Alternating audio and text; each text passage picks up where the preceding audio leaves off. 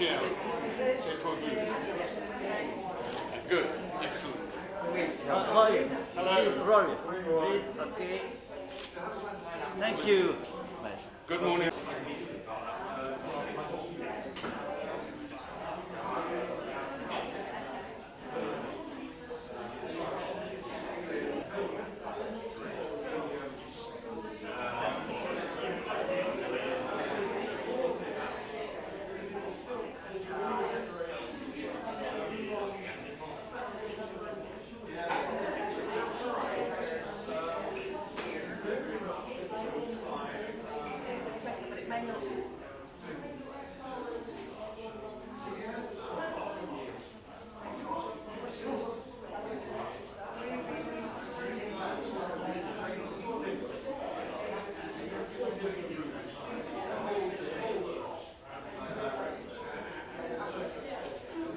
Compte tenu du grand nombre d'images que je projette, j'aurais dit, parce que comme ça, pour regarder, ça va être difficile.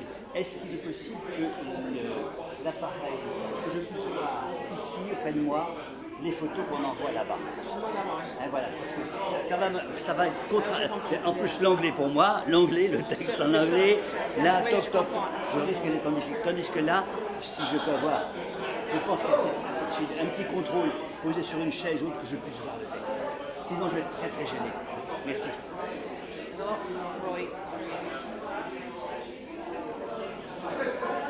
Marva, s'il vous plaît, merci. Très bien. Merci, parfait. Est-ce que tu pourrais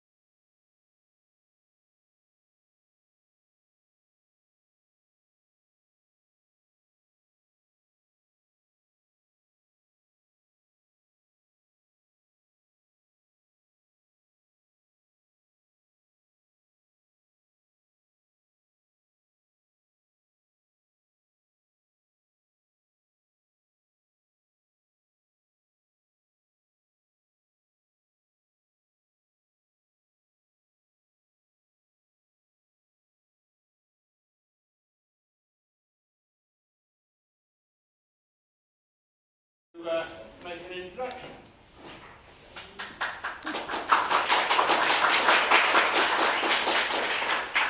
Thank you. Thank you to everybody for coming today, for our speakers, our members and the rest of our audience, and anyone who's listening in today, and the organising team that's enabled this conference to happen, especially our Honorary Secretary Roy Besson, Melissa Mock, Catherine Hubertus-Lau, Kenan Lee Tuff, Victoria Kinnersley and Mireille Ball. They've all worked really hard and we're very grateful. I'd like to thank Professor Bradley Stevens, our Honorary Vice President, for his fascinating inaugural lecture last night, The Past, Present and Future of Notre-Dame de Paris, Preservation and Adaptation. Professor Stevens has kindly agreed to allow us to add a video of this lecture to our website. The Victor Hugo and Guernsey Society was founded in 2016, and this is our 4th full conference.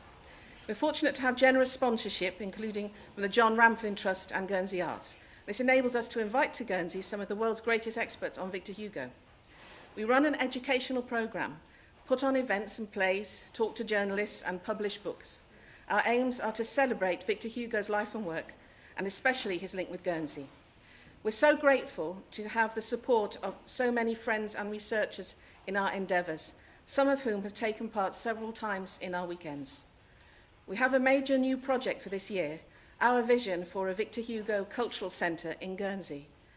The project leader, the distinguished architect and islander Larry Malchich, will be introducing this in 45 minutes or so as an addition to the published programme. For those who don't know Guernsey, we're here in the picturesque capital, St. Peter Port, in a former church which is now a thriving arts centre. Its elevated position in the town gives it a super view over the rooftops out to sea. Just a few yards away is the site of the studio of photographer Arsène Garnier, who took so many iconic portraits of Victor Hugo and his family. Across the road is Elizabeth College, the school where academic Paul Stapfer, who come to Guernsey to learn English and meet Victor Hugo, which he did, taught French from 1868. Stapfer spent quite some time at Hopeville House and wrote a book of reminiscences about Hugo that the poet didn't like very much at all. It was here before the Great War that Hugo's great-grandson, the artist Jean Hugo, was educated for several years. He describes the school and the town most beautifully in his autobiography, Le Regard de la Mémoire. Across the road in the other direction is the townhouse in which Hugo's Guernsey doctor, Mark Anthony Basile Corbin, had his surgery. It was here that Corbin's daughter Rose, who had become great friends with Hugo's daughter Jeanne in 1878, lived. She was a very good singer. Hugo called her La Fauvette, or the warbler, which is a genuine compliment in French, unlike in English. And in the 1890s, she held salons at her home that were attended by Hugo's grandson Georges, who spent a good deal of time in Guernsey as a young man, and his friends from Paris. And just a couple of minutes' walk will bring you to the iconic statue of Victor Hugo by Jean Boucher in Candy Gardens. This church, St. James, was built in 1818 by Baron James de Sommeray as a garrison church. The parish and Methodist churches in Guernsey generally held services in French. It was important to Sir James that the soldiers attend church, so he arranged for this church to be built to provide services in English. And this brings me to another matter. Our lectures today are mostly in English. Now, why is this? It's important to our aims that we popularise Victor Hugo in English. We translated and produced one of his plays written in Guernsey, The Intervention, for the first time in English. The performance was filmed and is available on YouTube, and the script is free to download. And we want to get as much text and supplementary material translated as we can. And there is so much more to do. In addition, our audiences here in Guernsey are mostly Anglophone. But of course, many Victor Hugo scholars and experts speak French. We greatly appreciate their generosity in agreeing to speak in English for us. In the past, we've given our attendees translations of lectures in French to read along with the speaker, but this time with our live streaming, it's not practical. The live streaming is important to us, and we're trying to get the mix right. So don't be surprised when I come up and sit with Professor Chantal Brière in a sort of double act and read a translation of her speech in French. We're trying a different method for that, and we'll see how it goes. And the recording may be edited, so check back later on our website, www.victorhugoandguernsey.gg. The format today, the speakers will be introduced and questions will be taken by Professor Bradley Stevens. I'm very grateful to him for that. As for Notre-Dame de Paris, 1482, to give it its full title, people of my age are familiar with the story through Charles Laughton. And we used to say at school, the bells, but we had no idea why we were saying it. And younger people, of course, through the Disney film. Before the musical of Les Mis, The Hunchback of Notre Dame was the work associated with Victor Hugo outside France. Most people didn't know Les Miserables at all. All of Victor Hugo's work is interlinked, and Notre Dame de Paris has its connections with Guernsey, which you can find out about. Now, I wanted to issue a warning. So can we have the next... No.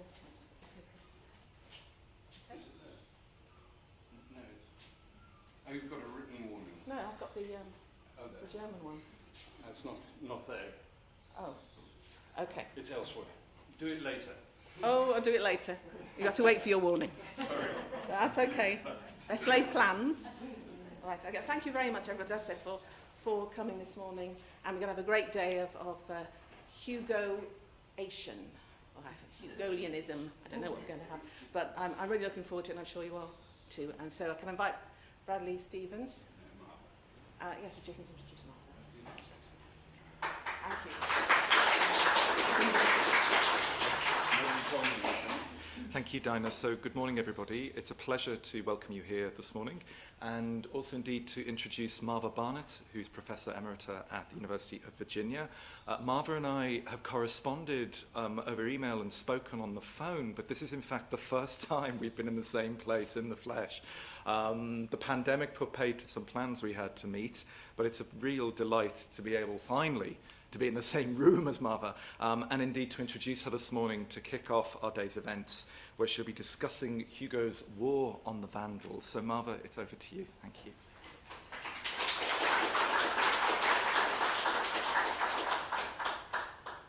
It's working. Thank you. I like it. Yeah, thank you. Yes. Thank you, Bradley, and good morning, everyone. It is a delight to be back in Guernsey. I'm really looking forward to talking with all of you and to learning more about Victor Hugo and Notre-Dame de Paris. I declare war on the Vandals. That is the title that my friend and colleague Bob Cook settled on as the best translation for Hugo's two virulent essays that he entitled Guerre des Molisseurs. Who are these Vandals, and what do they matter to our theme today? It's perhaps ironic that Vandal seems the best translation for Hugo's idea of démolisseur, which of course means demolition contractor or demolition worker. But because Hugo sees that the damage to French heritage comes also from other groups than demolition crews, Vandal becomes a useful translation choice, since it means a willful or ignorant destroyer of anything beautiful, venerable, or worthy of preservation. And it also means, of course, one who acts like a capital V Vandal or barbarian. As you know, the Vandals were a Germanic tribe who breached the Roman frontier in the early 5th century, and along with the Goths, the Vandals contributed to the architectural style prevalent in Western Europe from the 12th to the 16th centuries, a style that people soon began to call Gothic, a style whose chief characteristic is this pointed arch or ogive. And Victor Hugo is a big fan, like myself, of the Gothic. One reason I'm a big fan of Victor Hugo, I think. It is said in the early biography, Victor Hugo raconté par un témoin de sa vie, that Hugo's friend, the early leader of the Romantic movement, Charles Nodier, once told him, quote, "My dear friend, you are possessed by the demon ogive." Hugo used that term Vandal with both meanings in Notre-Dame de Paris. On the one hand, Hugo is explicit about his admiration for Gothic art, saying, for instance, in Notre-Dame, quote, "That magnificent art that the Vandals have produced, the academics have murdered." Sorry, academics, end of quote. On the other hand, Hugo acknowledges the Vandals' reputation for wanton destruction, writing that a proposed remodeling of the Tuileries Palace would, quote, "be a brutal act that would make a drunken Vandal blush." So you have both sides of Vandal in Hugo's work. Beyond that, in his writings, Hugo used the term démolisseur to refer also to a number of groups, to speculators who bought ancient chateaus, abbeys, and churches so that they could use the stones to make new buildings, a concern we have today, I believe. In his 1825 note on the destruction of monuments in France, Hugo wrote, quote, "We were told that Englishmen had bought for 300 francs the right to carry off whatever they liked among the debris of the admirable Abbey of Jumièges." And this is what's left of the Abbey de Jumièges in Normandy.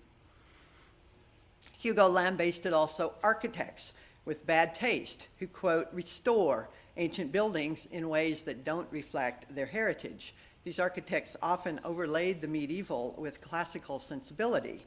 So Hugo said, for instance, "Didn't a minister of restoration tear away from Vincennes its 7 towers," which you see here but don't see today, and from Toulouse its handsome ramparts? And there's a bit of a rampart left at Toulouse.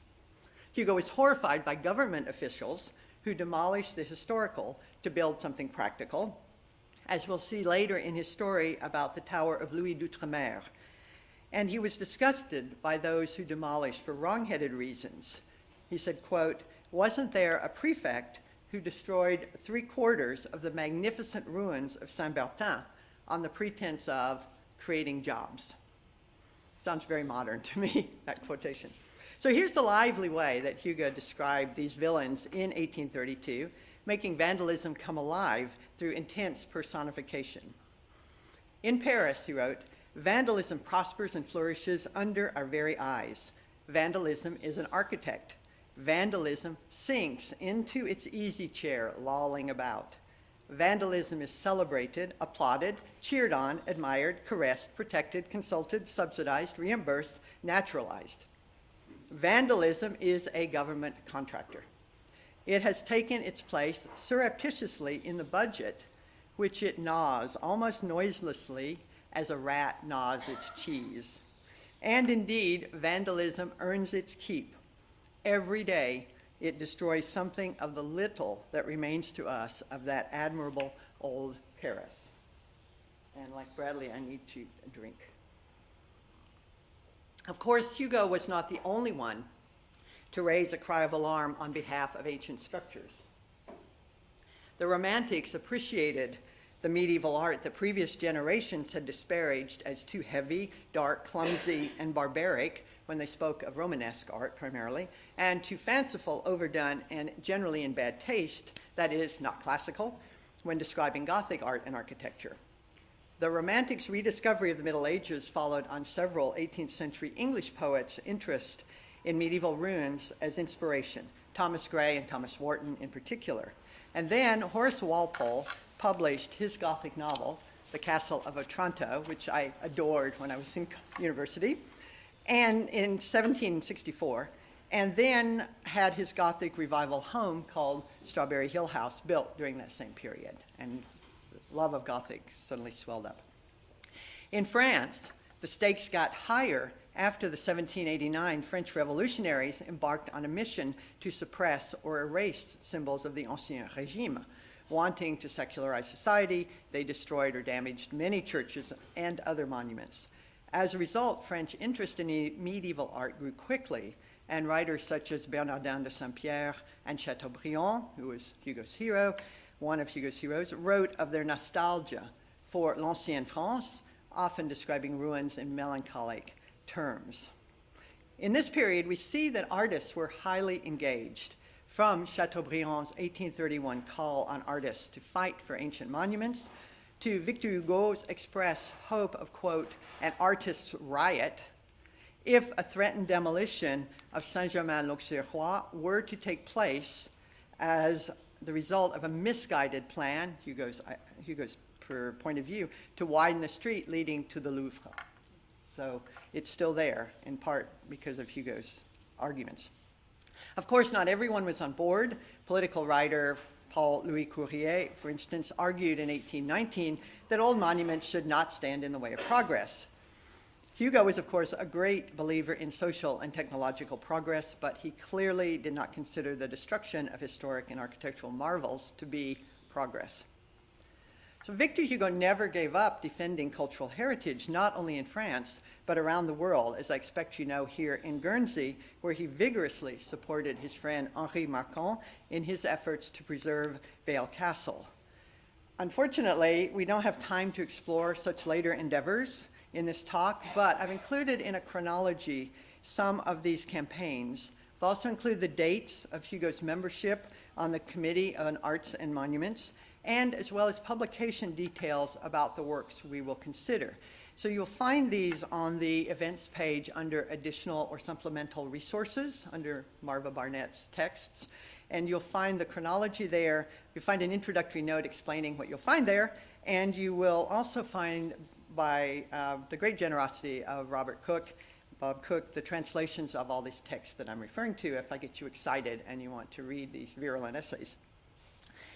This morning, then, I'd like to look at how Hugo, in his 20s, defended French cultural heritage, particularly architecture, in ways that foreshadow the powerful impact of Notre-Dame de Paris. And along the way, we'll enjoy some of the stylistic techniques that Hugo uses to make his arguments so powerful, techniques that we see in Hugo's many future battles for humanistic and social justice causes, as our friend Jean-Marc Auvasse and others have pointed out. When he was only 21, Hugo joined the cause with a little-known poem called La Bande Noire, The Black Gang. The poem's title, for me, needed a bit of explanation. In the 16th century, Bande Noire were groups of German mercenary soldiers in France, and then the term broadened to include not only all sorts of armed gangs, but also their speculators I mentioned earlier, who bought up buildings to tear them apart and sell the pieces. This poem by Hugo begins as a lovely ballad that pictures ancient times through their buildings that Hugo calls, quote, remains that we love and venerate.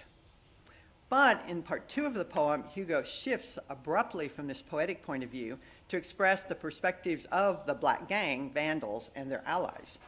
He violently satirizes speculators, sarcastically encouraging, quote, such glorious warriors to triumph over funereal stones, to break up bones, and to scatter dust, also to banish tombs. His dismay in this poem is rather general, less connected to specific places than in later work, but here we already find the searing rhetoric that we find throughout Les Châtiments. A year and a half after The Black Gang was published, Hugo traveled to the Alps with his family, the family of Charles Nodier, I mentioned earlier, and some other friends. He'd been inspired both by his trip with Nodier to the coronation of Charles X and by the first volume of picturesque and romantic travels in ancient France. Here you have the title page, thanks to the BNF. This was published, this first volume, there are many volumes, or this is a volume, it was published in 1820 by Nodier, Baron Taylor, and de Caillou. It's illustrated, and it encouraged enthusiasm for travel and for historic monuments in Old Normandy, and then there are other books on other regions.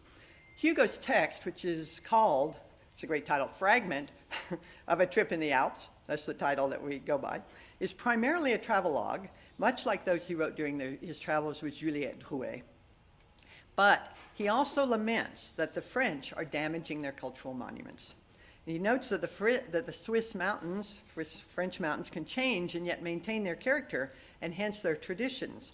But French monuments embodying their traditions need care. And Hugo names a few here that he's worried about. He says, quote, for centuries now, the physiognomy of the Alps has not varied. Details come and go, the whole remains.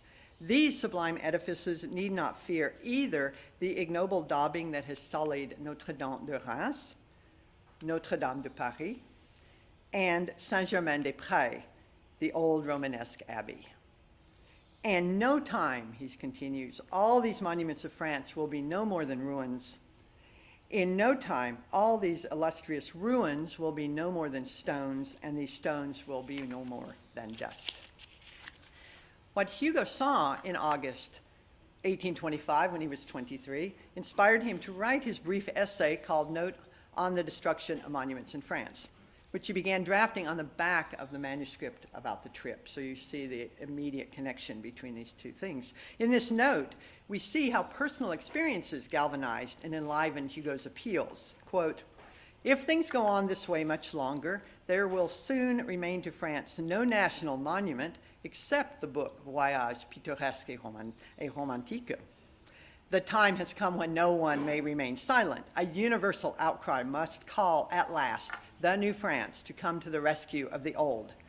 Desecration, degradation, and ruin of every sort are threatening the little that is left to us of these admirable monuments of the Middle Ages, which bear the imprint of the early glory of the nation, and to which are attached both the memory of kings and the traditions of the people. And the people, I think, is very important in that quote.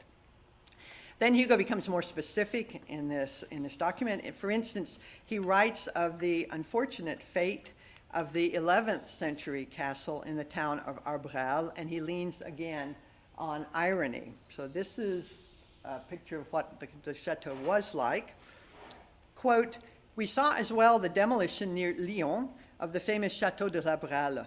Oh, excuse me, the owner did preserve one of the towers. He is renting it to the local government, which is using it as a prison." This is from Wikipedia. This is the tower. In Notre-Dame de Paris, Hugo explores this theme explicitly in the two chapters that constitute Book 3 of the novel.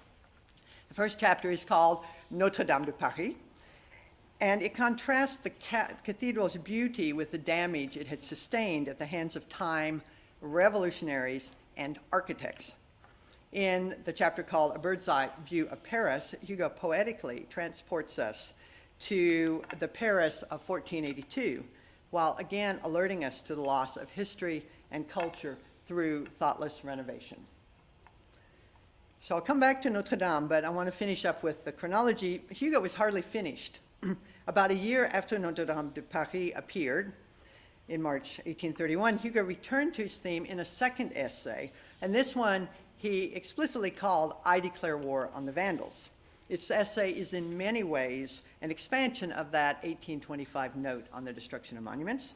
And today, both essays are usually published together under the title Guerre aux Démolisseurs, 1825 and 1831. I hope the chronology makes this clear. It took me a while to tease it out. This was new to me.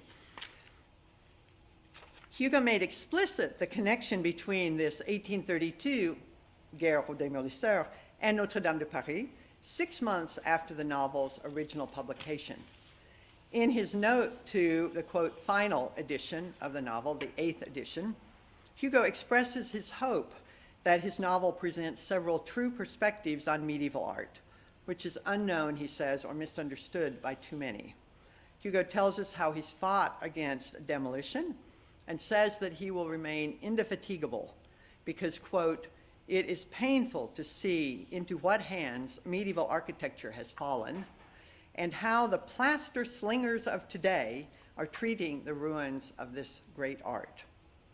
Hugo concludes his note with a heartfelt plea for the salvation of such iconic monuments as these. Oops, sorry, there's the title page from the original edition of Guerre aux Démolisseurs when it was first collected in Hugo's works there. And I'm sorry, I forgot 2 slides. There are 2 illustrations in that edition of Guerre aux Démolisseurs, the Tour Saint-Jacques in Paris, which exists like that, and then again Jumièges Abbey in a better. So in this essay, he pleads for the salvation of the stained glass in Sainte-Chapelle, which we still have. The Saint-Jacques Tower is what it looks like today. Flamboyant Gothic tower, all that remains of the 16th century church of Saint-Jacques de la Boucherie, and the iconic Palais de Justice. So I'd like to take a minute to look more specifically at some of Hugo's stylistic techniques. In his 1832 essay, he eloquently ridicules the decision to demolish the tower of Louis d'Outremer in the medieval town of Laon. Louis d'Outremer was Louis IV, who reigned in the 10th century. The tower was built in 938 and repaired by King Philippe Auguste in 1207. This is sort of what it looked like, according to artists of the period. And it was demolished in 1831, right when Hugo was writing Notre-Dame de Paris. Hugo includes in his essay a letter he'd received about an experienced Laon council member's horror at seeing this tower being demolished. The municipal council had not only voted overwhelmingly to destroy it, but it had also offered the contractor several thousand francs to do it and the right to salvage the materials. The reason for the demolition, according to Hugo, to make room to enlarge the marketplace. Hugo tells us that it would have been less expensive and easier to buy a private house. And tack that down. That would have been possible, Hugo says. Hugo imagines with verve, humor, and sarcasm again the scene that might have taken place in this municipal council as one member only fought to preserve the tower. And by the way, we learn in the Lafont edition of Hugo's complete works that Hugo's parody, what I'm going to read to you in a minute, of their ideological positions reflects the councilors' actual reasons in their conversation. So I'll just read you a couple of minutes of the scene that Hugo gives us, and I'll try to emphasize the phrases that he italicized. This is full of italics. Quote, "To begin with, don't we have an excellent bit of comedy here? Can't you see these 10 or 12 municipal councillors bringing up for debate the great destruction of the tower called Tower of Louis d'Outre-mer? Listen, the topic is the enlargement of the cabbage stalls and the elimination of a feudal government. Now they pull all the big words they've learned over the 15 years the village schoolmaster stumbled through the Constitutionnel newspaper for them. They all contribute. Good reasons rain down. One bases his argument on feudalism and stands firm. Another refers to the tithe. Another, forced labor. Another, the serfs beating the water of the moats to silence the frogs. A fifth, the, quote, right of the first night, end of quote. A sixth, the everlasting priests and the everlasting nobles. Another, the horror of the St. Bartholomew Day's massacre. Another, probably a lawyer, the Jesuits. Then this, then that, then that, then this, and it's settled. The Tower of Louis d'Outre-mer is condemned. Can you imagine, in the midst of this grotesque Sanhedrin, the situation of this poor man, the lone representative of science, art, taste, history? Do you see the humble and downtrodden attitude of this pariah? Can you hear him daring to pronounce a few words, a few timid words in favor of the venerable monument? And can you see the storm that breaks out then? He is bent under the weight of the invective. End of quote. With this direct call to readers and this appeal to our senses, Hugo makes the scene real, certainly for me. We feel the frustration of that lone council member, just as over 15 years later in Hugo's famous speech against poverty, we see the despair and horror of the poor mother and her 4 children who are forced to look for food in the cesspools at Montfaucon. Really brings it home. So our time is short, so I'll just mention a few more. I have a long list I was going to share with you, and I'm trying to be realistic. A few more effective techniques from these early works and from Notre-Dame de Paris, all of which contribute to the power, I think, of Hugo's novel to save the cathedral. In that same outcry about the Tower of Louis d'Outre-mer, Hugo reinforces his straight-talking sarcasm with anaphora. That is the repeating of a word at the beginning of successive phrases, a technique he reinforces. Anaphora is not enough for Victor Hugo. We have also the exclamation point. So here an exclamation point after every phrase.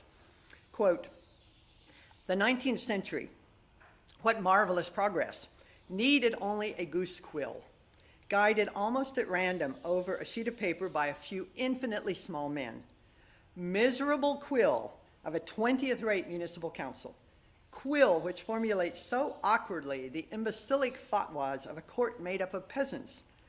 Imperceptible quill of the Senate of Lilliput. Quill that doesn't know how to spell. Quill which, beyond any doubt, drew more X's than signatures at the end of the clumsy proclamation." End of quote. So in other texts, Hugo compares French monuments to world-renowned buildings. He called Chambord the Alhambra of France, but at the same time, he contends that the French should appreciate their own heritage and not go off seeking others, writing ironically, quote, And we shall seek in far-off places and buy at great price ornaments for our museums, and then destroy our own. End of quote. Hugo offers practical suggestions, including appealing to economic interests. Quote, these monuments are a form of capital. A great number of such, whose fame brings foreign visitors to France, earn more than the interest on the money they have cost.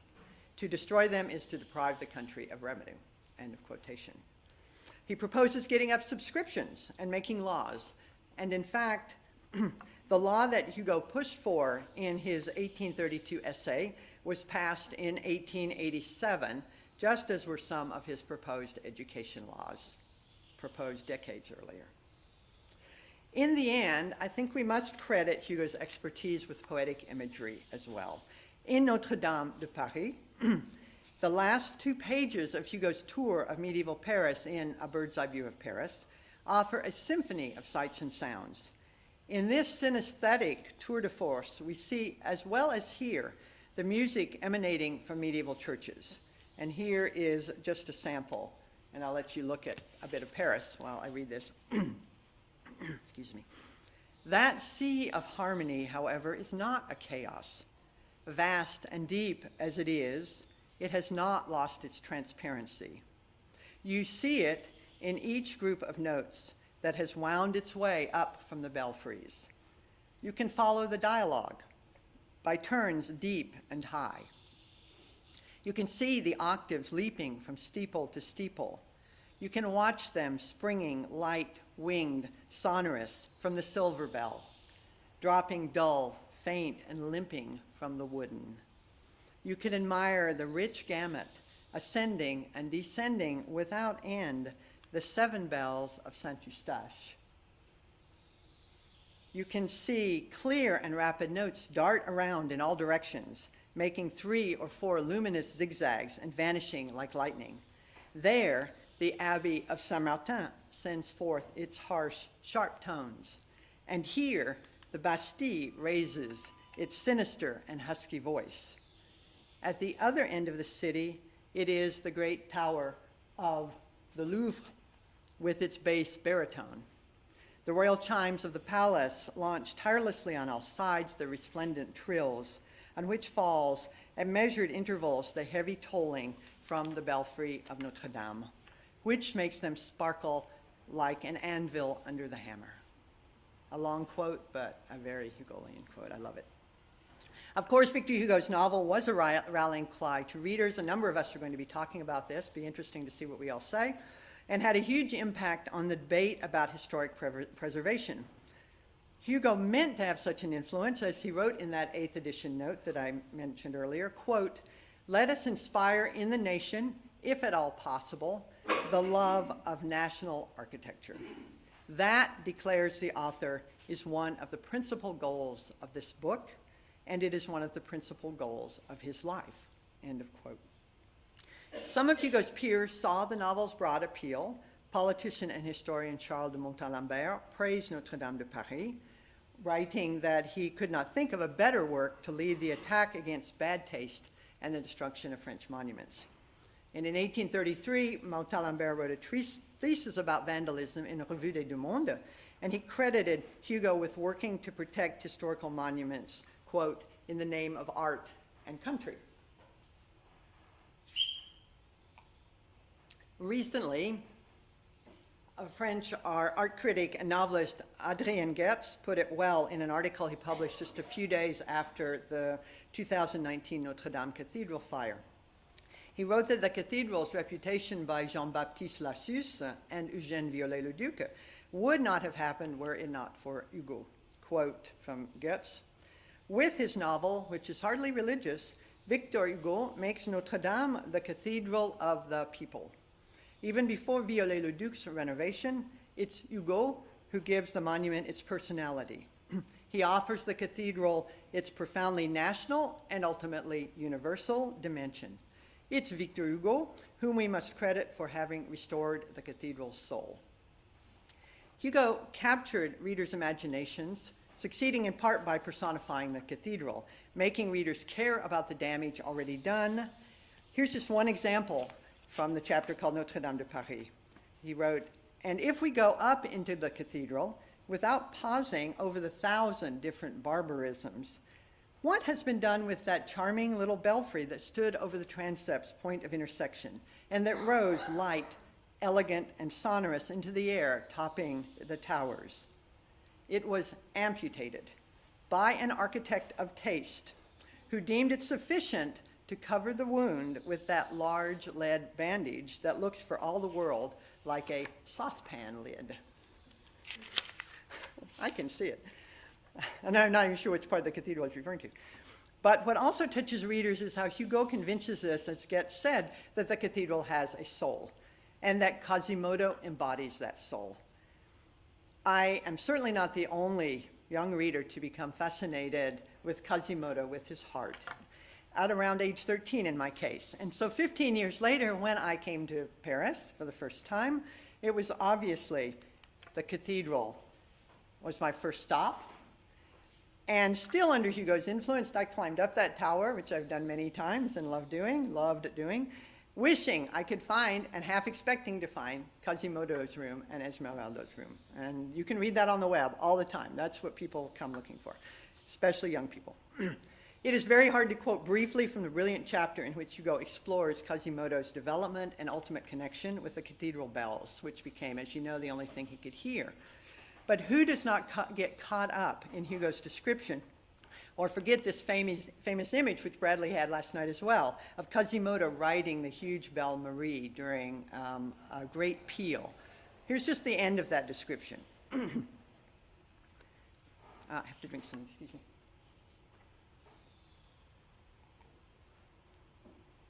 To give Hugo credit here.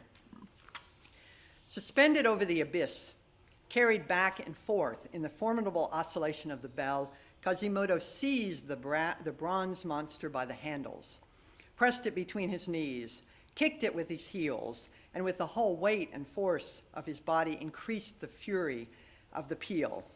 While the tower began quaking, he would shout and grind his teeth. His red hair would bristle up. His breast would heave and puff like the bellows of a forge. His eye would flash fire, and the monstrous bell would neigh breathless under him. It was then no longer the bell of Notre-Dame and Quasimodo. It was a dream, a whirlwind, a tempest, vertigo astride an uproar, a spirit clinging to a winged monster, a strange centaur, half man, half bell.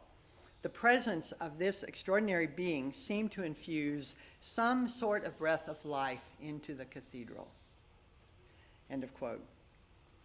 In conclusion, I would say that by building our empathy with Quasimodo, by melding him with the cathedral, and by bringing the cathedral to life, Victor Hugo reveals, as gets said, Notre-Dame's soul. And Hugo's concern for the deep beauty of this impressive medieval place, and as we've seen, many others, merges with his belief in the radiance of the human spirit, a humanitarianism that drove his battles for a better world. Thank you for your attention. I really appreciate it.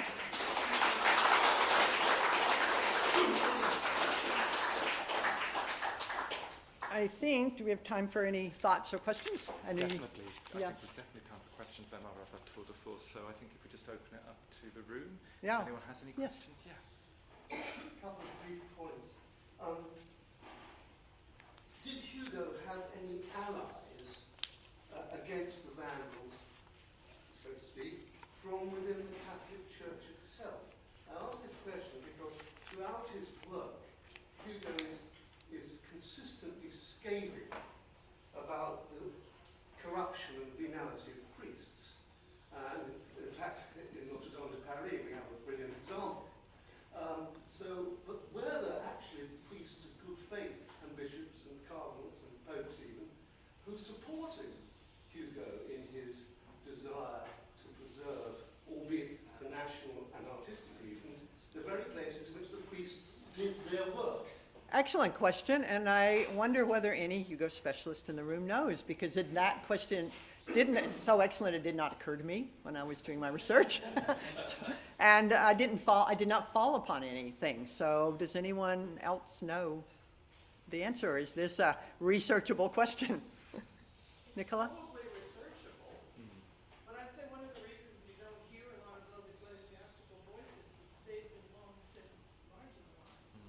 So Nicholas, But the church may have been marginalized in France because of the revolution. But globally speaking, you know, a cardinal in Italy could easily have spoken up in favor of opposing the demolitionists.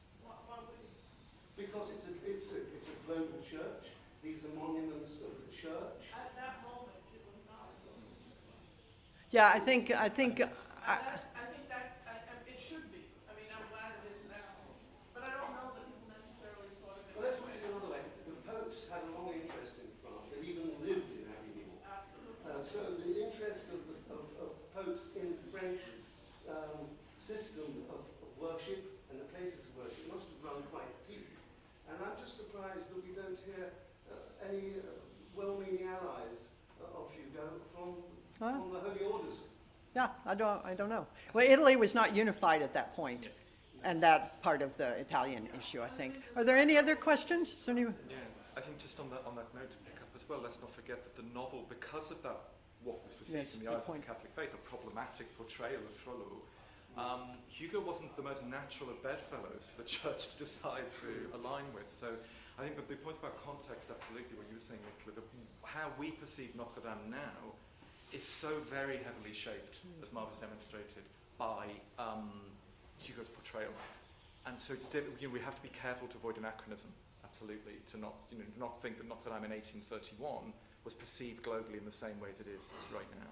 And your point, Marva, about the Italian unification as well, we're 30 years off. Yes, 30 Italy years being before. unified at this point. Italy is But unified. it's a great, as you said, Nicola, But I you're think right about Pope. there's a question there to pursue, absolutely. I Yeah. think any other questions? Thoughts about this? Can I just have my second one? Oh, yes, yeah, too. he warned us. We all know that Victor Hugo was a tremendous pictorial artist. His genius for instant design, even with a blot, an ink blot, he could turn it into something beautiful. I mean, we know the Travailleur, which drawings Yes. and so on. I wonder whether he ever, out of his sketches, produced what for him would have been the ideal design for a Gothic cathedral's interior. And he had his exteriors, because we know what he did with Hopeville House. Well, I don't, so what I've seen, again, I open it too. We have such a great place to be with everybody. What he did a lot of, obviously, were drawing of the ruins that existed and, keeping them. And he designed for theater. He did set designs, costume designs, but I haven't seen, has anyone else seen any kind of design like Viollet-le-Duc did? I haven't seen, I don't think so. No, we're all saying no. I think he was Thank almost more interested in ruins. Yeah, he was romantic, very romantic, and yes, Sketch was more in this sketching, unnatural as well. yeah, sketching the ruins and thinking what it, oh, yes. I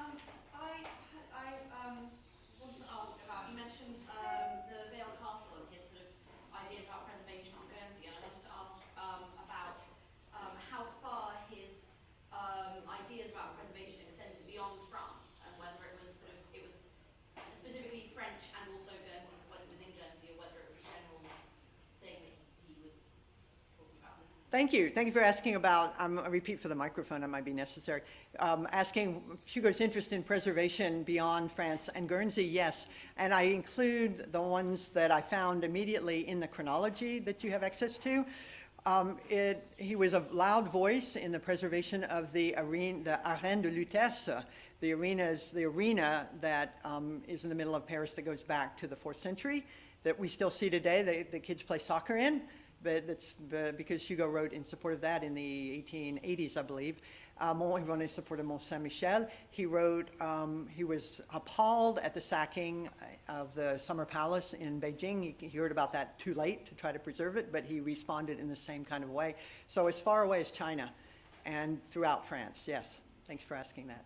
And that intervention in Beijing remains central to the ways in which that event is commemorated in China today. So he still cited, I think, at a ceremony about 10 years ago, was this use of that letter that he writes. To Captain Butler. If you look up letter to Captain Butler, Yeah. or it's in the chronology, I've linked.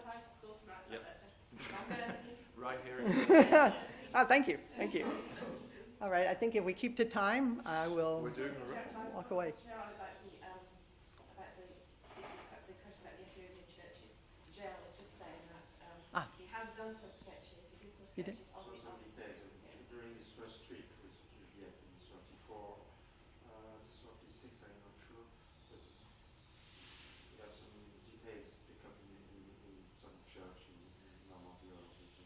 Okay, so Gérard says that in 34, 36, Hugo did drawings of interiors of churches in Normandy and maybe elsewhere. Now, were these, did he draw what was there, or was he sort of trying to plan what, a restoration or a, Documentary drawings, very documentary drawings of some details.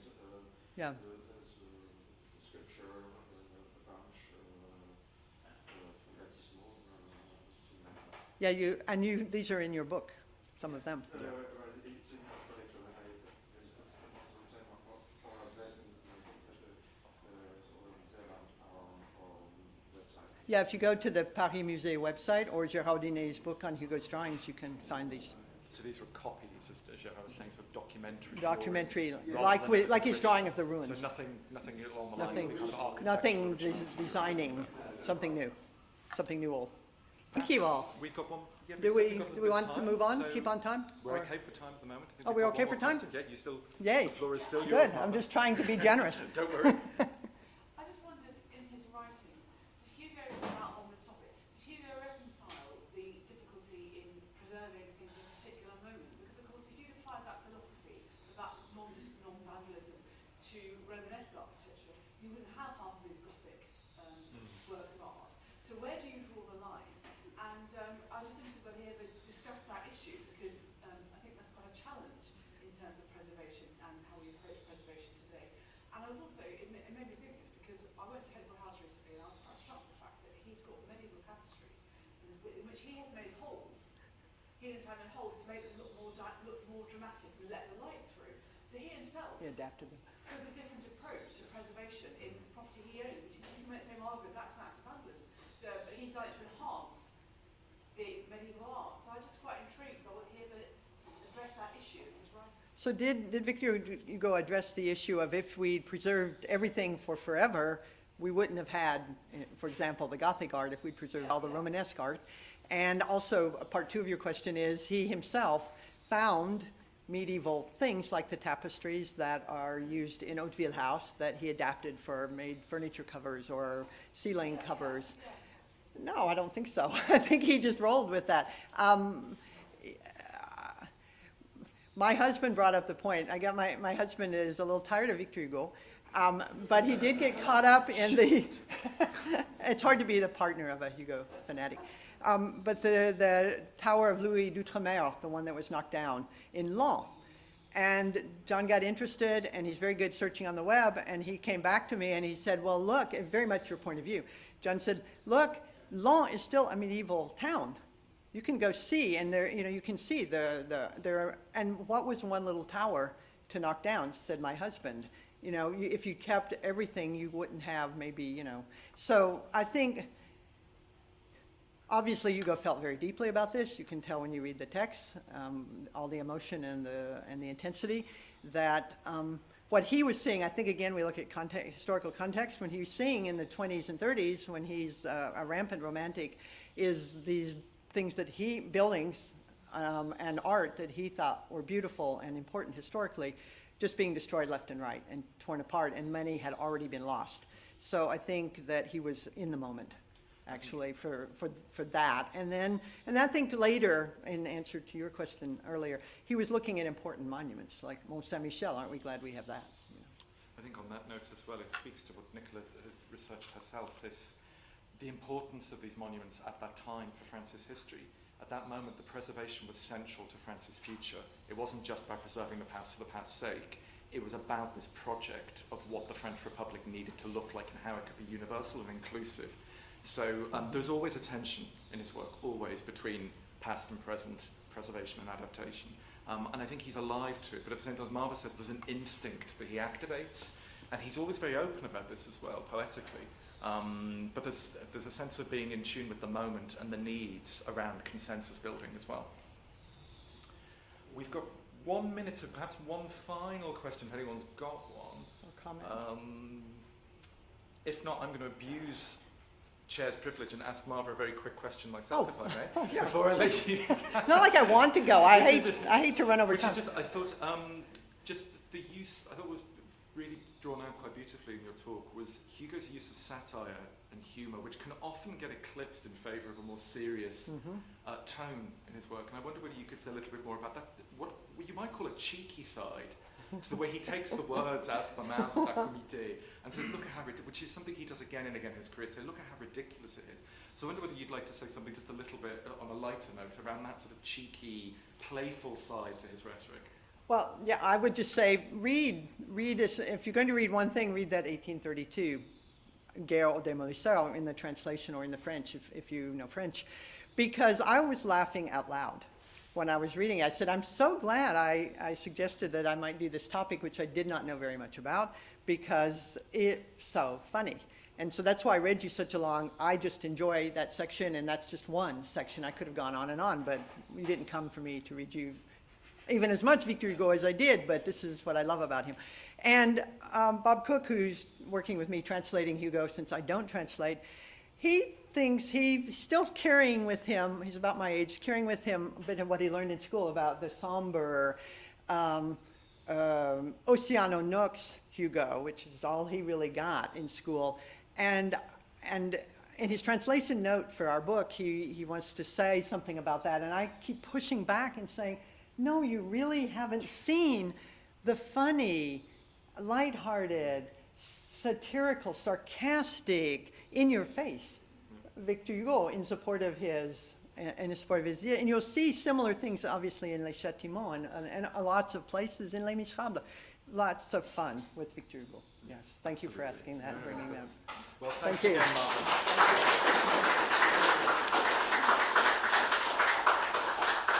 So, Rory, are you now going to introduce Larry, or is Dinah going to introduce? Yeah, if that's okay. So I'll pass it over to you. Right, thank you. You might like to know that the broadcast going out is brilliant. I've just been watching it in the office. It's much more comfortable in there. No, that's not true.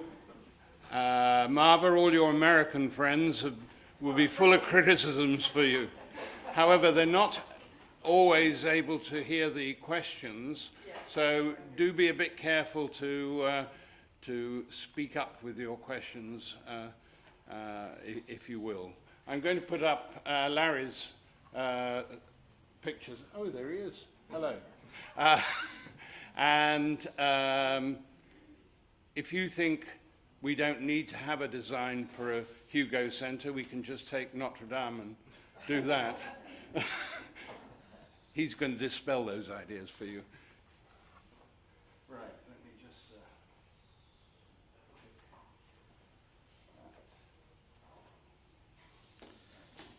I'm today's guest architect Vandal for you.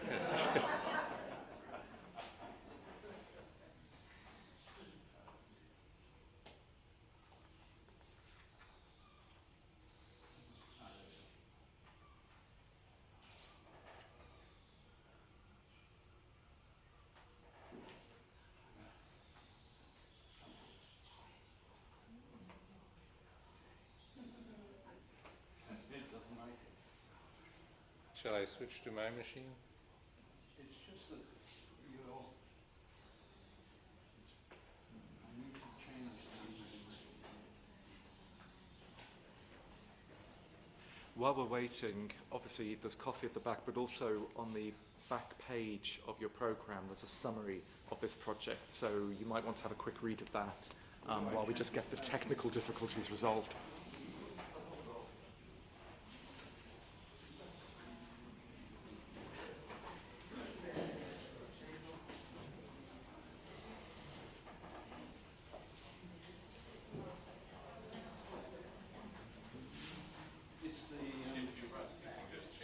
Yeah, I think, Roy, maybe just connect up to Larry's. Okay. What it is the format. You've got a wide format. Yes. And this needs just some... okay. Well,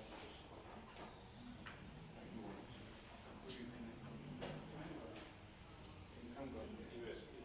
No, this doesn't connect to USB. We had this problem before. have somebody who's familiar with changing the format on a PowerPoint? Larry's done a wide section. Where do we go for that? I've forgotten.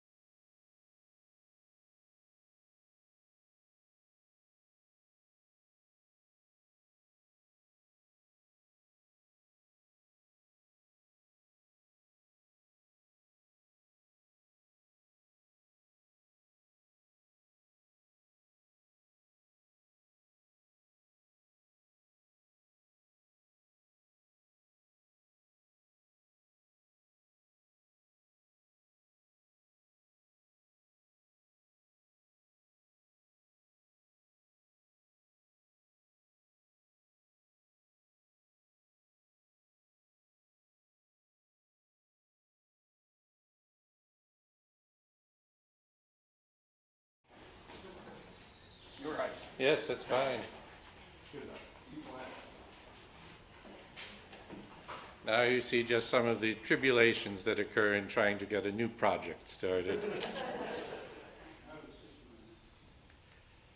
Victor Hugo arrived on the quay in St. Peter Port in 1855. He was seeking refuge, but he found a home. For the rest of his life, Victor Hugo and Guernsey enjoyed a special bond. He purchased his first home, the first home he ever owned. Hauteville House is a triumph of unique personal inspiration. It is a total work of art where Hugo conceived every detail. But there's much more to tell about Victor Hugo than can be conveyed by Hauteville House.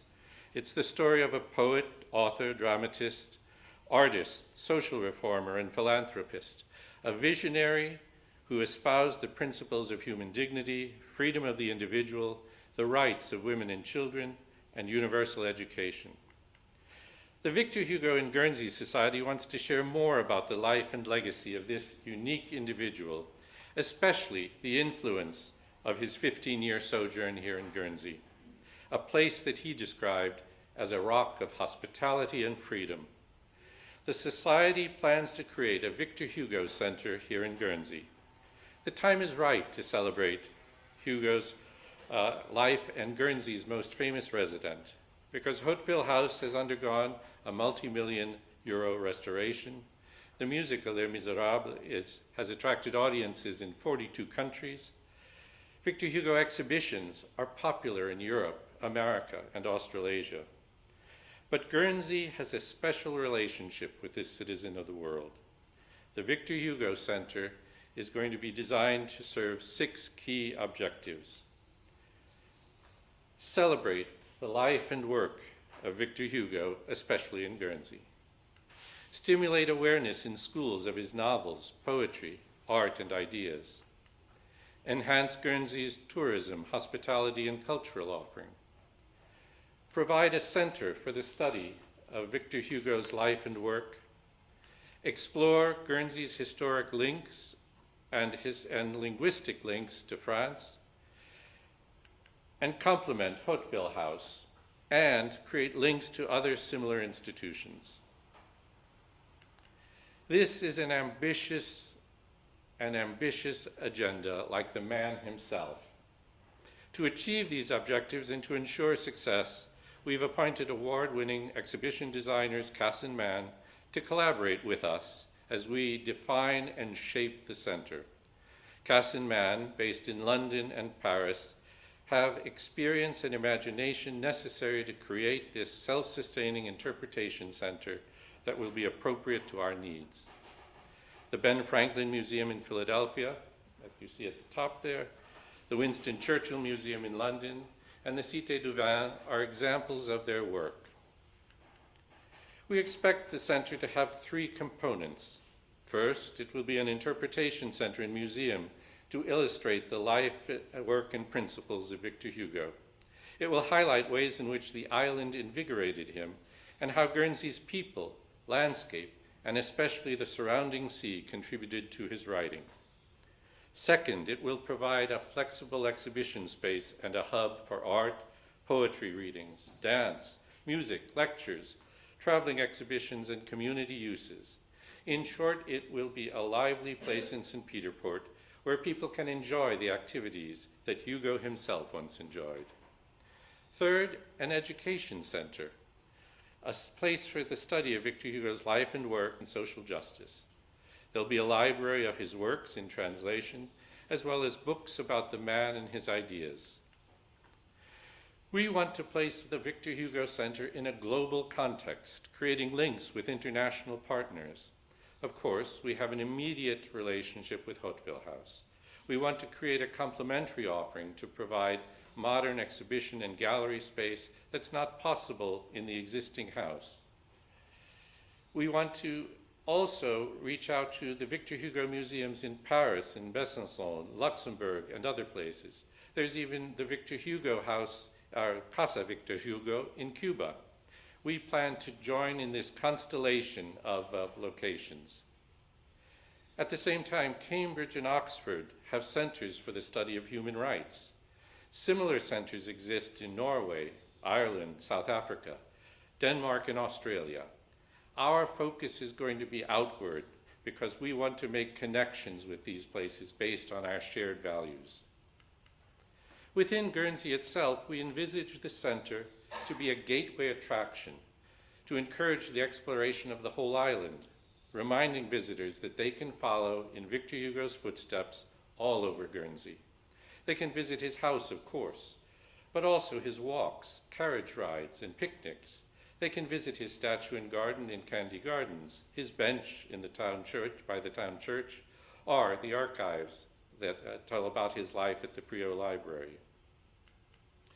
Four key themes will guide our storytelling.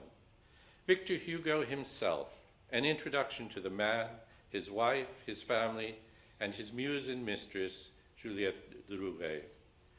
Victor Hugo and Guernsey, his dramatic flight from France, his everyday life in 19th century Guernsey, the people he met, the activities and interests, his philanthropy, such as feeding the poor children of St. Peter Port, his social campaigns in favor of lifeboats and against capital punishment.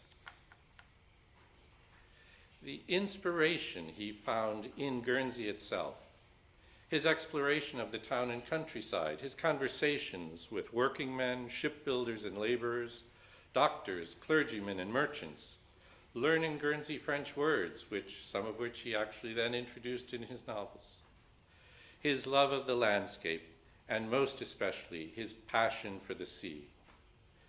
Finally, we'll address the legacy of Victor Hugo, the lasting global impact of his creative output in poetry, novels, plays, and manifestos, his artwork, and especially his lifelong commitment to human rights, freedom, and humanitarian principles, reminding all of our visitors of the relevance of these ideas today.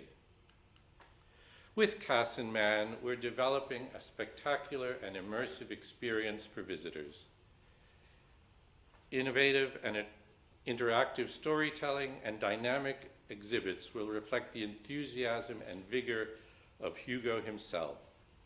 The center will exemplify Lord Reith's command to the BBC many years ago: inform, educate, and entertain.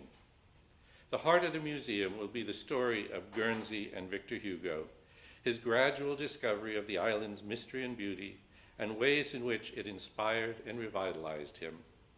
Surrounding this central story will be a series of galleries that focus on key aspects of his life and work, allowing visitors the freedom to choose their own pathways through the exhibition. At the heart of the Interpretation Center will be the island of Guernsey itself. We envisage a large-scale physical model of the island equipped with interactive screens so that visitors can choose to see Victor Hugo's house, his walks, where he bathed, where he went for his picnics. Iconic locations from Toilers of the Sea will light up, giving visitors, in a sense, a virtual tour of the island. Surrounding the model will be large screens projecting images of the sea. The visitor will be immersed in the island experience, standing metaphorically between the land and the sea. As visitors explore the island virtually, they'll see the horizon beyond them, and they can appreciate Hugo's love of the sea and the inspiration it provided. At regular intervals, the mood will change as storms approach and engulf the visitor. Blue skies and serene seas transform into churning clouds and angry foaming waves, and visitors will share the experience that Hugo enjoyed as he stood writing in his lookout high above Havelet Bay. At other times, external forces of nature will give way to inner thoughts and dreams of the creative artist. The island becomes a prison rock of exile, but also a seat of psychological escape and creative genius. The screens will fill with his art, paintings, writing, and quotations. Surrounding this dramatic central story, other rooms will reveal in greater detail aspects of the great man and his work. Family life in Hauteville House, his devoted mistress, as I said, Juliette Drouet, the poet and writer, Les Miserables, Toilers of the Sea, the visionary artist, and the political thinker and social reformer. The final gallery space will be devoted to his legacy in literature, poetry, and art, and the ongoing struggle worldwide to achieve his principles of human rights and individual freedoms. In addition to the interpretation center that I've described, we want to include an education study center. There'll be a twofold purpose for this. Schools will be invited to come and learn about Hugo and his legacy. School groups from Guernsey, the UK, and France will follow in Victor Hugo's footsteps and be encouraged to write their own poems and prose, to make art from his dramatic plots. After all, everyone likes to draw an octopus, you know.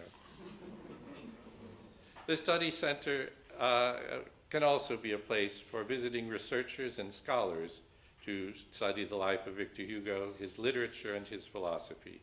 A quiet place where they can find, as he did, the ability to write and find inspiration similar to the inspiration that he found many years ago on the island.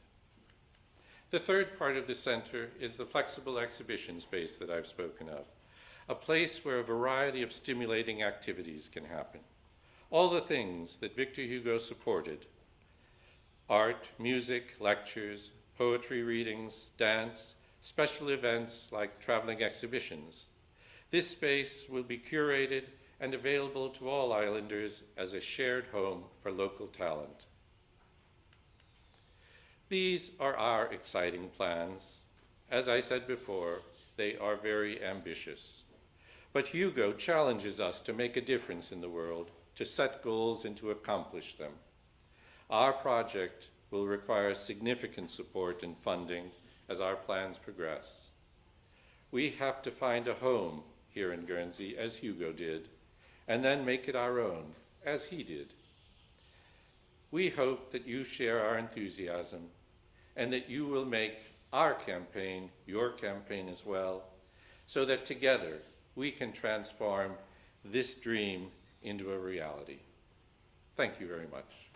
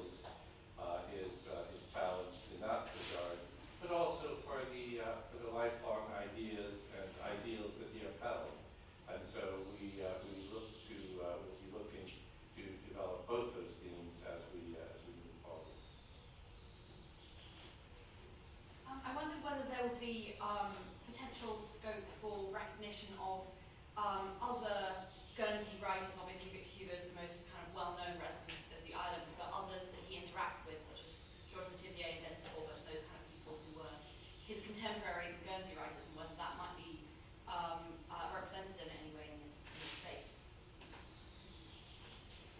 The principal role is to celebrate the life of Victor Hugo. And when we talk about a gallery for his family and friends, it would certainly include people like that who he interacted with, because it is the whole purpose of the center is to really emphasize that Hugo actually chose to live in Guernsey, because, as you know, after 3 years, an amnesty was declared, and he had the choice to return to France, but chose to spend another 12 years in Guernsey because of the support that he found and the benefit that he found to his work and to his writing. He came back 3 more times and used his time in Guernsey, sometimes quite long stays in Guernsey, to compose additional books. So I think that his family, friends, and are all part of that story, definitely. I think if there are no more questions then, we can thank Larry once more, and perhaps Larry as well, just to thank Casson Man. So when we had that meeting with them back in May, I was incredibly struck by how receptive the architects were and how quickly they understood the vision that we were trying to put together. So I think just to thank them for their input thus far, and to thank you particularly. Exactly. So we keep our fingers crossed, and we will continue to push the vision as hard as we can. So thank you, Larry. We're going to move on now to our next speaker. So we welcome Chantal Brière, who's a specialist in Victor Hugo and who's known to those of us working on Hugo for her major study on the architectural novel. So Chantal is going to be accompanied by Dinah. So this will be something of a double, in a classic Hugolian twist, we have a collaboration here, where Dinah will, for those of us who don't, for those of the audience who have difficulty understanding French or who don't speak French, Dinah will deliver an English version of Chantal's intervention this morning. So merci Chantal, and thank you, Dinah.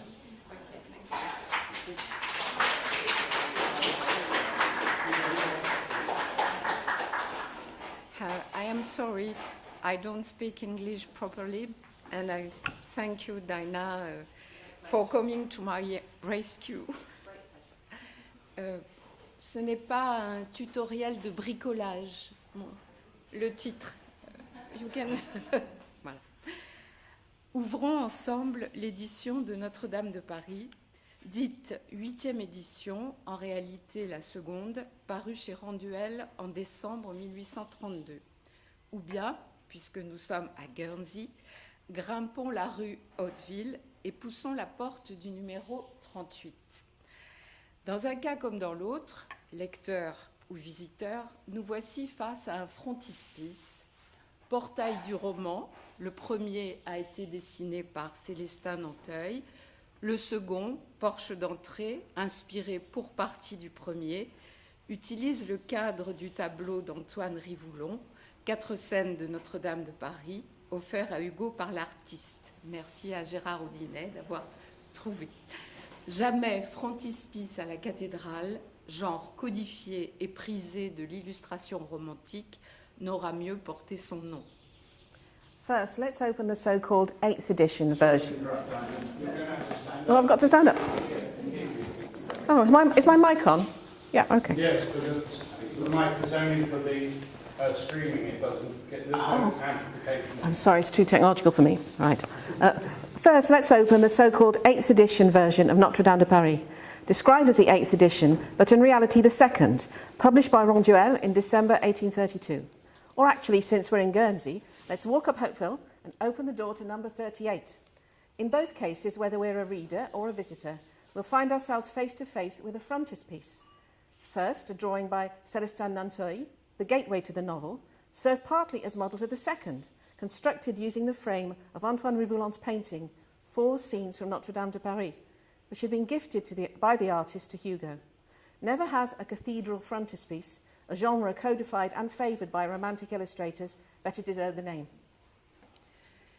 Si le frontispice n'est pas le fait de l'écrivain, mais de l'illustrateur, ne doutons pas que Hugo l'ait validé, au point de le reproduire presque 30 ans plus tard dans sa demeure d'exil. En revanche, le titre et la préface n'appartiennent qu'à lui. Chacun de ces seuils questionne à sa manière la place de la cathédrale dans le roman. While the frontispiece may not be the work of the writer but of the illustrator, Hugo absolutely went along with it, to the point of creating a very similar one nearly 30 years later in his home during exile. On the other hand, the title and the preface are his alone. Each of these entry points bring into question, in their own way, the role of the cathedral in the novel. Comme le suggère le frontispice de Nanteuil, ou celui plus connu de l'édition Perrotin, la cathédrale sert-elle de cadre à l'intrigue? Le titre, lui, semble la désigner comme personnage principal, d'autant que la postérité estompera la date qui complétait le nom, Notre-Dame de Paris, 1482. Does it serve as a frame for the plot, as Nanteuil's frontispiece, or the better-known version in Perrotin's 1844 edition, suggests? The title itself seems to point to the cathedral as the main character, especially since posterity has tended to overlook the date that forms part of the full title, Notre-Dame de Paris, 1482. Quant à la préface, elle revendique le droit du lecteur à ne chercher dans cet ouvrage que le drame, que le roman, si possible à la manière de Walter Scott. C'était le souhait des éditeurs. Comme elle enjoint d'y trouver une pensée plus profonde, à démêler sous le roman autre chose que le roman, le but principal de l'auteur étant d'inspirer à la nation l'amour de l'architecture nationale et d'ouvrir quelques perspectives vraies sur l'art du Moyen-Âge. As for the preface, it reminds the reader that they are quite entitled to look for no more than the drama, the novel in the work, if they can, in the manner of Walter Scott. It was the wish of the publishers. While also enjoining them to find in it a deeper meaning, to decipher from the novel something other than a novel. The main goal of the author being to inspire the nation with love for its national architecture and to open up some true perspectives on the art of the Middle Ages.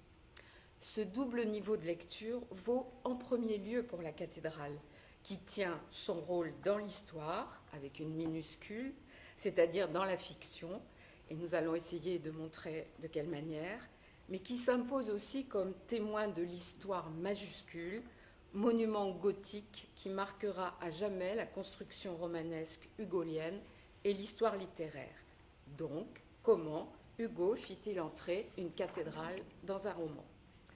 This double reading applies in the first instance to the cathedral, which, in playing its part in the story, histoire, takes a lowercase c, that is to say it's fictional, and we'll ask ourselves in what way, while it is also perforce a witness to history, histoire with a capital H, a Gothic monument which will come to forever represent the built framework of the Hugolian novel, and as such take its place in literary history. How did Hugo fit a cathedral into a novel? Parler d'architecture n'était pas nouveau. Hugo avait composé des odes, des discours qui faisaient l'éloge ou prenaient la défense de certains édifices. En faire le sujet d'un roman était inédit, d'autant que l'édifice religieux ne prêtait guère au schéma narratif traditionnel inhérent à l'habitation, au déplacement, aux rituels sociaux, Hugo refusant même d'en faire un lieu de liturgie, ni célébration, ni cérémonie religieuse n'étant vraiment mise en scène. Talking about architecture wasn't new. Hugo had composed odes and speeches in which he spoke admiringly of or stood up to defend certain buildings. Making architecture the subject of a novel was, however, an innovation, especially since a religious building didn't really lend itself to the inherent traditional narrative schemas of inhabiting a place, moving from one space to another, or social rituals. Hugo refused even to make it a place of worship. No religious ceremony or celebration features in the book. Pas davantage de chapitres introductifs installant la cathédrale comme toile de fond. Elle n'apparaît qu'au livre 3, comme un bloc interrompant le fil narratif du récit de la fête des fous. Un livre diptyque qui divise le titre du roman, chapitre 1, Notre-Dame, sorte de monographie, chapitre 2, Paris à vol d'oiseau, sorte de panorama. À partir de données historiques, Hugo organise un vaste parcours visuel circulaire dont l'axe se situe au sommet des tours. Après quoi, l'intrigue reprend avec un retour en arrière de 16 ans. Nor is there an introductory chapter presenting the cathedral as a backdrop. It only makes an appearance in Book 3, as a mass interrupting the thread of the description of the Feast of Fools. As a two-part book, Book 3 divides its title into two. Chapter 1, Notre-Dame, a kind of monograph. Chapter 2, a bird's-eye view of Paris, a sort of panorama. As well as giving us historical information, Hugo takes us on a visual tour in a vast circle, the axis of which lies at the top of the towers of Notre-Dame. Following this, the plot is taken up again with a step back in time of 16 years. Le monument est installé au cœur du roman sans d'emblée apparaître comme un lieu romanesque, presque privé d'indices programmant la suite du récit. Autonome, en rupture avec le fil narratif, la description constate surtout l'urgence à témoigner de l'état d'une œuvre unique. En 1830, l'édifice de 1482 agonise. The building is positioned at the heart of the novel without at first appearing to be a place with any particular significance to it, presenting virtually no indication as to how the story will unfold. Disconnected, at odds with the narrative thread, the description of it makes clear how urgent was the need to bear witness to the condition of a unique work of art. In 1830, the 1482 building was on its last legs. La réalité historique et politique s'avance sur le devant de la scène. Le combat qu'a engagé Hugo a choisi cette tribune, le roman, l'esthétique romanesque, qui s'appuie sur 3 lignes de force, le temps, l'espace, les personnages. Produit d'une époque, l'architecture a le pouvoir de la faire renaître, de la symboliser. Elle se prête à une représentation plurielle du temps, de la temporalité. La fiction médiévale élit donc des édifices archétypaux comme la cathédrale gothique, le palais de justice ou la Bastille. Historical and political reality continues centre stage. The battle that Hugo joined had chosen this arena, the novelistic aesthetic, which is based on 3 key elements: time, space, and character. Architecture, the product of an era, has the power to cause that era to be reborn and to embody it. It lends itself to representing time and temporality in multiple ways. Fiction set in the Middle Ages therefore necessarily demonstrates a preference for its archetypal buildings, a Gothic cathedral, the Palais de Justice or the Bastille. Mais la grande affaire du romancier, comme celle de l'architecte d'ailleurs, c'est de leur accorder à ces monuments une fonctionnalité, un usage, c'est-à-dire d'instaurer un rapport entre le lieu et les personnages. Comme espace fonctionnel, l'architecture fournit au roman des lieux de vie, de rencontres, des limites, des contiguïtés. À son tour, le roman intègre l'architecture dans ses propres scénarios narratifs. Ainsi, habité, abandonné, visité, reconnu, incendié, pris d'assaut ou détruit, l'édifice, quel qu'il soit, raconte et se raconte. Mais rien de moins facile quand il est question d'une cathédrale. The main business of the novelist, however, like that of the architect, is to give these buildings a function, a use, that is to say, to create a relationship between place and character. As a functional space, architecture provides the novel with places for its character to live, to meet, boundaries and contiguities. This novel, in turn, integrates architecture into its own narrative scenarios. Thus, inhabited or abandoned, frequented, recognised, set alight, taken by storm or destroyed, the building, whatever its nature, tells both a story and its own story. Not an easy thing when it's a cathedral you're dealing with. Au livre 3, Portrait et histoire d'une cathédrale et d'une ville au XVe siècle. Au livre 3 succède le livre 4, Portrait et histoire de ses occupants, Quasimodo et Claude Frollo. Cette contiguïté thématique invite à lire le nom de l'Église comme celui d'un personnage féminin et maternel. After Book 3, The Portrait and History of a 15th Century Cathedral and City, comes Book 4, Portrait and History of its Occupants, Quasimodo and Claude Frollo. This thematic juxtaposition invites us to take the name of the church as being that of a female and maternal character in the novel. Notre-Dame a reçu l'enfant Quasimodo, abandonné sur le bois de lit scellé de son parvis. Elle l'a accueilli, façonné entre ses murs. Beaucoup de personnages hugoliens feront corps avec leur habitat. On pense à Gilliatt et sa maison isolée, Ursus et sa cabane. mais aucun n'est aussi intimement lié à un édifice. Quasimodo, être fictif, donne vie aux monuments réels. Leurs constitutions respectives, qui préexistent à leur rencontre, les rapprochent. La cathédrale n'est pas une architecture pure, elle résulte d'une hybridation de style qui fait d'elle un curieux échantillon, écrit Hugo, une sorte de chimère. Créature imparfaite et à peine ébauchée, Quasimodo est à sa manière une autre chimère vivante. Leur caractérisation est identique. Notre-Dame took in the child Quasimodo, abandoned on the wooden bed securely fixed in the vestibule, welcomed him and shaped him within its walls. Many of Hugo's characters would become one with their environment, Gilliatt and his lonely cottage, Ursus and his shack, and so on. But no other is so intimately linked to a building. Quasimodo, a fictional being, gives life to the real-life building. Their physical constitutions, which exist before they meet, underline their resemblance. The cathedral is not architecturally pure, but is a result of hybridization of styles, which makes it a strange specimen, a sort of chimera. Quasimodo, an imperfect and hardly begun creature, is in his own way another living chimera. Their characterization is identical.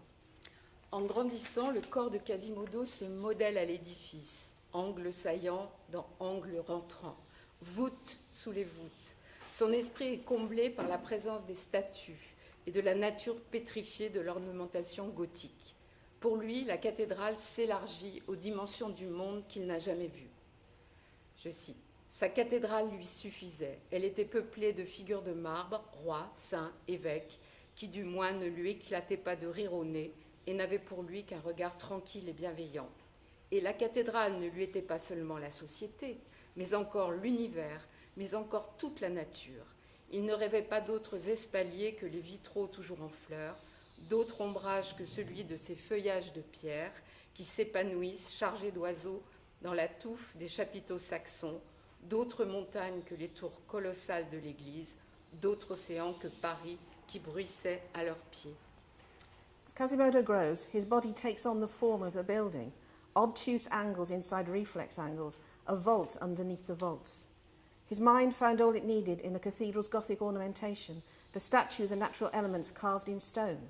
For him, the cathedral expanded to the dimensions of the world he'd never seen. His cathedral was sufficient for him. It was peopled with marble figures, kings, saints and bishops, who at least did not burst out laughing in his face and who gazed upon him only with tranquillity and kindliness.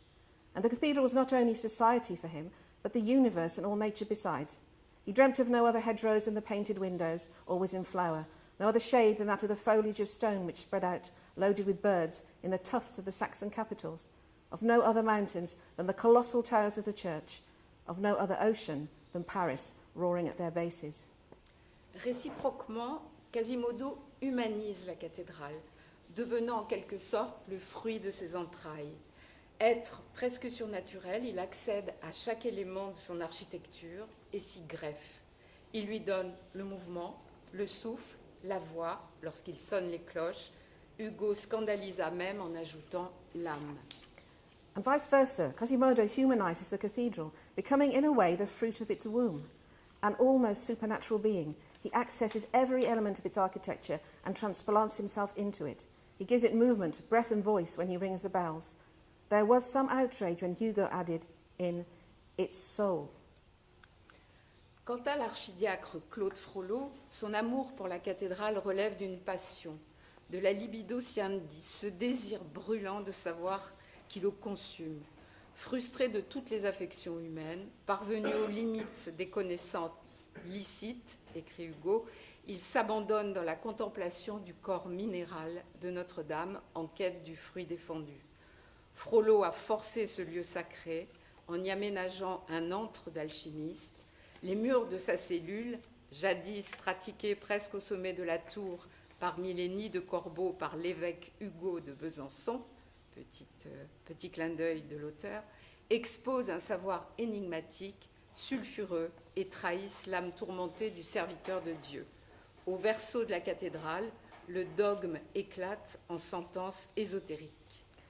For the Archdeacon Claude Frollo, however, his love for the cathedral can be attributed to a passion, that of the libido sciendi, that burning desire which consumes him. deprived of all human affection, and having reached the limits of lawful knowledge, as Hugo says, he gives himself up to the contemplation of the mineral body of Notre Dame, searching for the forbidden fruit. In setting up an alchemist's den there, Frollo had pushed the sacred place too far.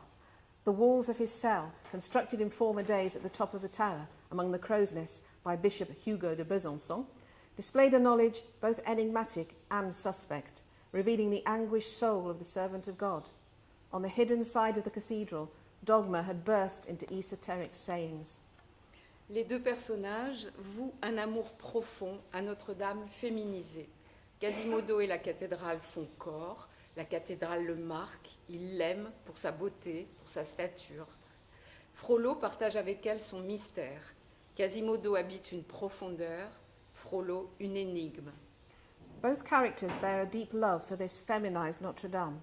Quasimodo and the cathedral are as one.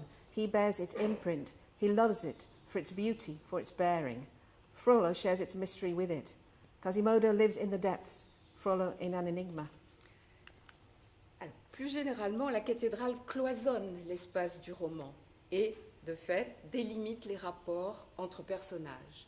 Par exemple, le jeu des regards opère un découpage vertical dans lequel la position la plus élevée n'est pas toujours dominante. C'est du haut des tours que Quasimodo observe le supplice d'Esmeralda. C'est de là qu'il défiera la société dont il est banni en soulevant Esmeralda, sauvée du supplice et évanouie. C'est encore du haut des tours que Phébus est aperçu par Esmeralda. More broadly speaking, the cathedral compartmentalizes the space and, in consequence, relationships between the characters.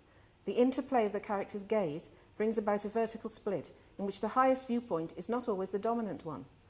Quasimodo observes Esmeralda's ordeal from the top of the towers. It is from there that he defies the society from which he's banished by saving a swooning Esmeralda from her torment and carrying her off. It's from the top of the towers that Phoebus is spotted by Esmeralda. Voir du sommet de Notre-Dame les scènes se déroulant sur le parvis ou sur la place de Grève, c'est aussi être vu. La galerie d'où Frollo contemple Esmeralda est un observatoire autant qu'un point de mire, et les habitantes du logis Gondelaurier le surprennent dans sa posture pétrifiée. Toutes les jeunes filles levèrent les yeux. Un homme, en effet, était accoudé sur la balustrade culminante de la tour septentrionale, donnant sur la Grève. C'était un prêtre. On distinguait nettement son costume et son visage appuyé sur ses deux mains. Du reste, il ne bougeait non plus qu'une statue. Son œil fixe plongeait dans la place. To watch the scenes taking place on the forecourt or the Place de Grève from the heights of Notre-Dame is at the same time to be watched.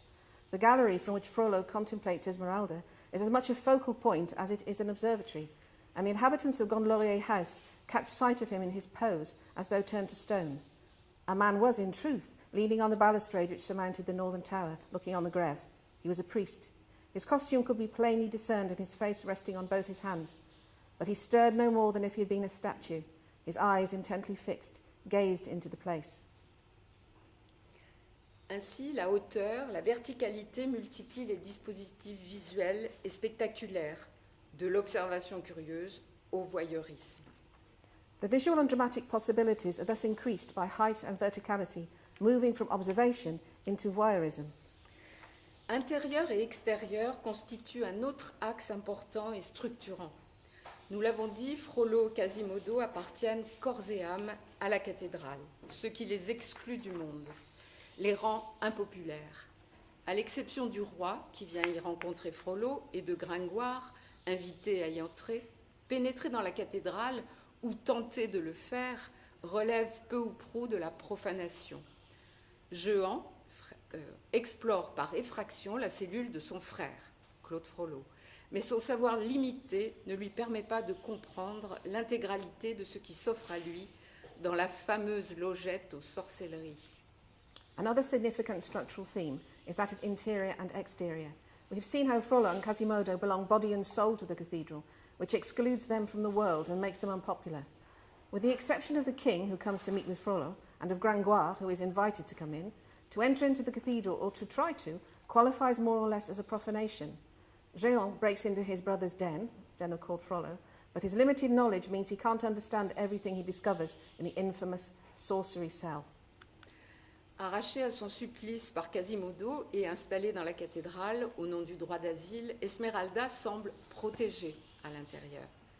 Je cite, « Les lignes solennelles de cette architecture, l'attitude religieuse de tous les objets qui entouraient la jeune fille, les pensées pieuses et sereines qui se dégageaient, pour ainsi dire, de tous les pores de cette pierre, agissaient sur elle à son insu. » Snatched away from her ordeal by Quasimodo and placed in the cathedral in the name of the right to sanctuary, Esmeralda would seem to be protected.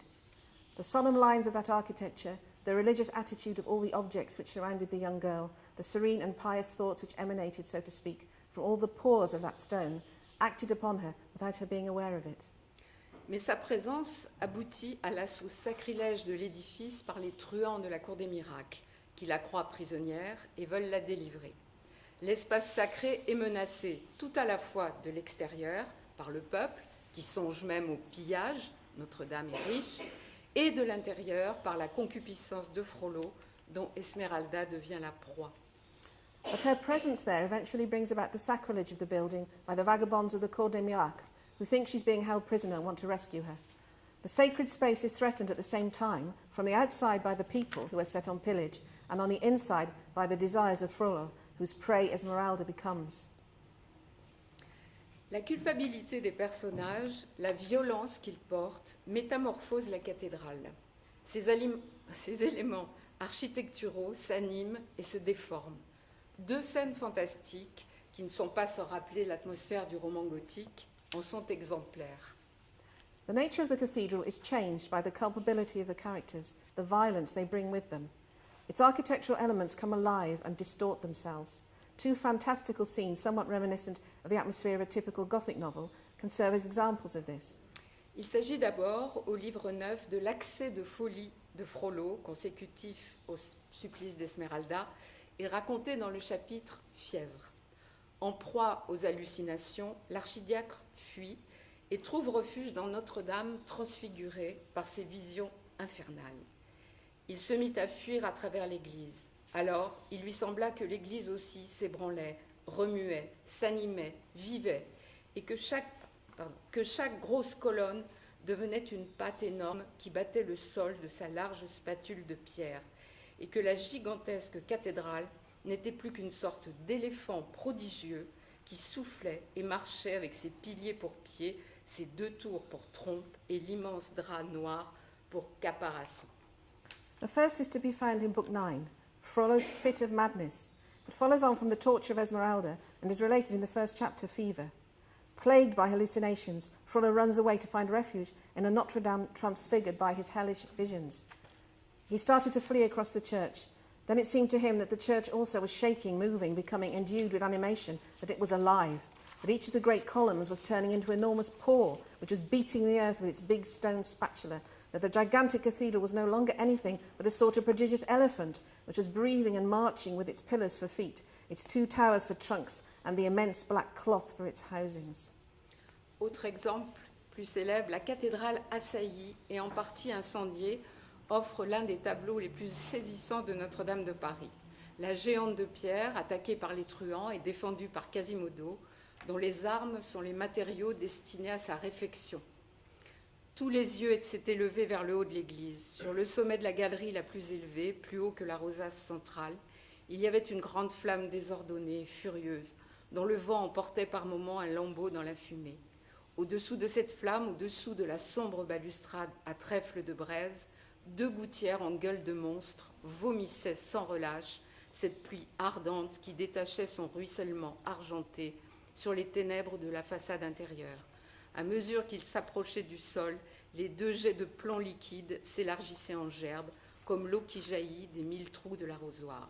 Au-dessus de la flamme, les énormes tours, de chacune desquelles on voyait deux faces crues et tranchées, l'une toute noire, l'autre toute rouge, semblaient plus grandes encore de toute l'immensité de l'ombre qu'elles projetaient jusque dans le ciel. Leurs innombrables sculptures de diables et de dragons prenaient un aspect lugubre. La clarté inquiète de la flamme les faisait remuer à l'œil. Il y avait des guivres qui avaient l'air de rire, des gargouilles qu'on croyait entendre japper, des salamandres qui soufflaient dans le feu, des tarasques qui éternuaient dans la fumée. A further example, one of the most striking scenes in Notre-Dame de Paris, the cathedral, assailed and partly on fire, the stone giant attacked by the vagabonds, is defended by Quasimodo. The weapons at his disposal are the materials intended for the renovation of the building. All eyes were raised to the top of the church. They beheld there an extraordinary sight. On the crest of the highest gallery, higher than the central rose window, there was a great flame rising between the two towers, with whirlwinds of sparks, a vast, disordered and furious flame, a tongue of which was borne into the smoke by the wind from time to time.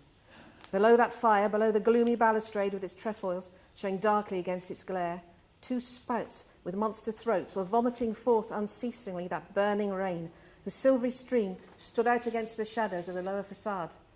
As they approached the earth, these two jets of liquid lead spread out in sheaves like water springing from the 1,000 holes of a watering pot. Above the flame, the enormous towers, two sides of each of which were visible in sharp outline, the one wholly black, the other wholly red, seemed still more vast with all the immensity of the shadow which they cast even to the sky. Their innumerable sculptures of demons and dragons assumed a lugubrious aspect. The restless light of the flame made them move to the eye. There were griffins which had the air of laughing, gargoyles which one fancied one heard yelping, salamanders which puffed at the fire, tarasques which sneezed in the smoke. Profaned, attacked, defended, Notre-Dame fits well into a fiction that depicts its gradual distortion. Profané, attaqué, défendu, Notre-Dame appartient bien à la fiction qui met en scène son anamorphose. Le roman unit le personnage et l'édifice dans la vie et dans la mort. Hugo a une conception organiciste de l'architecture. L'édifice croît comme une végétation à la faveur de greffes, d'hybridation. La cathédrale Notre-Dame résulte de cette force de vie. La chose, écrit-il, s'accomplit sans trouble, sans effort, sans réaction, suivant une loi naturelle et tranquille. C'est une greffe qui survient, une sève qui circule, une végétation qui reprend. The novel unifies character and building in life and in death. Hugo has a holistic conception of architecture. The building grows like a plant, the result of grafting and hybridization. Notre-Dame Cathedral springs from this life force. The thing is accomplished without trouble, without effort, without reaction, following a natural and tranquil law. It is a graft which shoots up, a sap which circulates, a vegetation which starts forth anew. Si l'édifice vit, il meurt aussi sous les coups qui lui sont portés par le temps, la violence et l'incompétence des architectes restaurateurs. Mais la menace n'est-elle pas réciproque? La fatalité, mot sur lequel est construit le livre, rime souvent avec minéralité, métamorphose qui déshumanise. Pour échapper, par exemple, à toute émotion et à tout sentiment, Quasimodo souhaite se pétrifier et connaître la froideur sereine des statues. Parmi les personnages grotesques sculptés dans le mur, il y en avait un qu'il affectionnait particulièrement et avec lequel il semblait souvent échanger des regards fraternels. Une fois, l'Égyptienne l'entendit qui lui disait « Oh, que ne suis-je de pierre comme toi ?» It also perishes beneath the blows that time deals it. The violence and incompetence of man. Is the threat not a reciprocal one? Fatality, the word on which the book is constructed, often rhymes with minerality, a word that signifies dehumanization. In order to avoid any emotional feeling, Quasimodo would like to turn to stone, so to experience the tranquil coolness of the statues. Among the grotesque personages sculpted on the wall, there was one to whom he was particularly attached, and with which he often seemed to exchange fraternal glances. Once the gypsy heard him saying to it, "Oh, why am I not a stone like you?" La minéralité agrège les victimes et les bourreaux. Frollo et Quasimodo partagent le supplice d'Esmeralda et la scène sculptée se détache en saillie comme en ronde-bosse de la façade de la cathédrale. Au moment où il parut au grand jour sur le haut portail en ogive, enveloppé d'une vaste chape d'argent barrée d'une croix noire, il s'agit de Frollo, il était si pâle que plus d'un pensa dans la foule que c'était un des évêques de marbre, agenouillé sur les pierres sépulcrales du chœur, qui s'était levé et qui venait recevoir au seuil de la tombe celle qui allait mourir. Elle, Esmeralda, non moins pâle et non moins statue, elle s'était à peine aperçue qu'on lui avait mis en main un lourd cierge de cire jaune allumé. Personne n'avait encore remarqué dans la galerie des statues des rois, sculptée immédiatement au-dessus des ogives du portail, un spectateur étrange, il s'agit de Quasimodo, qui avait tout examiné jusqu'alors avec une telle impassibilité, avec un cou si tendu, avec un visage si difforme que dans son accoutrement mi-parti rouge et violet, on eût pu le prendre pour un de ces monstres de pierre par la gueule desquels se dégorgent depuis 600 ans les longues gouttières de la cathédrale. Minerality fuses together victim and executioner. Frollo and Quasimodo turn to stone, share Esmeralda's torment, and the scene, evoking a sculpture, juts out in sharp relief from the facade of the cathedral. At the moment when he made his appearance in the full daylight beneath the lofty arched portal, enveloped in an ample cope of silver barred with a black cross, he was so pale that more than one person in the crowd thought that one of the marble bishops who knelt on the sepulchral stones of the choir had risen and was come to receive upon the brink of the tomb the woman who was about to die. She, no less pale, no less like a statue, had hardly noticed that they placed in her hand a heavy lighted candle of yellow wax. No one had yet observed in the gallery of the statues of the kings, carved directly above the arches of the portal, a strange spectator who had up to that time observed everything with such impassiveness, with a neck so strained, a visage so hideous, that in his motley accoutrement of red and violet he might have been taken for one of those stone monsters through whose mouths the long gutters of the cathedral have discharged their waters for 600 years. Le personnage de Pierre semble plus solitaire encore, représentant une épure de lui-même, un modèle, le religieux, la pénitente, le monstre, tous privés d'humanité. Métamorphose douloureuse, supplice d'une mort plus ou moins lente, une malédiction qui ouvre le roman sur un arrière-plan religieux et mythologique. Le processus de pétrification dramatise de façon tragique l'analogie entre le personnage et la cathédrale. In stone, the characters seem even more solitary, representing a sketchy outline of themselves, a template. The man of religion, the penitent, and the monster, all deprived of their humanity. A painful metamorphosis, the torture of a more or less slow death, a curse which opens the book against a backdrop of religion and myth. The process of petrification is a tragic dramatization of the analogy between the person and the cathedral. Allons un petit peu plus loin. Si la cathédrale Notre-Dame accueille la vie, Quasimodo, ou la protège, dans le cas d'Esmeralda, elle est aussi un lieu de mort violente.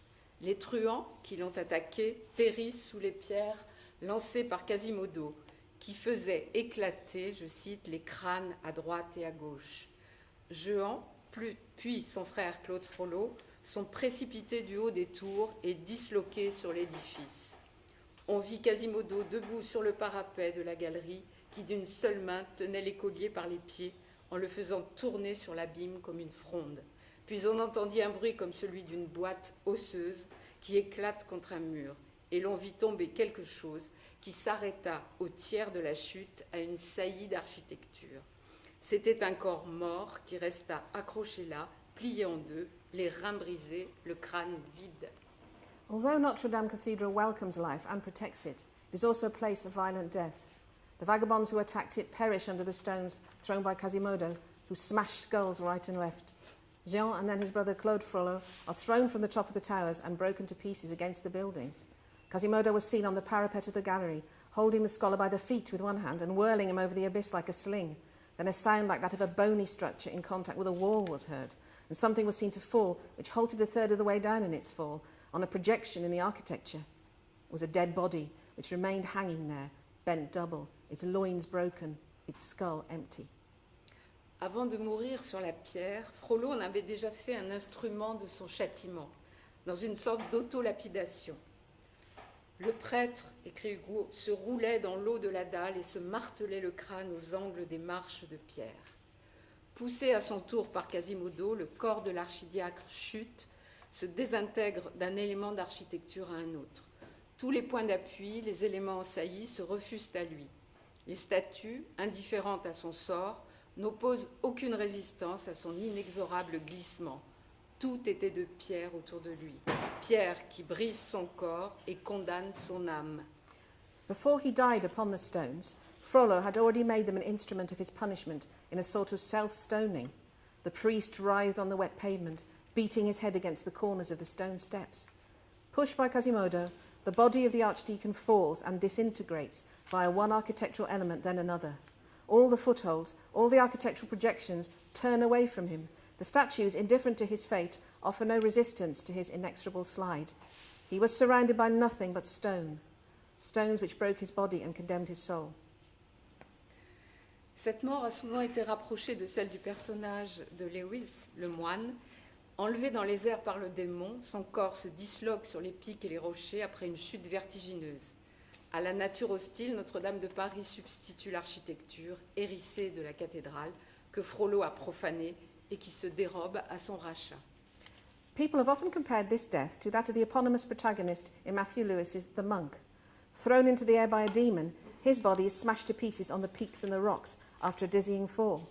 Notre-Dame de Paris substitutes for the hostile, natural world of the monk the jagged architecture of the cathedral that Frollo had profaned and which shrinks from allowing him any possibility of pardon. Quant à Quasimodo, il ne meurt pas à Notre-Dame, mais dans le charnier de Montfaucon. La cathédrale ne peut disparaître avec lui, mais elle se voit privée de son génie familier, son âme meurt, laissant une enveloppe vide, une enveloppe minérale vide, comme une gigantesque vanité. À tel point que pour ceux qui savent que Quasimodo a existé, Notre-Dame est aujourd'hui déserte, inanimée, morte. On sent qu'il y a quelque chose de disparu. Ce corps immense et vide, c'est un squelette. L'esprit l'a quitté, on en voit la place et voilà tout. C'est comme un crâne où il y a encore des trous, mais plus de regard. Quasimodo, for his part, dies not at Notre-Dame, but in the charnel house of the gibbet of Montfaucon. The cathedral cannot die with him. Instead, it finds itself deprived of its household spirit. Its soul dies, leaving behind an empty stone void, like a gigantic and pointless vanity. To such an extent was this disease that for those who know that Quasimodo has existed, Notre-Dame is today deserted, inanimate, dead. One feels that something has disappeared from it. That immense body is empty. It is a skeleton. The spirit has quitted it. One sees its place, and that is all. It is like a skull, which still has holes for the eyes, but no longer sight. Image très forte d'un édifice religieux sans âme qui a pu choquer et alimenter la critique catholique libérale, notamment sous la plume de Charles de Montalembert, reprochant à l'auteur de Notre-Dame son crime. This presented a very strong image of a religious building without a soul, enough to shock and fuel liberal Catholic critics, particularly the historian Charles de Montalembert, who berated the author of Notre-Dame for his crime. En choisissant le roman pour servir la cause de l'architecture, en particulier celle du Moyen-Âge, Hugo choisissait de mettre cet art à l'épreuve d'une représentation esthétique, le roman, dont l'une des composantes, nous l'avons vu, est la notion de personnage. Les êtres et les édifices de papier changent leurs apparences et mêlent le parcours de leur existence vouée à la destruction. À ce titre, la cathédrale Notre-Dame, sujet romanesque improbable, a trouvé sa place, mais c'est une entrée en force qui s'opère. By choosing the medium of the novel to serve the cause of the architecture, in particular that of the Middle Ages, which had been rehabilitated by Romanticism, Hugo chose to put the art of architecture to the test by subjecting it to an aesthetic representation, the novel, of which one of the elements, as we have seen, is the concept of its personhood. On the page, the outward forms of the humans and buildings interchange, and the courses of their lives mingle together, destined equally for destruction. It is on this basis that Notre-Dame, an unlikely subject for a novel, found its place, but it was a forced entry, and the novel had to be deformed in order to accommodate it. Si nous considérons Notre-Dame de Paris comme le premier grand roman de Victor Hugo, son mode de construction constitue une référence, une sorte de matrice à partir de laquelle peuvent être repérées des constantes et des variantes. L'art architectural, qui s'appuie sur les lois de la proportion, de la composition, a inspiré l'écriture du roman. Le premier grand ensemble narratif de Hugo est aussi architectural dans sa forme et exhibe sa structure. If we think of Notre-Dame de Paris as Victor Hugo's first great novel, its method of construction constitutes a reference, a sort of matrix we can use as a starting point to identify constants and variables. The art of architecture, depending as it does on laws of proportion and composition, inspires the writing of the novel. Victor Hugo's first great narrative configuration is also architectural in form, and its structure is clearly evident. Pour la première fois, Hugo fait le choix d'un texte divisé en livres numérotés et en chapitres intitulés, titres dont il faut noter les effets de suite ou d'écho signifiants. Le roman affiche son plan. Hugo, for the first time, decided to divide his text into numbered books and chapters with their own titles. The importance of the consequent effects of these titles and how they're significantly echoed in the text shouldn't be overlooked. The novel reveals its plan quite openly. On le sait, la notion de roman hugolien n'a pas de contour précis. Le principe d'une continuité narrative, c'est-à-dire d'une orientation du récit vers une fin, est bousculé par ce qui apparaît bien comme autre chose que le roman, c'est-à-dire un risque d'extrapolation documentaire, descriptive, discursive. Ce démon de la digression, formule de Jean Godon, est né précisément avec le démon ogive, dont on parlait tout à l'heure, formule de Charles Nodier. En effet, les grands chapitres digressifs correspondent à 3 aperçus sur l'architecture et la plupart des longs passages descriptifs ont pour objet un édifice. Les sujets changeront, digression sur les couvents, sur l'égout dans Les Misérables, sur les phares dans L'Homme qui rit, la forme restera. The concept of a Hugolian novel doesn't really have any precise definition. The principle of a narrative continuity, that is to say, of an orientation of the story towards an ending, is thrown off course by the emergence of a veritable something other than the novel, that is to say, a risk of documentary extrapolation, which is descriptive and discursive. This demon of digression, as scholar Jean Godin put it, arises from the same source as the demon ogive, a quip made by Hugo's friend Charles Nodier. Indeed, the great digressive chapters correspond to 3 sketches on architecture, and the majority of the long descriptive passages which suspend the narrative have a building as their subject. These subjects may change into digressions on convents or sewers in Les Misérables, on lighthouses in L'Homme qui rit, but the form they took was to remain the same. En informant le roman, en le lestant de données référentielles, de considérations techniques, esthétiques, en l'ouvrant au savoir, à la compilation, à l'érudition, l'architecture le déforme.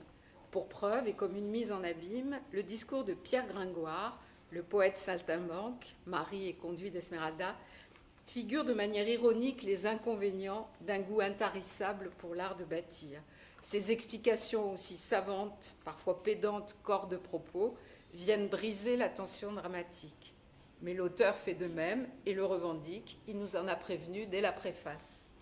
By informing the novel, in loading it down with references and information, with aesthetic and technical considerations, by giving it space over to learning, that is to say, to the collocation of text, to erudition, architecture deforms it.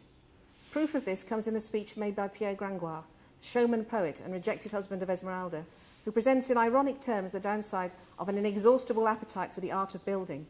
His explanations, as learned, sometimes as pedantic as they are irrelevant, serve to break the dramatic tension. The author does exactly the same and makes no apology for it. He warned us in the preface. Comme son modèle, la cathédrale, l'appareil du roman repose sur des éléments ajoutés, des éléments visibles, apparents, les digressions, qui sont autant de contreforts qui soutiennent l'ensemble, assurent l'équilibre et, contre toute attente, l'unité. Just like its model, the cathedral, the mechanics of the novel depend on elements that have been added. These visible elements, these digressions, also serve as buttresses to support the whole structure and ensure both its stability and, despite many attempts on it, its unity. Les qualités architecturales qu'apprécie Hugo, la variété, le progrès, l'originalité, l'opulence, le mouvement perpétuel, s'appliquent au roman et le libèrent de la pure logique narrative. La prévalence d'une partie sur une autre, d'un détail sur un autre, n'est pas opératoire. L'attention doit se porter sur l'infime pour comprendre l'ensemble. Tout se tient dans cet art venu de lui-même, logique et bien proportionné. Le jugement sur l'art gothique réfléchit l'écriture de Notre-Dame de Paris. The architectural qualities that Hugo appreciates, variety, progress, originality, opulence, perpetual motion, are applied to the novel itself and free it from having to follow a straightforward narrative logic. Making one part more significant than another, or one detail more significant than another, doesn't apply here. The focus of the attention must be on the minutest detail in order to understand the entirety. All things are in place that art, self-created, logical, and well-proportioned. This judgment on Gothic art mirrors the writing of Notre-Dame de Paris. Je termine. Dans Notre-Dame, l'idée première, vitale, l'inspiration génératrice est sans contredit l'art, l'architecture, la cathédrale, l'amour de cette cathédrale et de son architecture. Tel est l'hommage de Sainte-Beuve à son ami Victor Hugo. Entre l'architecture, témoin de la mémoire historique, et le roman qui voulait écrire l'histoire, la rencontre semblait inévitable. Notre-Dame de Paris put naître, ajoute Sainte-Beuve. In Notre-Dame de Paris, the first and vital idea, the inspiration for its genesis, is without any doubt art, architecture, the cathedral, the love for this cathedral and of its architecture. Such was the accolade paid to Victor Hugo by his friend Sainte-Beuve. A meeting between architecture, the witness to historical memory, and the novel that wished to write history seemed inevitable. It became possible for Notre-Dame de Paris to be born, added Sainte-Beuve. Le roman de 1831, modifié en 1832, a ouvert son espace à la cathédrale Notre-Dame, demeure monstrueuse, lieu de vie et de mort, de protection et de profanation. Elle a trouvé place dans l'esthétique du roman noir, ou roman gothique, et monument gothique, spécimen unique du style flamboyant. Elle s'est imposée dans une architecture romanesque inédite qui l'a peut-être sauvée.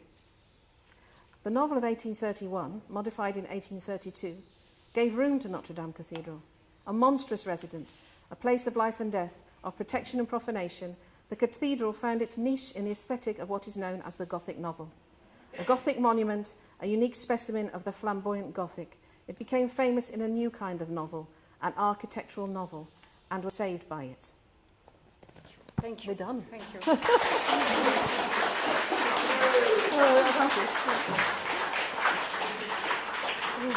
That wasn't too long. Merci encore Chantal pour cette analyse des éléments architecturaux dans le texte qui sont tellement importants pour notre compréhension de Notre-Dame de Paris. Are there any questions for Chantal? We've got some extra time this morning because of the delay we had in presenting Larry's overview of the Victor Hugo Centre. So Roy has just confirmed we do have some extra time. So if there are any questions for Chantal, yes. I'd like to make a comment about Hugo's, I would say, lifelong fascination with imprisonment and dehumanization, afraid of the word he used.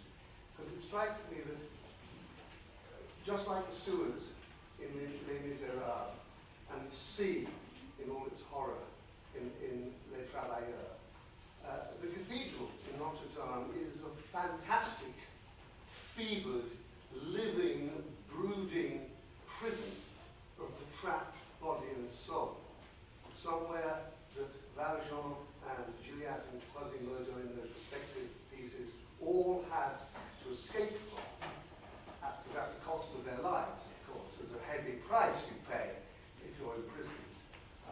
Peace, and with Travailleur, I would cast dramatically both the cathedral and the sea as a chorus of ballet dancers to move like a living, fevered, threatening force. And my last observation is that there's something Faustian about all this. I don't know how well Hugo appreciated Goethe, but all the primness of the Faustian characters is contrasted with the Quasimodo, who's almost a Mephistophelian figure, plunging people into the abyss and playing with fire at his will. So there's that element as well, which I note. Alors, j'imagine que la question la plus importante dans cette intervention, c'est alors Notre-Dame, asile ou prison? C'est Les deux, puisque je ferai l'interprète. Hein, voilà, l'asile est aussi l'enfermement. La preuve, c'est que la cathédrale est attaquée, que Esmeralda est une proie. Donc les deux. L'architecture a toujours à la fois, elle a un côté angoissant, quel que soit effectivement les romans. On retrouve cette pression, cette architecture qui enferme l'homme. Oui. So there's always that tension in Hugo between the free and the fixed, and architecture, of course, is an embodiment of that tension with Notre Dame. So on the one hand, there's an asylum, a sanctuary that it offers, but at the same time, there is a fixity. And whether that's an imprisonment, again, it's not as categorical as that. I think there is, from what Chantal has presented this morning, there is that double bind, that paradoxical hybrid chimeric form that is important. But certainly those aspects that you're drawing out there, Michael, are very important. And the spectre of Goethe, well, let's not talk about Hugo's relationship with Goethe. We might be here for quite some time. He wasn't his greatest man. I think any final questions for Chantal? Yeah, one more. I was interested in that you were saying that although much of the novel is about the cathedral and Notre-Dame, there was very little about church services. Was Victor Hugo doing that to avoid controversy with the Roman Catholic Church?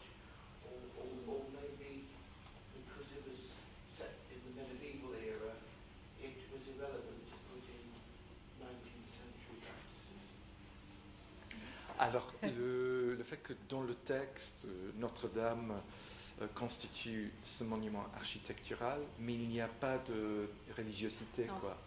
Donc, d'où viennent les raisons pour lesquelles Hugo a choisi de nous présenter Notre-Dame ainsi, de cette manière, sans cette religiosité, sans ce côté plus religieux? Je crois qu'il souhaitait avant tout défendre le monument, et puis la position de Hugo vis-à-vis de la religion, on sait qu'elle est ambiguë, donc l'appareil clérical n'était peut-être pas ce qu'il cherchait à mettre en valeur. Oui. So definitely there was a conscious choice on Hugo's part to rehabilitate Notre-Dame. What we were saying yesterday, and what I think is going to be repeated again and again today, that Notre-Dame is more, it's not a religious site, it's a spiritual one. And it's through the architecture, that embodied spirituality, that we get that glimpse, as well as the connection through Quasimodo. Merci encore, Chantal.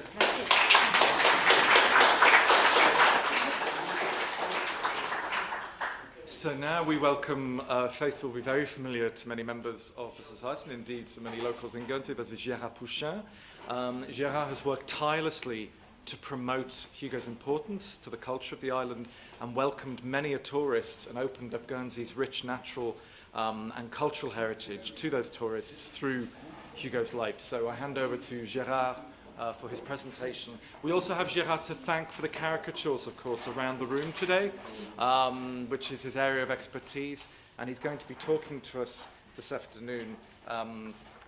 I just need to check, sorry, I've lost track of the program here. So, of course, Victor Hugo and Notre-Dame by caricature. Merci, merci, merci.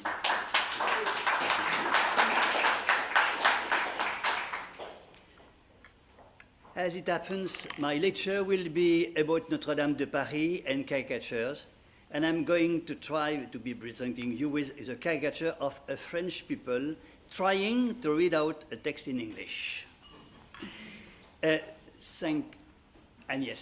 Thank you for the translation of my text. Thank you.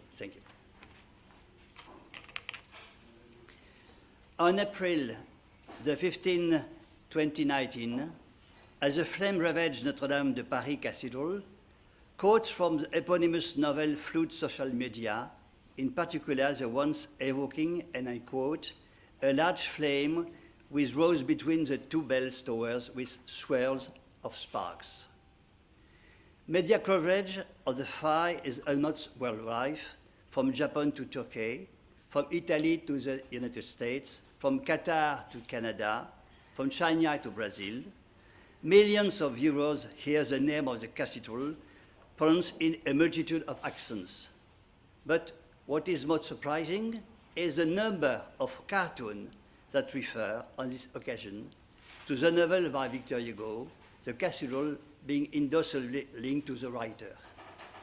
As you will see, very often their productions are inspired by the animated feature film produced by Disney Studio, The Hunchback of Notre Dame, released in 1996, and of course, it's Quasimodo, such as Victor Hugo intended, which catches the attention of the cartoonist. I quote, a big head, bristling with head hair, between the two shoulders a huge bump, monstrous hands, and as well as this deformity, a somewhat formidable appearance of vigor and courage. In front of Notre Dame in flames, this archetype of deformity, under the pen of the cartoonist, cannot hold back his tears. Here is some illustration among many others. That by Arkadiusz Kazimierz, Polonia. By Gilgamesh, Turkey. By Denis de Geest, inside.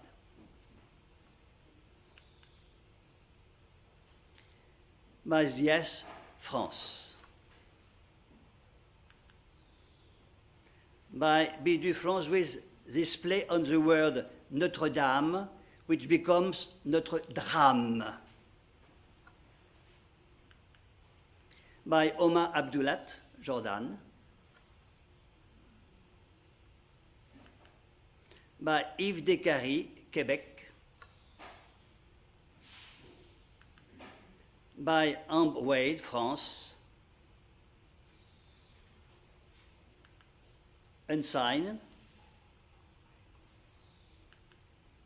By Tiago Seguet, Brazil.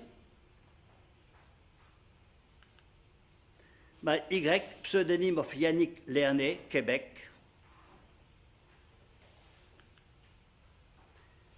By Hassan Beblay, Lebanon, we from Quasimodo becomes Quasimondo, thus accentuating the universality of the drama. The fate of the Hunchback of Notre Dame also captures the attention of several cartoonists. Quasimodo, who, as writes Victor Hugo, was animated by a passion for pearling the bells, finds himself unemployed, no longer able, I quote the text again, to animate the seat singers to speech and gesture like a conductor spurring of intelligent virtuosos. This can be found, for example, in the drawing by Zachnik, France, where Quasimodo solicits the generosity of passers-by using a small sign with an approximate spelling. And for Giuseppe Lamicla, Italy, he turns him into a homeless man living, tears in his eyes, with his bundle over his shoulder. The drawing by Yelch, France, is in the same vein. Unemployed, Quasimodo's only option is to call,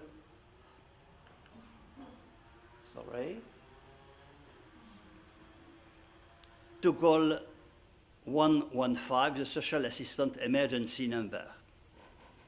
The tones sometimes differ when Quasimodo ponders about the slow progress of the reconstruction work of the cathedral or criticizes it.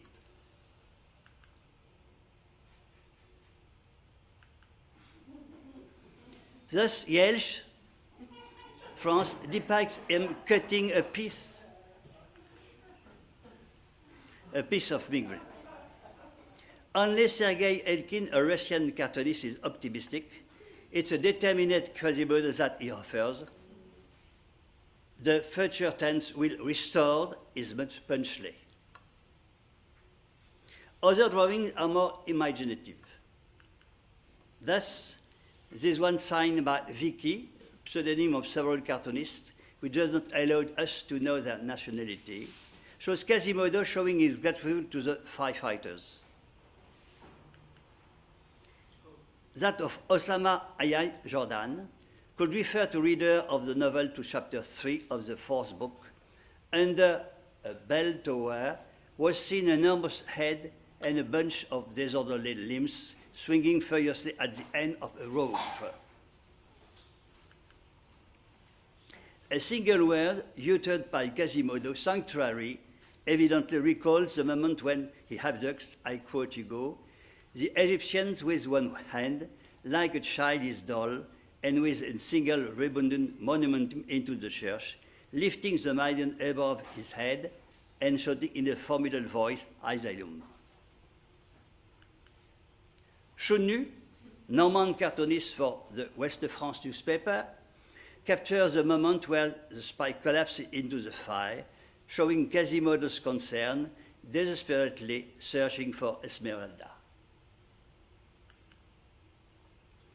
The heroine of the novel, in tears against a background of fire, is Martina Assaya Choice, Italy. Her distress is that of all the witnesses to the fire. Only two drawings bring together the two heroes of the novel. One is signed David Gilson, France, for whom the cathedral brings Esmeralda and Quasimodo together. The second, by Marc Lange, France, represents Quasimodo in tears, embracing Esmeralda as if to protect her from the flames and the smoke. Other artists were inspired by the musical by Plamondon and Cocciante, performed for the first time in Paris in 1998. Thus, Damien Guis, a dual French and Burkina Faso national, makes fun of African head of state, we complete in haste to express the support for the French people with a cover version of the song Belle, which was a wonder-wide success, interpreted by Garou, Daniel Lavoie, and Patrick Fiori. The Times of the Cathedral, another song from the musical, interpreted by the Quebecer Bruno Pelletier, is found under the pen of Jacques Post, France,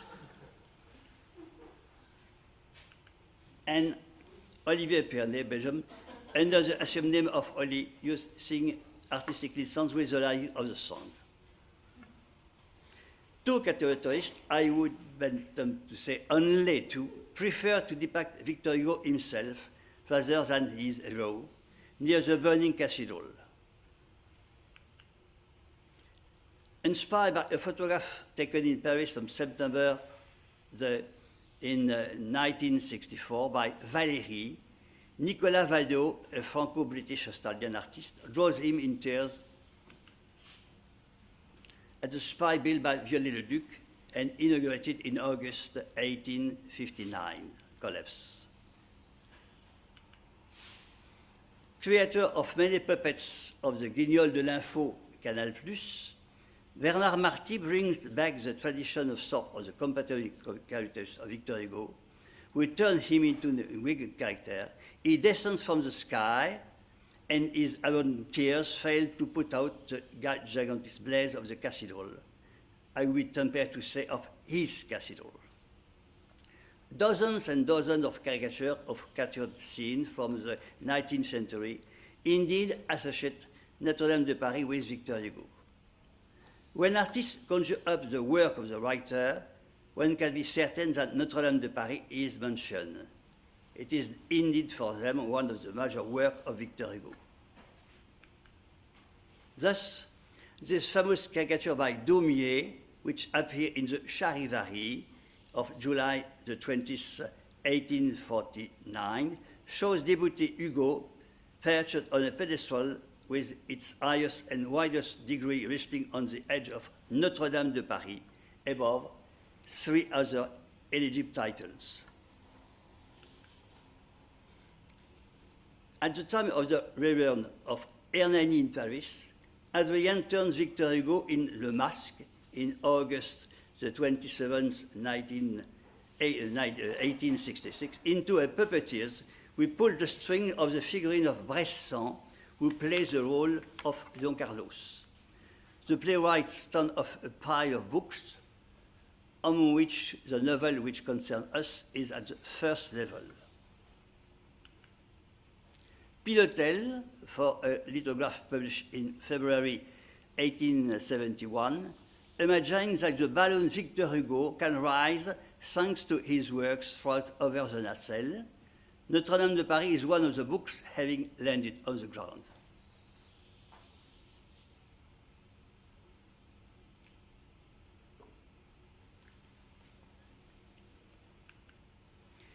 When Amand Vacher draws for a museum of famous men in 1876, Victor Hugo in majesty, he surrounds him with a dozen of his work, including Les Misérables and Notre-Dame de Paris. An anonymous sketch from 1877 showing the head of Victor Hugo, surrounded by rays, being prized by Paul Meurice and Auguste Vacry, claiming the 10 degrees which separate them from the living God, the last step referring to the novel. This is not from a newspaper, but a dish made in Belgium around 1880 by the Bock brothers, which use a well-known caricature by André Gilles that appear in Les Hommes d'Aujourd'hui. The title, Notre-Dame de Paris, one amongst 22 others, is inserted between Les Burgraves et Le Rhin. 50 years after its publication, the novel is not forgotten. Sometimes the cartoonist does not just mention the title Notre-Dame de Paris, he associated it with a character from the novel. Thus, not without risk of censorship or prohibition of his newspaper, Marcellin draws the Journal pour Rire of September the 10th, 1853, Victor Hugo alongside George Sand, Eugène Sue, Balzac and Dumas, and below him, Quasimodo, ringing a bell between the tower of the cathedral. 2 pages later, Marcellin depicts, by satirizing them, some of the heroes of this novelist. For Notre-Dame de Paris, he chose Esmeralda, a dancer on point that pulls along a toy on wheels, a little goat, who beats a tambourine, Phoebus, who curls his mustache and whose breastplate has been hit by a torero, and Quasimodo, who offers her heart crown with flame to Esmeralda, who prefers to turn her gaze toward Phoebus. The same Marcellin manifests again an interest in Notre-Dame de Paris in an issue of L'Espiègle, post-1866, borrowing engravings representing Mangin, the famous Parisian film flammer selling pencil. He turns Victor Hugo, flanked by Gavroche on his right, and Esmeralda and her goat on his left, into a seller of his own works, whose title appears on a banner. Notre-Dame de Paris is on the second line. Is it an American magazine, Harper's Weekly, April the 4th, 1864, which offers us a third example? Paying homage to Victor Hugo, Carlo Grip recounts his literary career in several small characteristical scenes, and it's Quasimodo, perched on the tower of the cathedral, who hosts the title Notre-Dame de Paris, half is to pull it above the other novels. More surprising, this plate from the série Les Contemporains dans leur assiette, signed Alfred Le Petit, published in the end of 1870 and encouraged by Victor Hugo himself, we thought, I quote, the idea ingenious.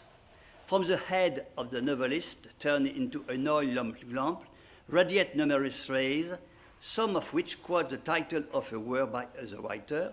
Notre-Dame de Paris is on the longest radius, on the right-hand side, at 3 o'clock, as they say in military jargon.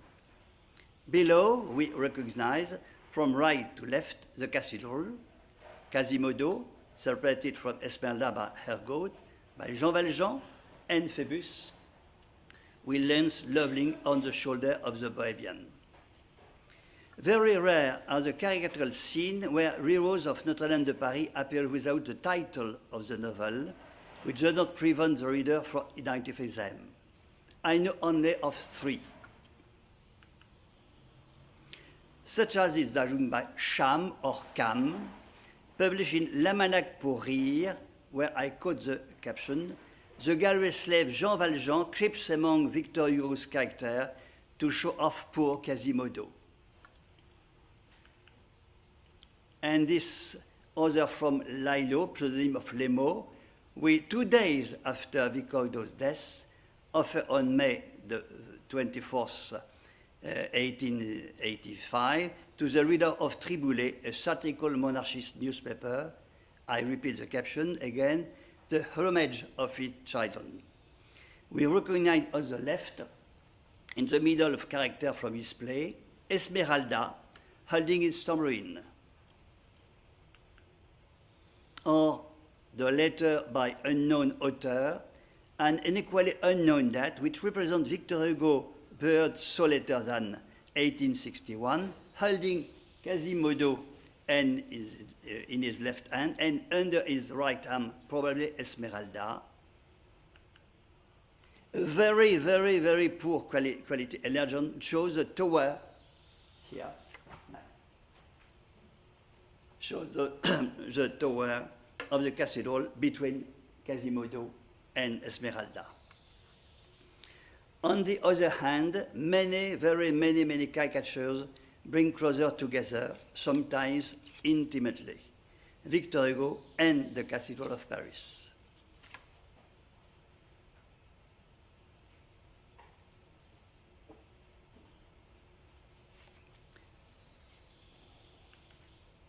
Benjamin Hugo is, it seems, the first caricatures to associate the writer with the cathedral, 5 years after the publication of the novel in the issue of the Charivari, dated the 12th of October 1836.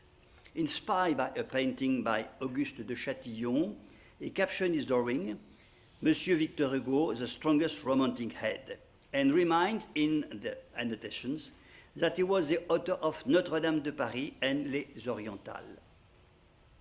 In the background, in the left, the very distinctive tower loom. The publication of this advertising brochure by an unknown author for a periodic publication by Dernweil was not authorized by the authorities in January 1844. Victor Hugo, seated on the dome of the Institute, can make predictions thanks to his telescope. All around him a Parisian decor with, in particular, the Vendôme and July column, Place de la Bastille, and dominating the whole scene, the powerful towers of the cathedral.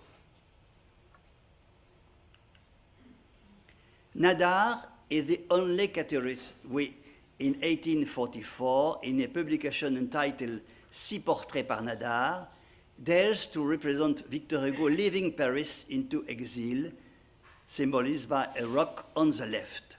We recognize on the right, dominating other building, the Cathedral of Paris. Around 1866, Hippolyte Mailly, photographer and lithographer, proposed, faithful to the tradition on the big head, this humorous drawing, which could be a note of the end of the Toiler of the Sea, when the hero Gilliatt is seated on a rock that the sea will be soon cover. Does Hippolyte Mailly want to recall, 35 years after the publication of Notre-Dame de Paris, that Victor Hugo is its author, by drawing the two towers of the cathedral in the background. In December 1869, the Guernsey exile received a drawing by Pilotel, no doubt inspired by Johannes Bosch, and he records in its notebook, I read of a beautiful drawing by Pilotel, which represents me, surrounded by envious people and untitled hell, a kind of spectre in the present time. Two Parisian monuments are identifiable, the Institut de France, in front of which we recognize Émile Littré, the author of a famous dictionary, and Victor Hugo, very close to the Parisian Cathedral. At the time of a legislative election in February 1871, Guillembois raised a caricature he has produced from the newspaper La Mode in August 1850. He had the most violent comment, Victor Hugo only has affection for assassins, but he retains the towers of Notre-Dame de Paris, the only recognizable monument which the poet flies over like a witch astride on a kazoo. It's more an allegory than a caricature than Faustin published in Chronique Illustrée from May 26, 1972. Victor Hugo holds on his hand his collection of poems, L'année terrible, recounting the year 1870-1871, which saw the defeat of France against Prussia and the uprising of the Commune. 3 monuments testified to the fire or attempted fires of which they were victims. On the left, the July column, on the right, the Panthéon, and between the two, Notre-Dame Cathedral. An astonished composition that Henri Destouches produced shortly after the death of Victor Hugo. The letter spent in eyes everything it touches. theatre mask on the left, Toad and Donkey in the center, which refer to a poem from La Légende des siècles, Victime of Châtiment, among which we recognize on the right Napoleon III and Parisian monuments in the upper. I don't think the Toad and Donkey are the people of Jersey and Guernsey. In the right corner, the Julie Canon, the Panthéon, and once more, Notre-Dame de Paris. Victor Hugo is indeed, as the title suggests, the great illuminator. The poster by Jules Chéret, contemporary with the previous drawing, which announced the opening of the Musée Grévin, of a gallery celebrating the apposition of Victor Hugo, presents only one recognizable monument, Notre-Dame Cathedral. It's not the Parisian monument that it evokes, but the novel by Victor Hugo, Jules Chéret having drawn above one of the two towers Esmeralda and a dancing goat. We could include numerous scenes of this nature. My time is running out, so let's select the caricature of Henriot, pseudonym Henri Maigret, published in the Journal Amusant. Imagining the Universal Exhibition of 1900, he captioned his drawing as follows. Le Palais des Lettres will have Victor Hugo as the central dome illuminated at night. All around will feature the retrospective rooms or monuments. We obviously recognize to the left, above the room, an emblematic retrospective monument, the Cathedral of Paris. I have saved to conclude this presentation a few caricatures we associate the writer even more closely with Notre Dame.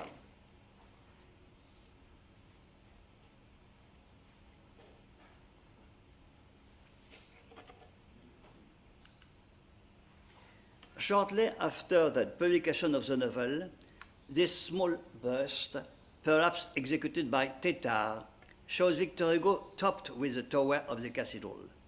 Around the wooden cylinder on which he is resting, there's three verses. One day, brow heavy with dreamy sadness, standing on Notre Dame, he contemplates Lutèce. He evokes the dead we passed before his eyes. Then he dropped for the top of the twin towers, colossal granite pages like them, handwritten in the heavens.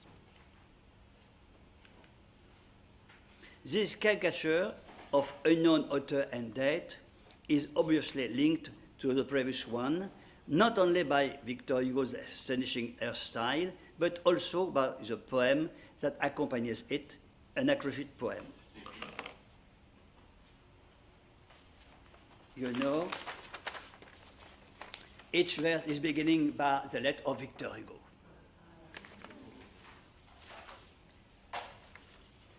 But Dinah, here, d'accord. I greatly admire the translation by Dinah of the acrostic poem because she has succeeded to keep the acrostics in English version. Splendid. Here is the poem by Dinah.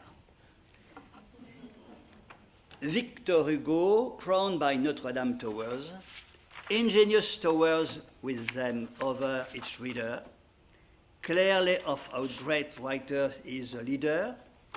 This as much for his Caesarus as for his plot dark powers.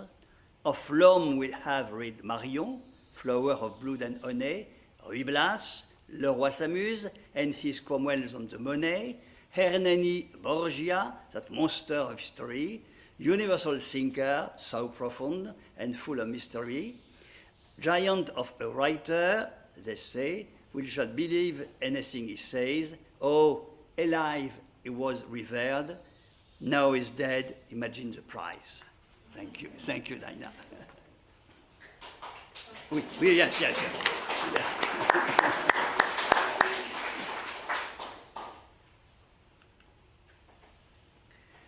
On this caricature scene of Granville, published in December 1839 in La Caricature and entitled Grande course au clocher académique, is still capped by the cathedral, like a bishop rowing his mitre, acclaimed by Thierry Ferrer.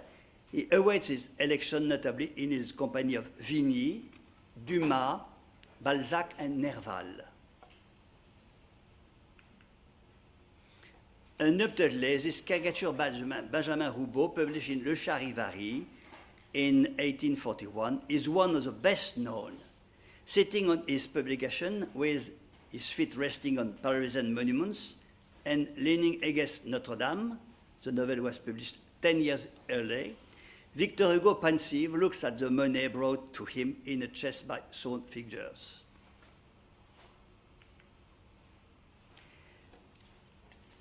The caricature by Gustave Doré, published in Le Journal pour Rire, shows him carrying Notre-Dame Cathedral not on his head, but under his arm, while Anne-Marie, clinging to his clothes, hand him bags filled with écus, allusion to the immense success of the 13th edition between 31 and 53.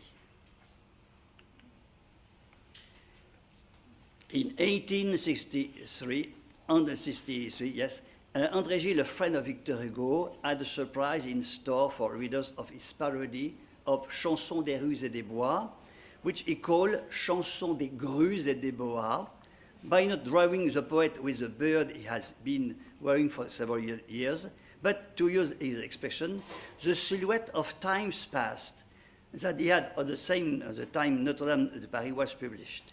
A very broad forehead and abundant hair, he leans on a gigantic quill and carries the cathedral under his arm. It's a double page of the newspaper Le Géant in April 1868, that Henri Meyer offers to his readers a portrait of the writer, perhaps inspired by an illustration of the Gargantua,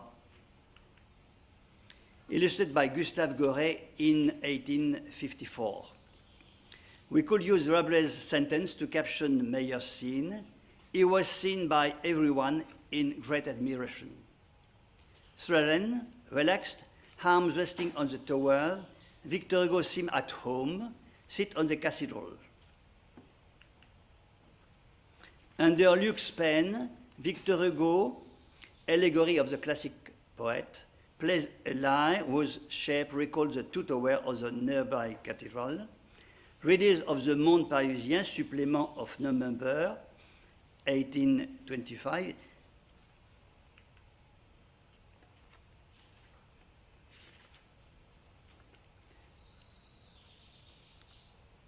maybe inspired by a photograph taken by Nada a few years later. For the inauguration of a Victor Hugo museum and the revival of the adaptation of Notre-Dame de Paris, Collignon and Tocqueville wrote the initiator of the project, Hilarion Balland, director of the Théâtre des Nations, Place du Châtelet in Paris, seated between the twin towers as Henri Meyer had done for Victor Hugo. Is a similar position than Fernand Sabaté chose to announce the Hugophil's Christmas tree in December, and which is inspired as regards the position of the arms by Rodin's project. More than 70 years later, the publication of this novel, Victor Hugo remains for many cartoonists, caricaturists or not, the author of Notre-Dame de Paris. I shall end with 3 caricatures which are somewhat different to those we have already seen. Daumier was the only artist to choose to base a scene of a sentence from the book. In Charivari, in 1840, he depicts a bourgeois pulling a face when he finds an hair in his soup. The caption, "Hey, ho, my hostess, like my soup bald," is an allusion to Jean Frollo, the archdeacon's brother, who finds an hair in an omelette and says to the tavern keeper, "I like my omelettes bald." Jam, or Cam, whose caricature Victor Hugo collected, asks the reader of Charivari to compare Les Misérables, which was being read for publication, to Notre-Dame de Paris, In his opinion, judging by the caption he provides, Les Misérables in general are being elevated to the height of Notre-Dame de Paris, a notion supported by the image in the right-hand side of the composition, where we can see that the tip of the quill held, aloft by Victor Hugo, does indeed reach the height of the cathedral. Victor Hugo is once again an inspiration for André Gilles in a famous caricature published in L'Eclipse. It shows Auguste Vacry, one of Victor Hugo's most faithful admirers, as an incense bearer. Sorry.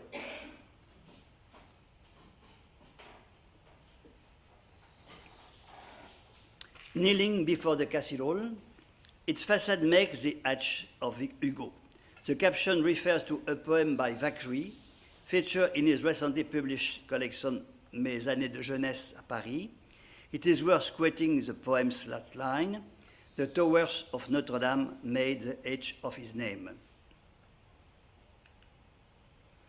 This is Victor Hugo's bookplate designed in 1870 by Aglaïus Bouven. Victor Hugo was very pleased with it. I am charmed by the bookplate you have done for me, and it's a bookplate that serves as a backdrop to the two statements which bring me my lecture to end. The first by Michelet. I quote, I wanted to talk about Victor Hugo Notre-Dame de Paris, but some lion has used his claw to score such a deep mark on this great building that nobody dares touch it. It's a thing from now on. It's its fief, it's Quasimodo fief, feudal inheritance. The second is for Victor Hugo himself, by Victor Hugo himself, sorry. On the 14th November 1873, he recorded in his notebook the word of his grandson, Georges, who was 5 years old at this time, and who was on his way back from a walk in the Jardin des Plantes. As he was passing Notre-Dame, Georges said, Papa's towers. Thank you.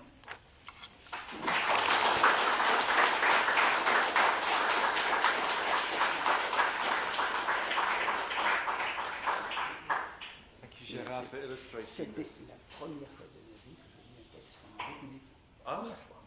So it was the very first time that Gérard has ever delivered a presentation in English.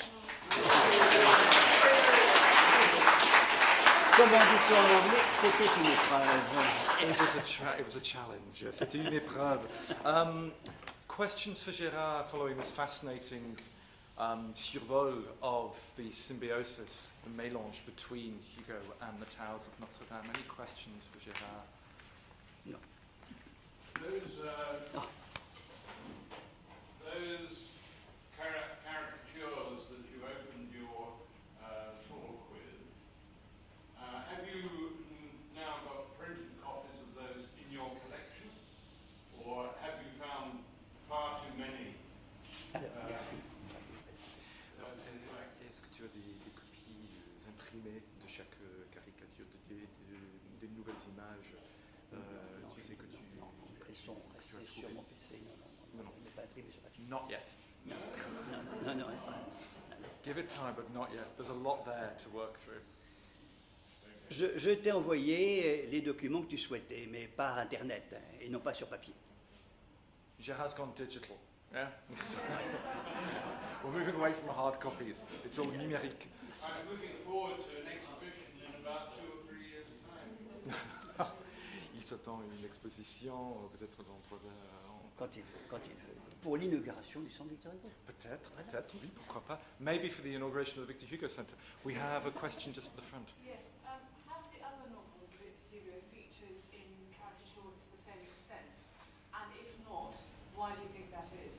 Alors, l'importance de Notre-Dame dans la réception de Victor Hugo, la question, c'est y a-t-il d'autres romans dont on se sert pour représenter Hugo dans la culture populaire? Et sinon, d'où vient en fait la dominance de Notre-Dame? Comment expliquer ce rôle central joué par Notre-Dame dans cette représentation iconographique de l'auteur? Alors, pardon. Pour l'œuvre de Victor Hugo a intéressé les caricaturistes, d'abord Notre-Dame de Paris, Les Misérables et Les Travailleurs de la mer. Ce sont les trois grands romans qui ont intéressé les caricaturistes. Première chose. So for the caricaturists, the three novels that most interested them were Notre-Dame, obviously, but then also Les Misérables and Les Travailleurs de la mer. Notre-Dame remains quite arguably the central one because of the iconography of the towers, but there's an awful lot, particularly around Valjean and Javert and Cosette from Les Misérables, as well as the Eponines, the caricatures there, as well as the pieuvre in Les Travailleurs de la mer. In addition to that, in Les Travailleurs, you have the rocks, which of course have that shape of the H initial, similar to Notre Dame. So there's this strange, uncanny visual connection between those elements that caricaturists will often reproduce and play upon. Puis je crois également que, comme l'a dit Chantal, pardon, Notre-Dame de Paris a été reconnu comme le grand roman, le premier grand roman de Victor Hugo.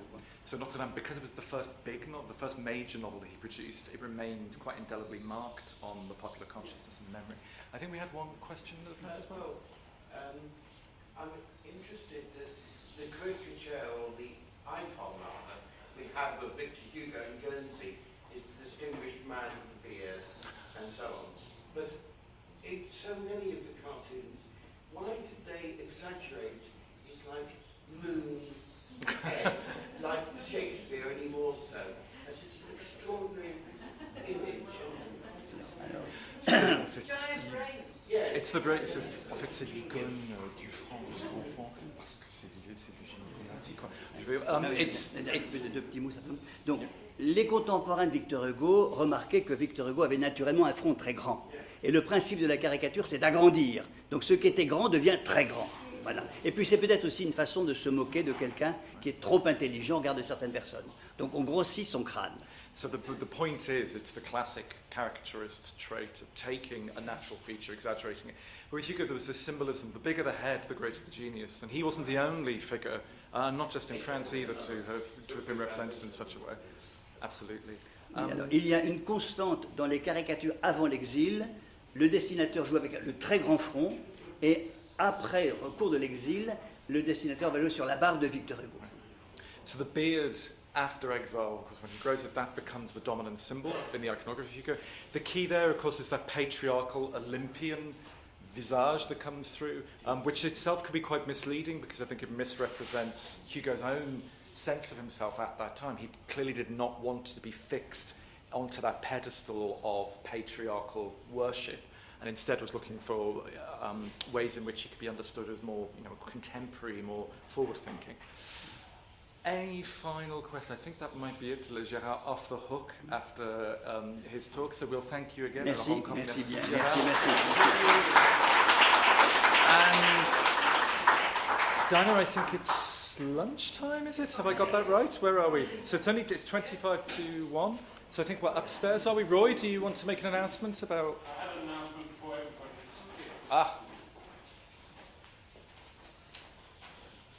everybody.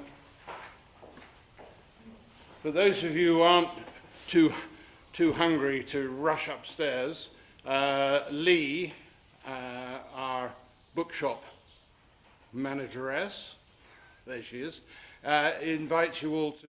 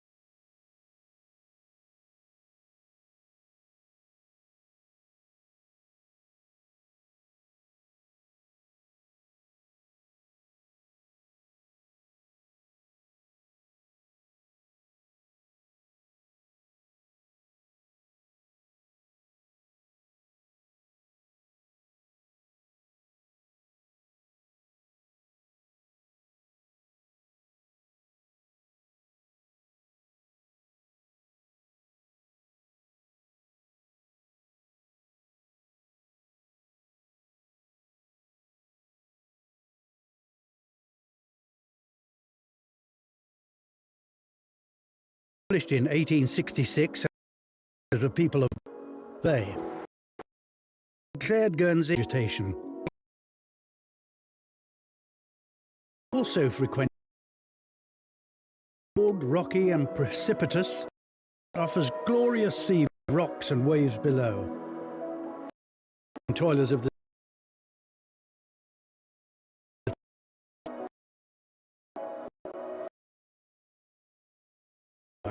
Hugo also enjoyed town walks and the tranquility of Hauteville's gardens. A tribute to the author has been created that includes plants and from his garden at Hauteville. The garden is adjacent to the statue of Victor Hugo, given to the people by the French. More than a century later, in equality for women. Today his legacy lives on in his words as a poet, novelist and dramatist. Rights, youth for all. Victor Hugo's remarkable life and legacy.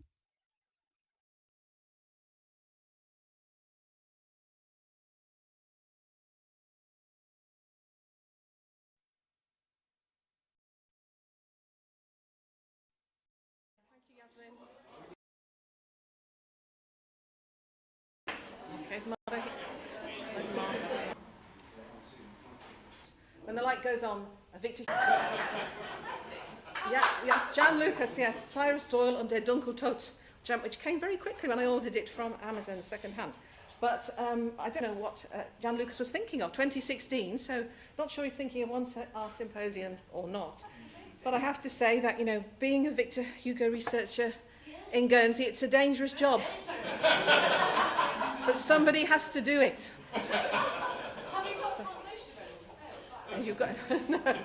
At that time, Phébus de Chateaupers had not been created yet by Victor Hugo.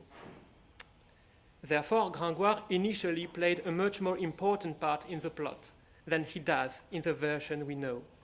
But nonetheless, it should be noted that Victor Hugo, that the character of Pierre Gringoire was retained by Victor Hugo in the final version of the novel, even though he could have been removed altogether, since another character had somehow taken his place between the two versions. So today I will talk about Pierre Gringoire, that is to say, about a demoted character, and I'm going to what he embodies and what he represents in the plot. I will argue in 3 points. It's José Luis Diaz, poet fantaisiste or poet. Reading of the character was linked to Esmeralda.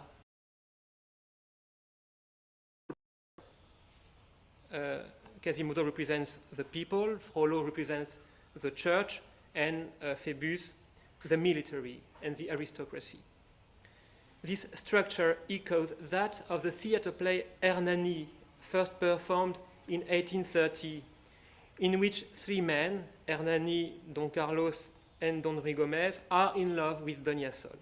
This play was originally entitled, in Spanish, it was a Spanish title, Tres para una, 3 for 1.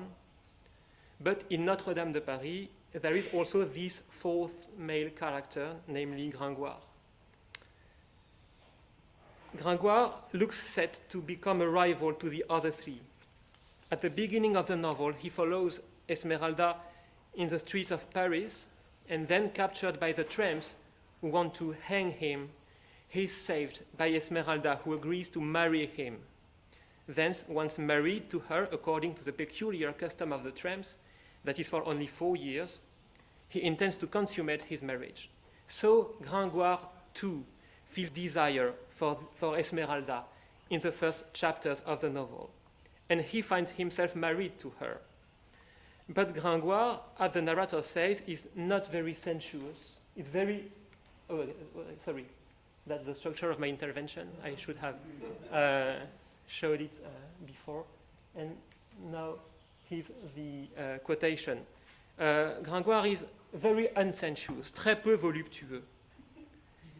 Indeed, his love for Esmeralda gradually declines, replaced by love for her goat, Jali, then for sculpted portals. And I have another quotation. At first, I was fond of women, then of animals, now of stones, he explains to Frolani in 1830. I do believe that the tumult that prevents the performance of the good judgment can be seen as a reminder of the Battle of Hernani itself, the very turbulent performances of the first performances of Hernani, which of course makes Gringoire's assignment to the pole of classicism. Gringoire and Hugo, in the course of the book, real talent, if not exactly lyrical. At the beginning of the novel, he fails to convince to spare him the gallows. He is only in the 11th hour intervention founded in the good judgment, or the lofty comparison and the living tripod of man, now give way to metaphors like this one. The thunders of God are not hurled against a lattice. This is a grotesque metaphor, no doubt, and a little ridiculous one, but also a striking, visually powerful one. And striking because of the burlesque gap between subject and complement, between the thunderbolts of God and the lattice. Suddenly, Gringoire emancipates himself, motivated by urgency. He emancipates himself from the rhetorical shackles of classical, and in a certain such a sense of Hugo's own style and of Hugo's own of the grotesque and the sublime. So, from a counter-model, Gringoire also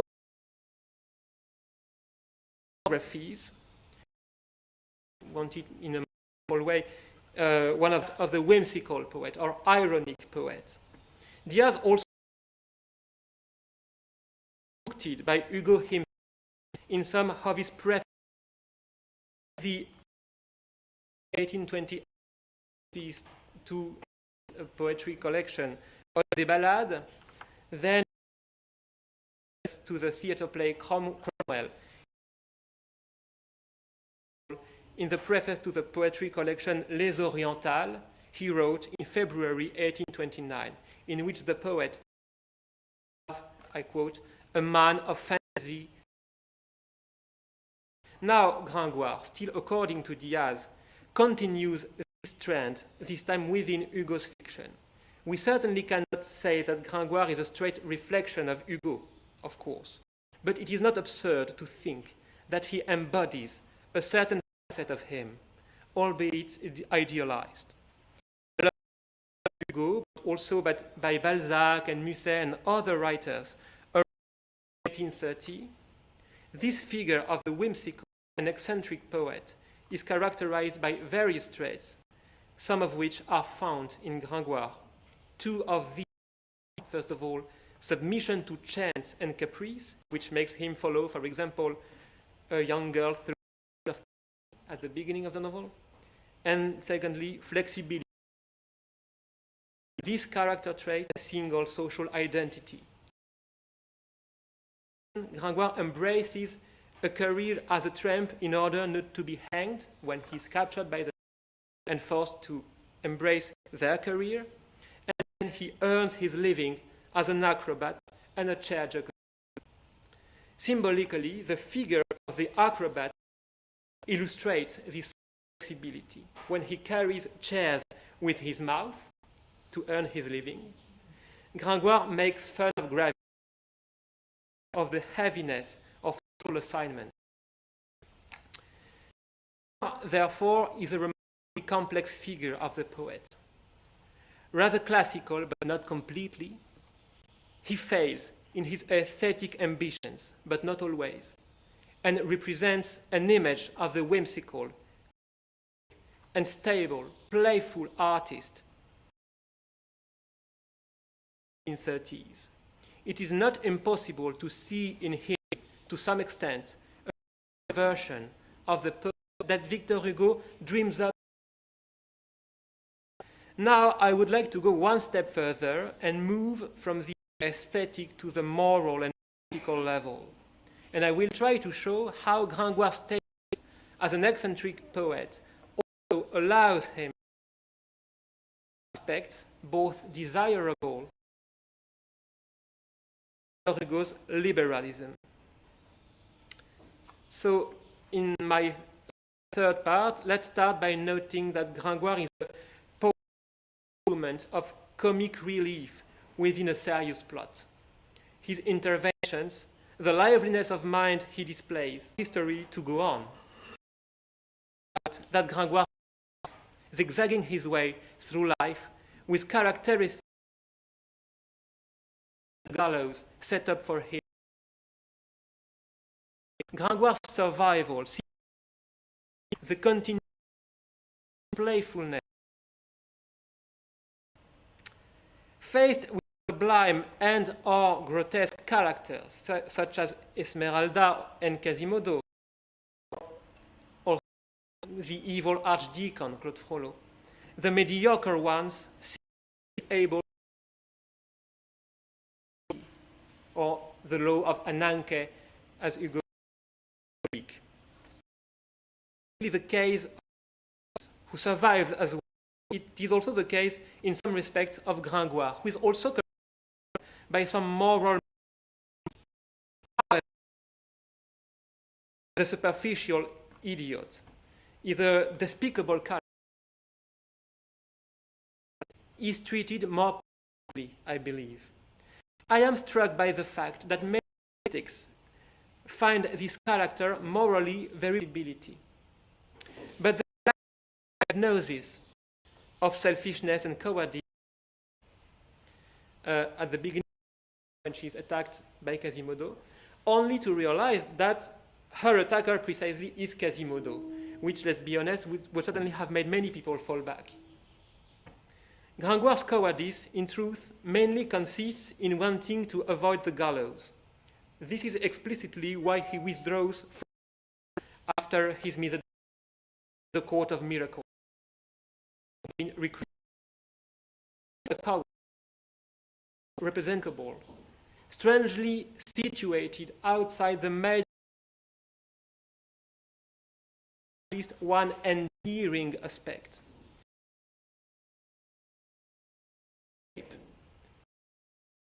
Enduring possibility for the average human being. And I would like to relate this to Hugo's, and here's why. Liberalism is a key term in Victor Hugo's political and aesthetic ideology in 1830. In the preface to Nani, for example, he states that, a famous quotation, romanticism is nothing else. This liberalism is, among other things, in individual elements, is the defense of the individual's right to privacy against kind of encroachment. It can be, for example, tyrannical encroachment of political power against the rights of love, as in Hernani and Doña Sol, thwarted as a brutal.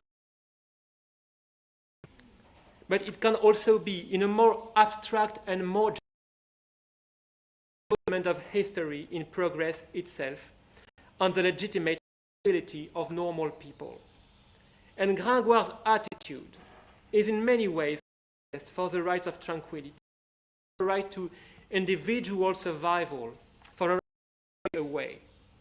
And I don't think it's too far-fetched that the Hugo of the early 1830s is to some extent tempted, or by the of Gringoire. But of course, all these must be immediately qualified. The joy with positive connotations eventually turns into eccentricity with more trouble. Gringoire's interest in Jelly is parallel with his in it is not too far-fetched to see this as a zoophilic desire This zoophilic desire is not portrayed by the narrator as a perversion or a monstrosity, but as a rather innocent psychological quirk character. And carved stones, which are also vaguely eroticized. The fact remains that at the end of the novel, when he has to choose between saving Esmeralda and saving her goat, Jelly, Gringoire chooses to save the goat, and indirectly sends the gypsy girl to knowing that Frollo will not protect her and becomes murderous. Marked symbolically tendencies imply on the one hand freedom and escape, but also at the same time fall. To conclude briefly, I say that the poet-philosopher only problematically acquires a function in the plot. On the other hand, it seems what makes him central to the economy of the text is that he materializes or embodies the reassuring possibility of escape. Escape from the narrative. He's totally absent from the narrative between Book 2 and Book 9. Various systems that escape from the affective economy of the novel. He's the only one important male character who to see in him the project with the temptation of the social commitment. Victor Hugo's poems up in the last line of the poetry collection, Les Feuilles. Tendencies exist in Hugo, especially within fiction, the desire for political of withdrawal. Escape from moral responsibility, have I just said. If I return to the episode of Djali's rescue, in this episode, Gringoire does rescue someone. He rescues the goat. And in this regard, he does not completely shirk the duty of assistance or altruism. His criterion for choosing the person to be saved is aberrant, or which to the same thing comes under when Gringoire affirms of his the logic becomes an act of freedom, becomes a murderer. Some critics Gringoire and have a perspective at the time must see him as holding together the two sides, joyful and sometimes deadly, of utopia. And this is what the novel invites us to do. Thank you very much.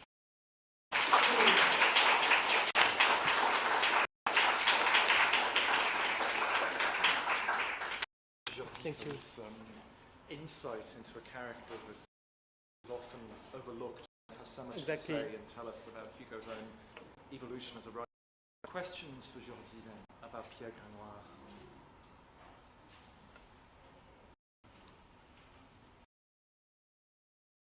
Thank you. Because You're welcome. I've often wondered what is Pierre Gringoire doing in the novel. So I have many more insights now. What you said makes a lot of sense. But you remind me, and I can't give you any quotes, I don't know. At the beginning, there where he's trying to finish what he says, seeing absurd. Whether Hugo, right, Hugo is a poet,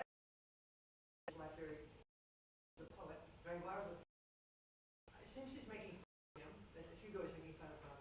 So I wonder about that. Could one read it that way, at least at the beginning? This perspective on Gringoire is not. There is also this an auto-ironic dimension. That's what okay. Yes, I think so. Yes, I think so. Making Yeah. sort of fun of himself? Yes. Because he does that in other plays. Hugo does Yes. that in Yes. other. Thank you. I think it's how difficult it is to actually put a play on Locally, everything's going to east. Very illuminating. The character of Graham, when you know this man. Here's a man inside the plot and who's an entertainer, basically. He's like silly.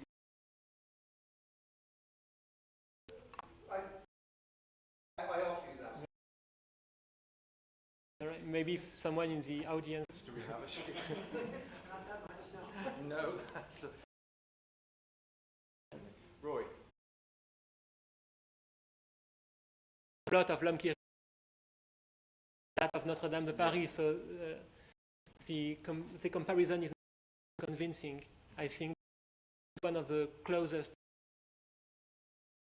I think Nicola had a question as well. Thank you for doing this. As, I've always worried about minor characters in novels because I always feel as though critics equate their status as minor characters with their being unimportant. And they take just about as much energy, I think, sometimes more. I'm sort of wondering, it sounds like a trivial question. It isn't. He chooses the goat. He's No, if that's what you have said. Maybe ability to love. Sorry, he's also lacking ability. So, but he's happy with the goat, and it has to be noted the union between as the preface writer of the U.S. edition. The novel, and it's the only yes. It's a real goat, not like we saw just before. No, it's a real goat. It's a real goat, and Gringoire is very with her, and the is when Gringoire and Frollo rubs herself against Gringoire's leg. I think as well there's the biographical of the easy path in Hugo's writing, for just having the Dame Esmeralda. He probably also his own life because he or something like that. Other questions? I can't forget. As readers, you can't help. And you suggest that the poet wasn't imagination can only do so much, but when they're not quite there. Actually, Gringoire is in some sequences of the book. Gringoire is quite brave. He's devoid of bravery when he tries to save from Quasimodo, knowing that it is Quasimodo. But also easily manipulated. I think something that always strikes me about Gringoire is when Frollo he's manipulated by Frollo. With him, and you can see the trap Yeah. that Frollo is laying. Yeah. And again, you think with Gringoire, wake up. Yeah, and he really thinks that Frollo is on the same side. That's why in the last sequence, when he goes away with the goat, he's legitimate to will watch over the gypsy girl. He will betray her. I think we have another question there. Very, very interesting. I never. The one beautiful thing about the passage you have up on the board there is that there's something there in the French which is totally missing in the English, unless I'm mistaken. I'm not excellent at French. But ne prit pas la fuite, mais il ne fit point un pas de plus, which is a sort of total immobilization, such as I don't think I've ever seen in a single sentence. The part comes back in a different sense to this last part of the sentence. Yes. Absolutely amazing. It's That's where he's totally paralyzed. Yeah. Exactly. Il ne Yeah, it's translated. Maybe it's a bit under-translated. Gringoire did not run away, neither did he advance another step. It's a translation by Catherine Liu. Maybe it's, yes, under...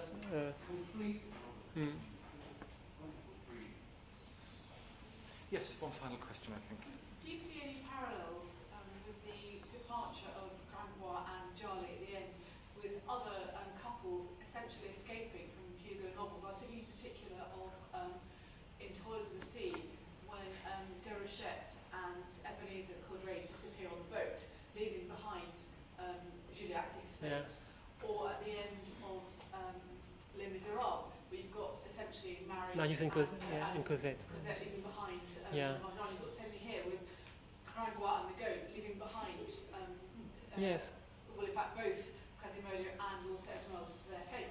It just struck me as a sort of theme that seems to appear at the end of a lot of Hugo novels. Yes, you're right, and I think that one of the main problems one of the main issues for Hugo is that history must go on. So he needs some characters who survive and who are happy together and marry.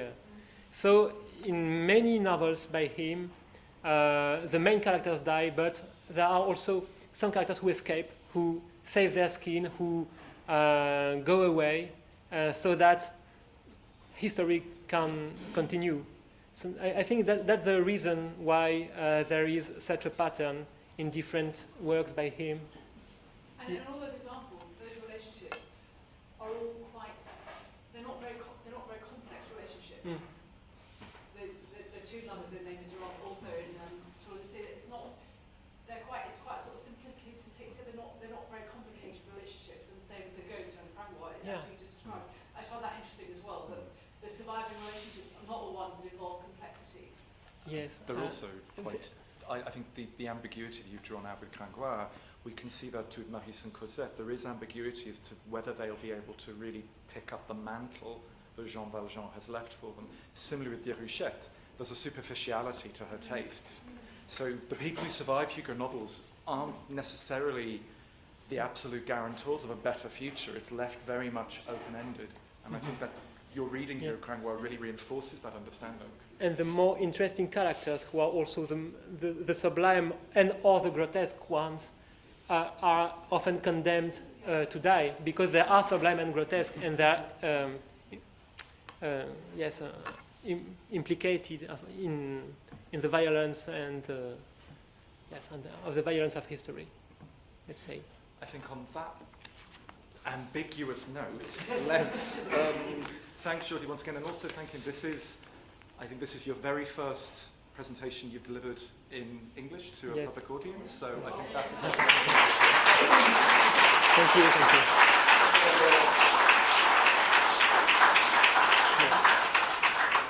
you. Thank you. So we can have a quick 5-minute break.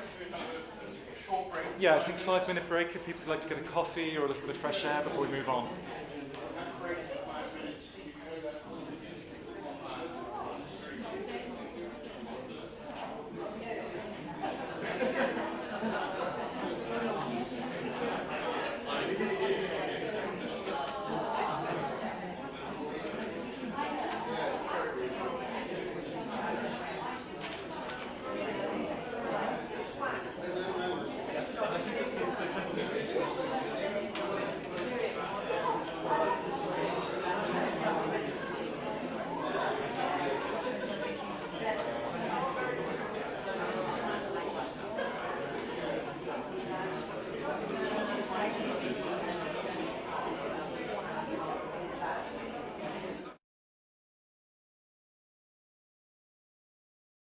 Exiled from France, banished from Jersey, Victor Hugo arrived off St. Peter Port in October 1855.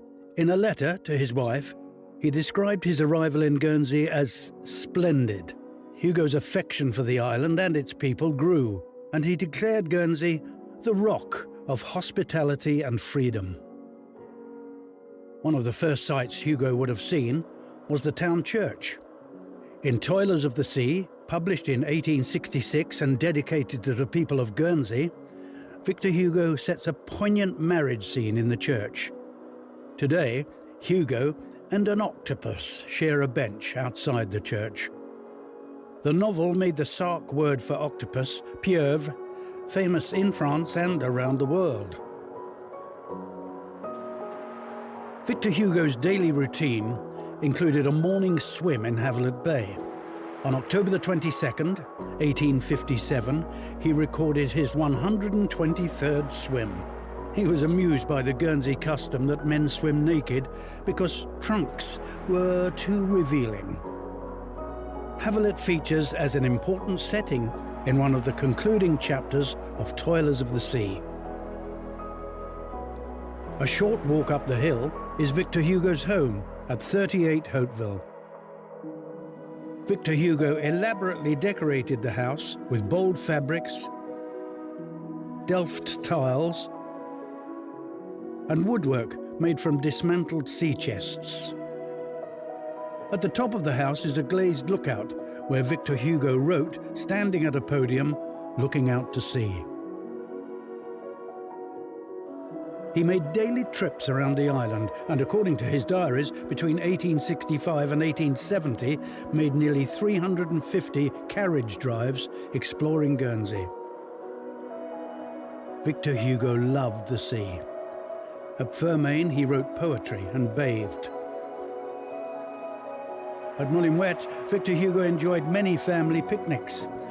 A 19th century guidebook says, Molinouette is approached by a water lane in which wood and water combine with rock scenery and the most brilliant tints of tree vegetation. Here we see him with his family in front of a cottage that provided tea and picnic provisions.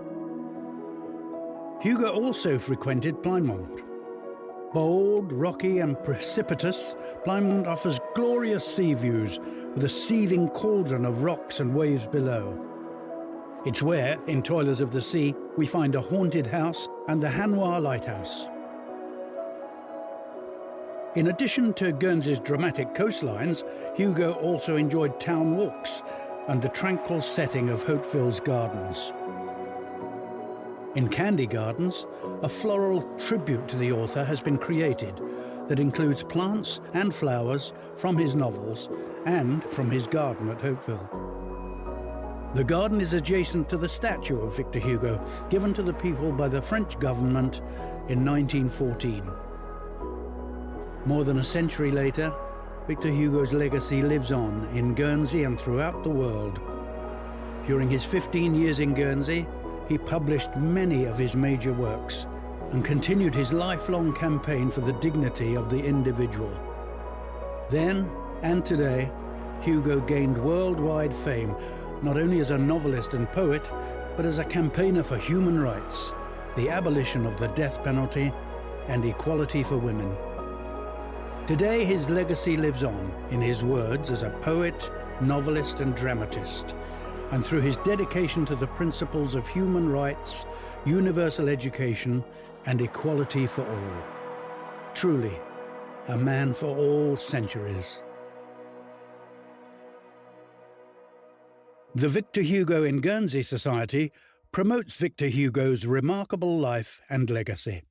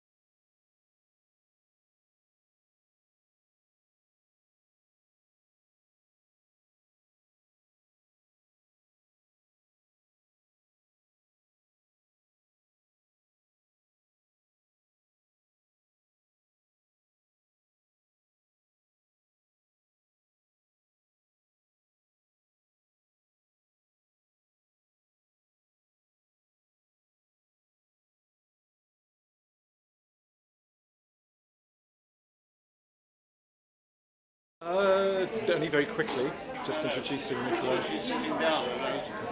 think she's just talking to him, because everyone just takes their seats again.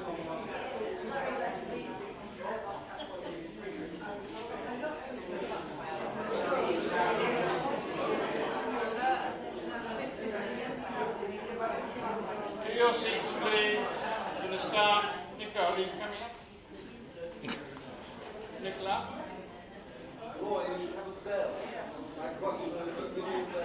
The bells, the bells. I couldn't, I haven't got enough strength to hang on. That's Right.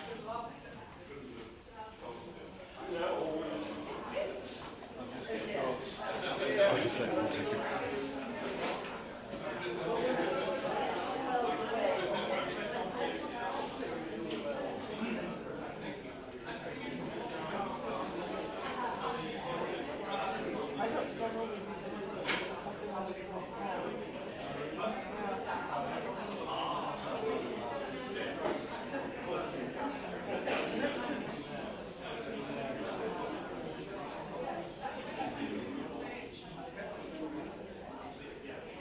There we go.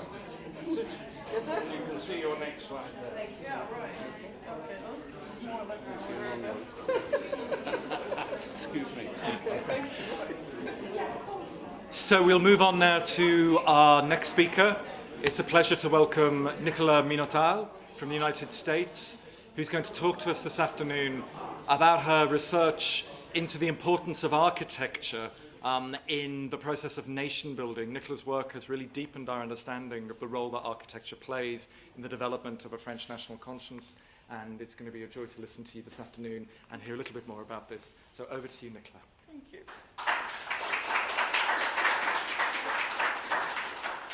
I hope I don't disappoint you with my presentation, partly because all of that research that I've done into architecture, nation building, ideas about construction, both of building and of narrative, kind of all get poured back into literary analysis. So I'm going to do a little bit of that as well today. So of course this is a young Victor Hugo, smaller forehead than we've seen today, right? Lord, which way is up for this thing? Okay, right. So I wanted you to have a look at something totally different. Right, so a book of poetry written by Charlotte Bronte was written written by Charlotte Bronte when she was only 13 years old, was resurfaced. She's done a couple of these, and there have been some that have been around, but this is the latest one to have resurfaced. And as you can see, it opens with an imitation, carefully formatted by the author herself and for her own eyes, of a publisher's machine-copied typeset formatting for the title page of a book written by somebody else for the eyes of many others.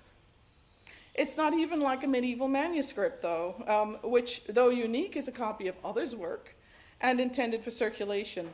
Charlotte Bronte's book has been in the hands of very few people. It was for herself, a precious one-of-a-kind artifact until the present day. It can now be transformed, however, by technology from singularity to reproducibility and circulated beyond the collectors into whose hands it has fallen. The world may soon be able to read and discuss it. Her original artifact will continue to be precious, but in a different way. And I'm sort of, stay with me. I'm going to come to Notre Dame anon, right? So Hugo's Notre Dame de Paris is almost the opposite.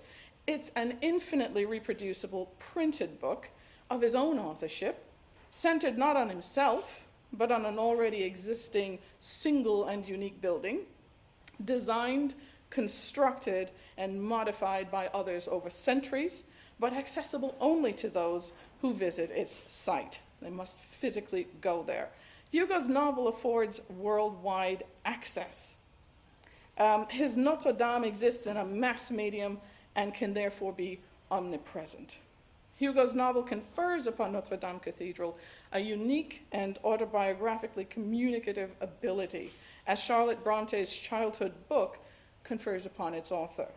The literary precedents go back at least as far as Aeschylus' Agamemnon. I'm not going to be talking about Agamemnon. However, there's a talking building in Agamemnon. Cassandra approaches the house of Atreus. And, anytime you have an author talking about something like a house of Atreus, yes, we're talking about that strange cannibalistic family, but we're also talking about a house. And the house speaks to Cassandra. And she can see all the awful things that are about to happen because the house speaks to her. But she is also in a position to hear the house. She's in a position to hear what it communicates. And this is one of the things that Hugo wants to do with Notre-Dame de Paris. He not only wants to communicate all sorts of interesting things about architecture and novels, but he also wants to prepare his readers. That second level of reader that he talks about in his preface in 1832, he wants his readers to understand and be prepared to read that text. So, the house of Atreus, the building there, can communicate only to those who haven't ruled out the feasibility of the message that she's communicating, of what is being forecast by the building. And so that's where mythic knowledge makes even the least learned and clever members of the audience smarter than the chorus. And in a way, Hugo's going to do the same thing for us as readers. He's going to make us a little smarter than the characters in the book. Hugo's Notre Dame, through his prophetic voice, intones his narratives and its own poems. The building does speak for itself.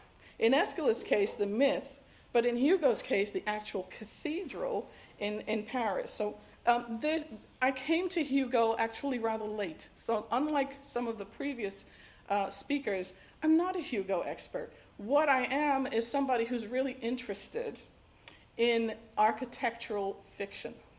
I'm interested in those novels that are trying to stretch the genre in interesting new ways in the 19th century by using buildings right at the center rather than using personalities at the center of the novel. So I got to Hugo having encountered William Harrison Ainsworth, an author practically no one has ever heard of, but who was heavily influenced by Hugo. And that's how I got back to Hugo. So Ainsworth and Hugo are writing architectural novels in the sense that I'm thinking about them.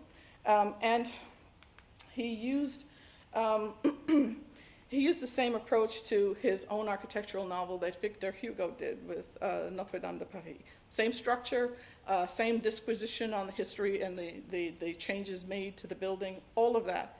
The difference in his novel is that the building no longer exists, except in his novel. This, of course, is an image that we've all probably seen too often from the fire from 2019. But I want to read you the text that comes next.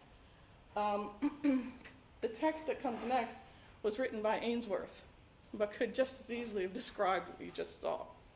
So overhead, he says, and this is near the end of Old St. Paul's, A Tale of the Plague and the Fire, which is set in 1666 in London, which is an annus horribilis for London. He says, overhead was heard a hollow rumbling noise like that of distant thunder, which continued for a short time, while fluid streams of smoke crept through the mighty rafters of the roof and gradually filled the whole interior of the fabric with vapor.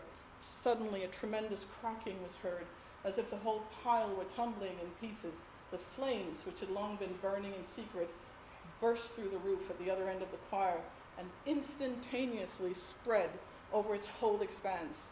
A cry of wild exultation was heard in the great northern gallery. My words have come to pass. It burns, and will be utterly consumed. Well, he knows that this is what's going to happen because he set the fire, but that's a whole other thing.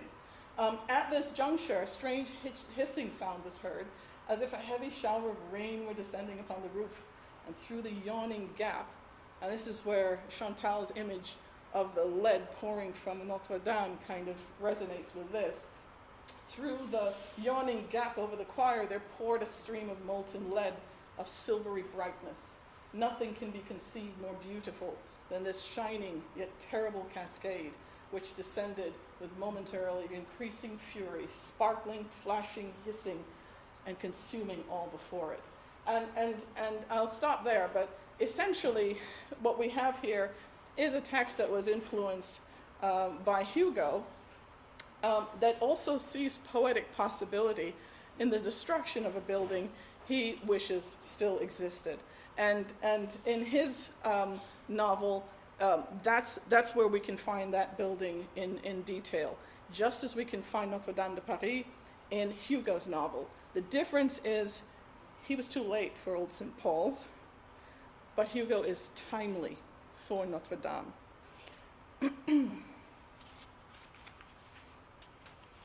So that's what I want you to see. So this is Hugo's Notre-Dame. This is what the building looked like before it was restored. So Hugo knew such buildings were no longer being built, right, except as revivalist showpieces. The conditions that made the cathedral's evolutionary creation possible no longer prevailed in his dominant contemporary cultural reality. The divine right of kings and Catholicism as unquestioned ideas carried no real weight in post-revolutionary France. People no longer saw churches as places to hear news of the world from fellow Catholics on pilgrimage, or to catch up with neighbors during holidays while they heard Mass. In a book called The Gothic Cathedral by Wim Swan, he points out that there were decrees forbidding people to take shots at the birds that would fly into the nave, into the cathedral, and to forbid ball games. And you think, well, where's the awe in that, right? But awe is not synonymous with decorum and decorous behavior. And so what he's showing us is that the cathedral was a living building. And what Victor Hugo wants to do, of course, is to do the same in a 19th century context. So Hugo witnessed the general indifference to the cathedral. There's no collective impetus to preserve a building that revolution had discredited. His novel was a means of preserving its history and appearance through the ages. Even if Notre-Dame disappeared, like the Bastille, from the Paris landscape, it would live on in his novel and maintain its presence in French culture, just as Old St. Paul's does in Ainsworth's novel. Walter Scott had done this years earlier, right, with Edinburgh's Tolbooth Prison. And if you've read The Heart of Midlothian, you know that that building exists, lives, and breathes in that novel. But of course, in reality, sorry, I have to scroll through these. This is all that's left. And this heart in the pavement in Edinburgh is positioned at what would have been the entrance to the prison. The prison exists now only in Scott's novel. So clearly Hugo was heavily influenced by his readings of Walter Scott.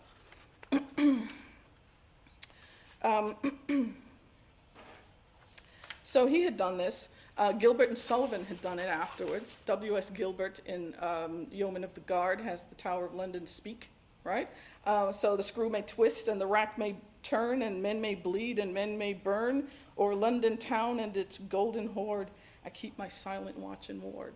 So there's another talking building, sort of making its own case for its continuity and survival, essentially. And this just as the Tower of London becomes less and less relevant as a military building. So I'm interested today in how Hugo sort of puts the cathedral into the book and why making it a central person made the novel durable and the building itself the cultural icon and symbol of France that it is today. For Hugo's novel successfully metamorphoses building into novel and monument into self-narrating monumental persona. His metamorphosis gives the cathedral political as well as aesthetic dimensions, and Hugo reintroduces art into the socio-historical world Notre-Dame inhabits in 1482, and by implication, the socio-historical world it inhabits in his contemporary 1831, 1832. And he enmeshes marginalized characters in both, which is why the previous talk was so wonderfully positioned before mine. And so those marginalized characters, their inclusion in this text is another one of those democratizing aspects of this novel, I think. Hugo's hybrid and ultimately democratizing work reached beyond the expectations of novels as ephemeral entertainment. The Notre-Dame de Paris was widely read, gave it an opportunity to inculcate the idea of national identity and collective claim to national art, and to offer a way to image and thus imagine political stability after the storms of popular unrest. In early 19th century France, ethnicity, that is, a sense of a common cultural identity, takes shape in the wake of revolution and the consequent urgent need to redefine France without its aristocracy and some of its architectural trappings, such as the Bastille. French self-definition as a natural consequence of the French Revolution continued through a protracted period of unrest and reevaluation of the original revolutionary enterprise. But it was also being formed at first by writers, and I think this is a crucial thing, that before we can imagine things into law, into legislation, it is the creative artists who actually sort of help us to visualize these things first. So it was being formed at first by writers, by journalists, pamphleteers, and therefore through reading as a subversive activity. So Hugo's use of literature to engage in forming a national identity arose from an established radical intellectual context. In other words, this isn't a grenade he just hurled at random into the intellectual and cultural life of France. There was a place for this. And we'll talk about this in a little while, that this narrative comes at a timely moment. The world it is introduced to is ready for it. There's a paradox. So by the beginning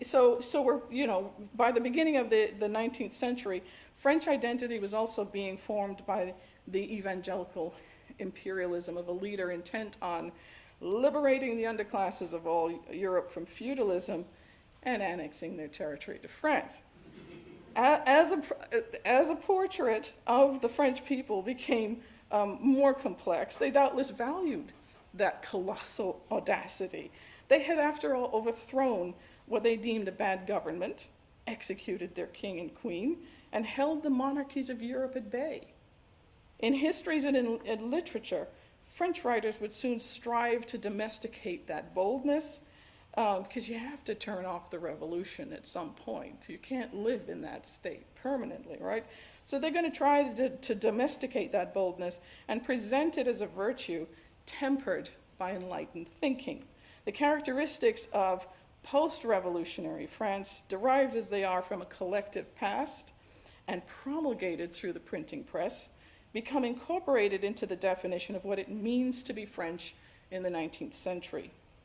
There is a paradox inherent in the idea of a novelist fostering a more direct relationship with the past and his readers. Such a past can only be a mediated one, shaped by the medium itself, as much as by the author who uses it. And Hugo is most definitely aware of this. And the phenomenon didn't even have the charm of novelty. The Revolutionary and Napoleonic Wars were most certainly fought in the clubs and coffee houses of Europe, where people read and discussed the latest news from various theaters of war. So I want to go back to my bizarre little cartoons, if I can. There, I just love this. It's Wellington and Napoleon carving up the world, right? It's a pudding. And so it's called The Plum Pudding in Danger, or State Epicures Taking un Petit Souper. The great globe itself and all which it inherits is too small to satisfy such insatiable appetites. But this is how people heard about wars. This is how they heard their news. And it comes sort of late. You know, this was published in 1816, I believe. But it's coming belatedly. And it's coming mediated in this way, right? And you can liken this to those sort of splashy chyrons and headlines that you get on news programs, right, nowadays. But again, it's coming belatedly. So you have this kind of, this kind of mediated relationship with the events of the world, with events that touch your own country, your own nation.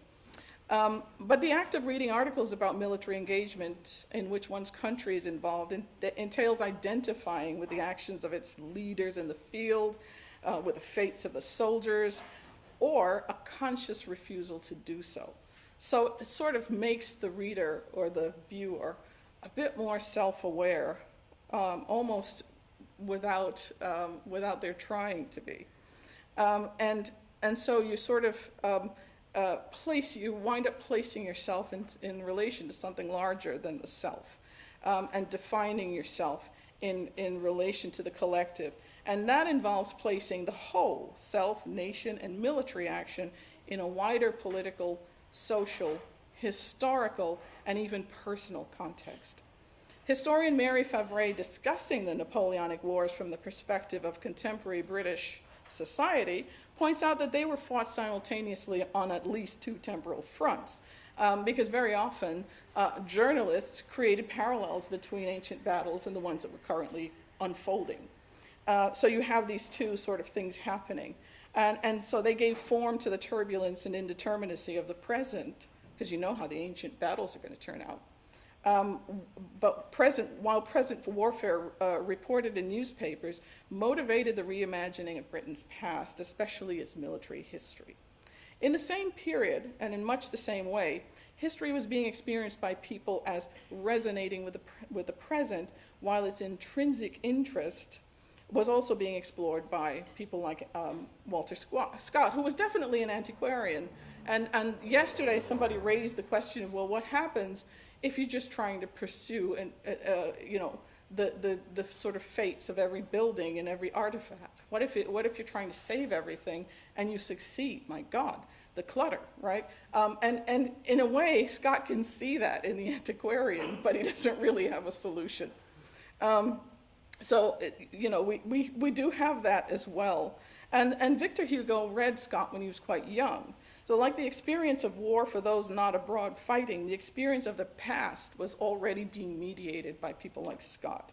And also before him, by word of mouth, by legend, by family stories. So we're still getting history. We're still getting the past through narrative, through story. Such narratives were as compelling then, as I said, the lurid images, the dramatic graphics that we're accustomed to today. Like them, the intensely visual novels of Hugo and his contemporaries were persuasive and geared to appeal first to sentiment, but the fact that the French public were already consumers of journalism bears repeating. That includes broadside activism, which was often posted on buildings, so they're reading buildings anyway. So Hugo's asking them to read buildings in a different way.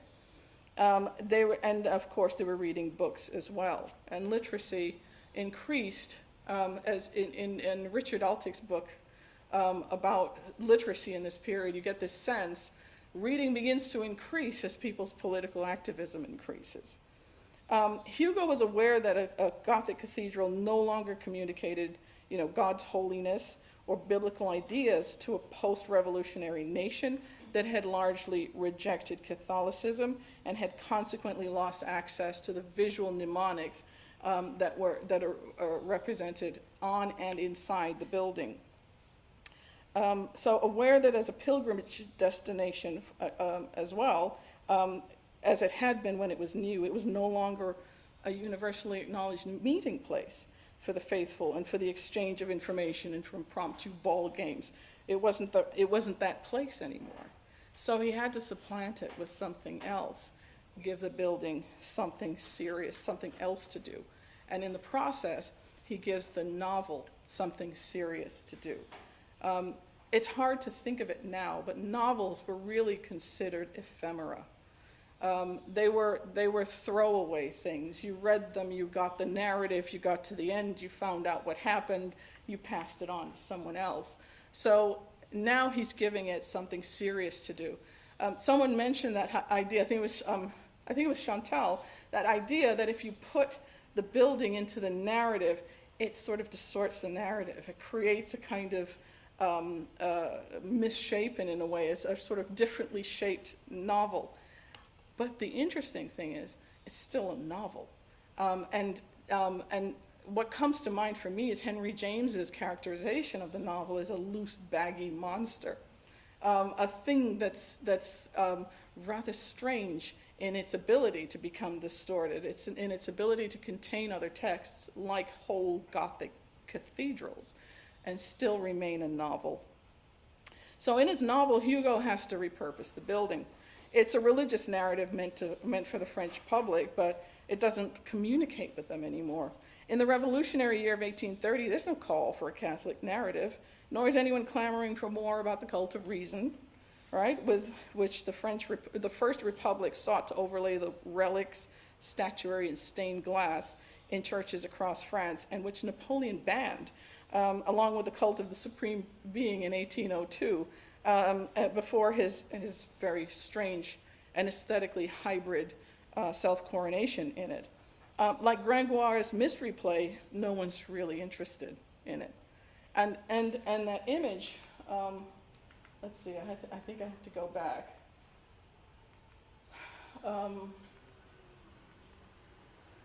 More news from abroad, right? That's the Battle of Waterloo. But this is the image I wanted to get back to. This is the embodiment of early 19th century irrelevance, cultural irrelevance of Notre-Dame.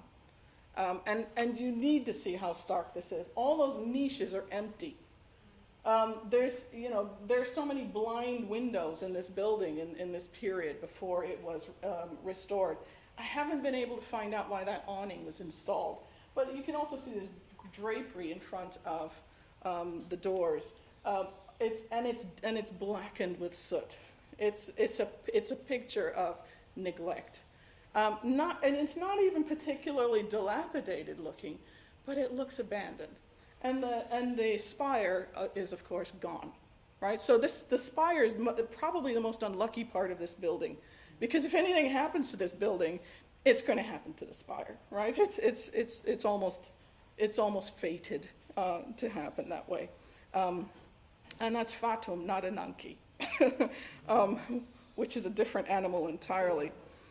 So Hugo's got to repurpose this building, and he's got to turn it into something else. So he concludes that his historical moment is ripe for something else, a complex narrative that asks fellow citizens to view the building as a monumental work of art created by their ancestors, not a political shill for the Ancien Regime, not something that is going to take away the hard-won freedoms of the French Revolution, not one that's going to rearrange society and put it back 100 years.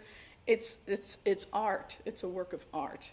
He also wants them to see in the Gothic edifice an historical narrative in which the revolution and the popular impulse to rise up in the face of injustice are French characteristics centuries in the making. Even Louis the 11th, the universal spider, as he was called, is a revolutionary. He's a guy who actually rebelled against his own father, armed rebellion, and it didn't succeed, but he still was sort of plotting and jockeying himself into position the whole time his father was alive. So you get the sense that spider image in the novel sort of resonating in all sorts of interesting ways. So this spider, there's Louis the spider, there's the spider web in Claude Frollo's little secret, alchemy office, and then there's the rosace, right? The rose window, which Viollet-le-Duc's and Lassu's renovation that he thought of as kind of unsuccessful, because he thought that they made the tracery too heavy and obscured the stained glass. So he had real problems actually with the Viollet-le-Duc Lassu renovations that were done. And the other thing he hated were the niches, the statuary in the niches, because he said, well, they just grabbed some saints like the ones they have at Chartres and just stuck them in there, but there were kings in there. So he had a big problem with that as well. But he wants his readers to see the Gothic edifice as an historical narrative in which the revolution and the popular impulse to rise up in the face of injustice are French. So though the cathedral was no longer communicating religious doctrine to the public, and encouraging them to gather as it once did, Hugo used the medium that supplanted it, that is the printed word, to communicate the building's value to its readers. Hugo recognized the emotional immediacy and intellectual compelling nature of a good narrative. But to make a narrative work, you have to get it right. And there are many ways of getting it wrong. Hugo teaches us how to recognize an effective narrative because he wants us to appreciate his novel and the cathedral at the center of it. But he also wants his complex hybrid narrative, which mirrors the nature and structure of the cathedral, to communicate with the masses and provide an environment for the meeting of minds and the exchange of information and ideas. So that's going to happen virtually through the novel rather than in person in the cathedral. The novel as a popular medium in print will supplant the building in this capacity, and the building will be given another assignment. To accomplish this shift in roles from building to novel, Hugo painstakingly makes the point that the plot is not the only element that makes a story effective. It is necessary to tell the right story for the circumstances. Hugo posits the idea that a story needs a context from which to emerge, and in which the context for its reception already exists. In this novel, these conditions are provided by the circumstances of France in 1830, the year of the July Revolution, and within the novel, by the cultural realities of 1482, the year of the death of Louis XI. In one instance, Hugo presents the characters with a story to tell in broad strokes by differentiating the storyteller's geographical origins from those of her hearers in one case, and by showing us that a storyteller's fixation on the narrative to the exclusion of the audience will lead to failure in another instance. And that's Gringoire, of course, but we'll get to him. The narrator knows how the narrative should unfold by reading the room. In the novel, Hugo tells the tale of the poet Gringoire's near-death experience in the Court of Miracles, when he offers the wrong narrative at a crucial moment in his interactions with people who want to kill him. There seems to be a pattern developing at this point since in the novel, right? Since this episode comes after his failed attempt at the mystery play. The audience is more interested in who's going to be the next Pope of Fools. They're not interested in the mystery. This time, though, he's wandered into a slum administered by beggars and thieves who minutes before looked to him like walking scaffolding. The buildings are walking as well as talking in this novel. And he has to talk his way out of danger by creating a sense of kinship between himself and them. In much the same way, Hugo must offer readers a narrative that will convince them that Gothic architecture is French, and while it is ancient, belongs in the new France currently struggling into existence. In both cases, the stakes are high. Gringoire's insistence on identifying himself as a poet, no less, earns him a death sentence, while the underworld king's persistent interruptions undermine his efforts to do even that. A story, we see, cannot be effective if it's frequently interrupted. When he finally gets his chance, after sentence has been passed, the uselessness of the disclosure becomes glaringly evident. "Ah, it's you, master," said Clopin. "I was there. Ah, well, comrade, since you bored us this morning, is there any reason not to hang you this evening?" Gringoire's attempts to use his life story to escape a death sentence fail. Though he does not actually die, his failure to supply the needed narrative is a missed opportunity to expand dialogue and garner sympathy or a sense of kinship. Esmeralda, one of their own, must come to the rescue, something he will not do, as was pointed out, right, that when she is under sentence of death. He destroys rather than builds trust and forecloses any possibility of finding common ground with his interlocutors, even though he is as much a vagrant and an outsider as they.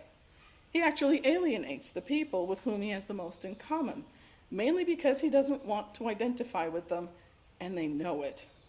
Hugo is clearly aware of how narratives can go wrong, and Hugo surely did not want his narrative to go the way of the vagrant poet's inappropriate, preempted one.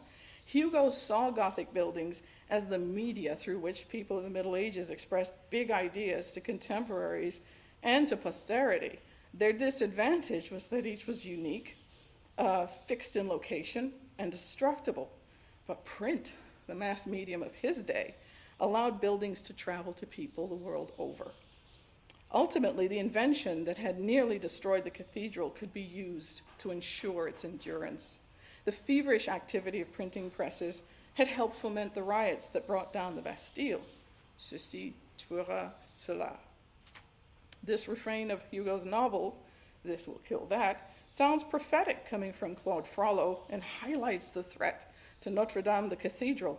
Transforming the building into a narrative could undermine it as a meeting place and unique relic in space, in real space, but it didn't. Its virtual existence in print made it infinitely reproducible and portable even without the physical presence of the building, it would still exist. Even if that fire, heaven forfend, had taken away that cathedral, it would still exist in Hugo's novel. And I think that's really important, because that's one of the things that motivated Hugo to write the novel. Because at some point, it will disappear. Not in our lifetimes, I hope, but at some point it will happen. Ruskin talks about taking care of buildings because at last they are going to become dust, but at least they will exist whole, with their whole artistic history in these novels. To counterbalance his presentation of ineffectual narrative, like the mystery play that Gringoire attempts to present to a distracted audience in the Great Hall of the Palais de Justice, or like the irrelevant biography he attempts to construct in the Cour des Miracles, Hugo provides a paradigm of effective narrative, and it sort of sneaks in. We're inclined to kind of read past it without paying attention. But Hugo presents these sort of relatively minor characters. And remember, a minor character still takes intellectual and creative energy to create, right? So he presents minor characters, and yes, he dashes them off in broad strokes, but they're going to play a really important role in the narrative. So Mariette is going to tell a story about that explains why she doesn't like gypsies. So though the narrator presents her as a provincial, Mariette is from Reims, right? And that's where Louis XI was crowned. So she identifies herself as a citizen of a cathedral town. I'm no mere provincial. I'm from Reims. Kings were, crowned in my cathedral. What do you have to say for yours, right? So she kind of competes in a way for legitimacy as a storyteller. So she's anxious to establish that credibility, and she does it through place. Her reaction to Esmeralda leads her companions to observe that the recluse also hates gypsies, just as violently as she fears them. However, her willingness to speak, contrasted with the recluse's determined silence, provides an opportunity for her hearers and for Hugo's readers to gain insight into two approaches to phobia, right? The recluse's hatred and Mariette's fear. Because phobia is actually not, it's both. It encompasses both. And I think Hugo is aware of that, actually. Mariette's story develops into the story of Gudule and Esmeralda, the gypsy she loathes. The two apparently unconnected narratives of Esmeralda's mysterious origins and the recluse's mysterious past are reconciled through this single narrative. Instead of a digression, the subsidiary story reveals important information about Gudule and Esmeralda's mother-daughter relationship. It is a revelation, that's a spoiler, I'm sorry. It is a revelation that comes to the characters themselves much too late. A trip to a recluse's cell has yielded insight into the novel's greatest mystery, which is Esmeralda's identity. Hugo reminds us that these stories emerge from places and from the needs of the people who occupy them. And again, drawing a parallel to the novel itself. He demonstrates the interrelationship between narrative and life, between history and present, while he demonstrates his talent for linking stories and controlling a sprawling narrative structure. But this story also reveals the extent to which identity is bound up in the past and in one's memory of it. And it's important to bear in mind that Hugo and his contemporaries are beginning to see memory as a narrative in itself, as something that's constructed, not as something that just happens spontaneously. Memory and story are closely related. Gudule has an incompletely formed story about her past, which she doesn't share.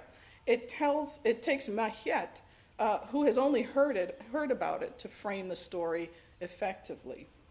On the other hand, Esmeralda has no idea who she really is, because she has no memory of her life before her kidnapping, no story to tell, and no willing audience. Her identity is therefore fluid and can easily be determined and altered by anyone willing to assert power to create a new one. This is why it's so easy for Dom Claude to assign her the identity of a sorceress, while the man she admires can render her totally nondescript by forgetting her name and calling her similar. A fitting companion for Quasimodo.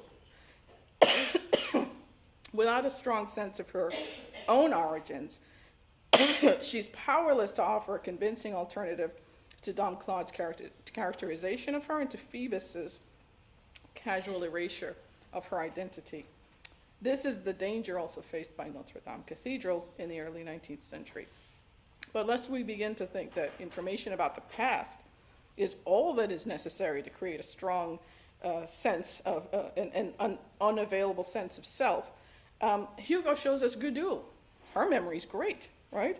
It's extraordinarily vivid. Her problem is the same one that Louis XVIII had.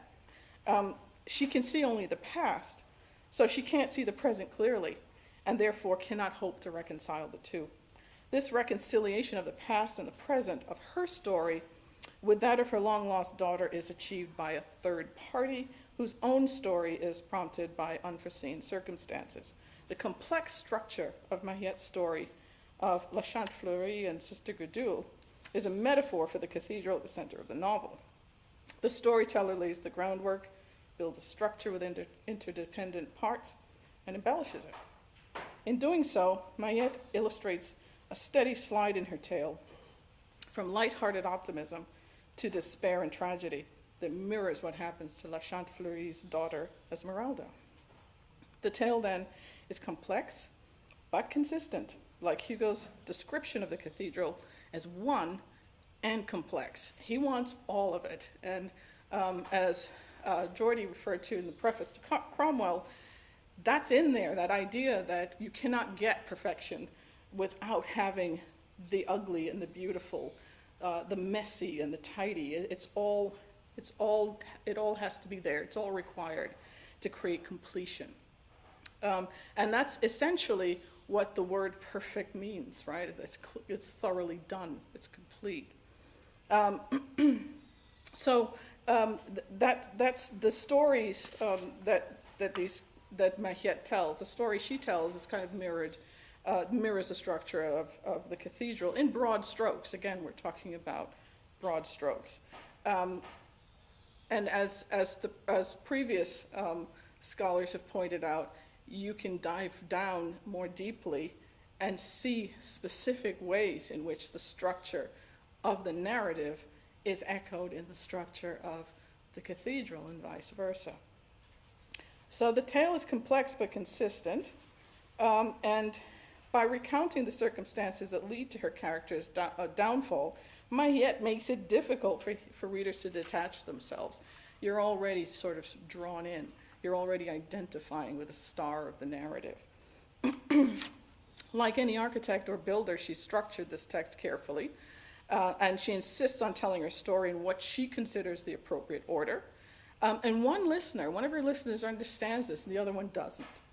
Oudard urges her to resist Gervaise's impatience to know immediately how the story is going to relate to gypsies and kidnapping, because she starts off with this whole sort of mise en scène and the characters, and Gervais says, yeah, skip all that, but how does that relate to Sister Gudule? How does it relate to gypsies?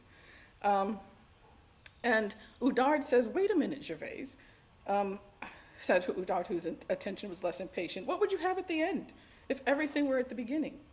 Hugo's narrator describes his character as having more patience and, in effect, as better able to pay attention to a narrative told according to the teller's priorities. As a more responsible listener, she ensures that the narrator is not made to stray from her original plan and that the narrative is not dismantled in the interest of instant gratification. She instructs her companion in how to listen to the story, in part by hinting at Mahiet's chronological ordering of events. Her response, when she says "pour chant fleuri," is also a clear indication that she's following the storyteller's cues and is processing the train of events in the desired way. Though both listeners can understand and enjoy the story, only one of them is aware that the story needs to be told in a particular way in order to be more than simply entertaining. And that once again gets us back to Hugo's two levels of reader, two types of reader. The one who wants to get to the end to see what happened, the one who's interested in how the story is being told and what else the story has to convey. The character's discussion about storytelling also sheds light on how Hugo understood the plight of the Gothic building, wrenched like Esmeralda from its original Catholic context. As a religious narrative in the 19th century, the cathedral is incomprehensible and incomplete. As an historical one, it's extremely provocative.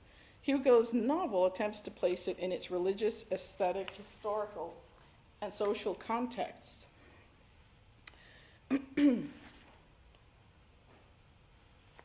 Simultaneously, just trying to do that all at once, by including the narratives that go with each one so that you can show the reader how the needs generated in each contributed to the creation and subsequent changes to the building. And that's, again, that loose, baggy monster that the novel represents.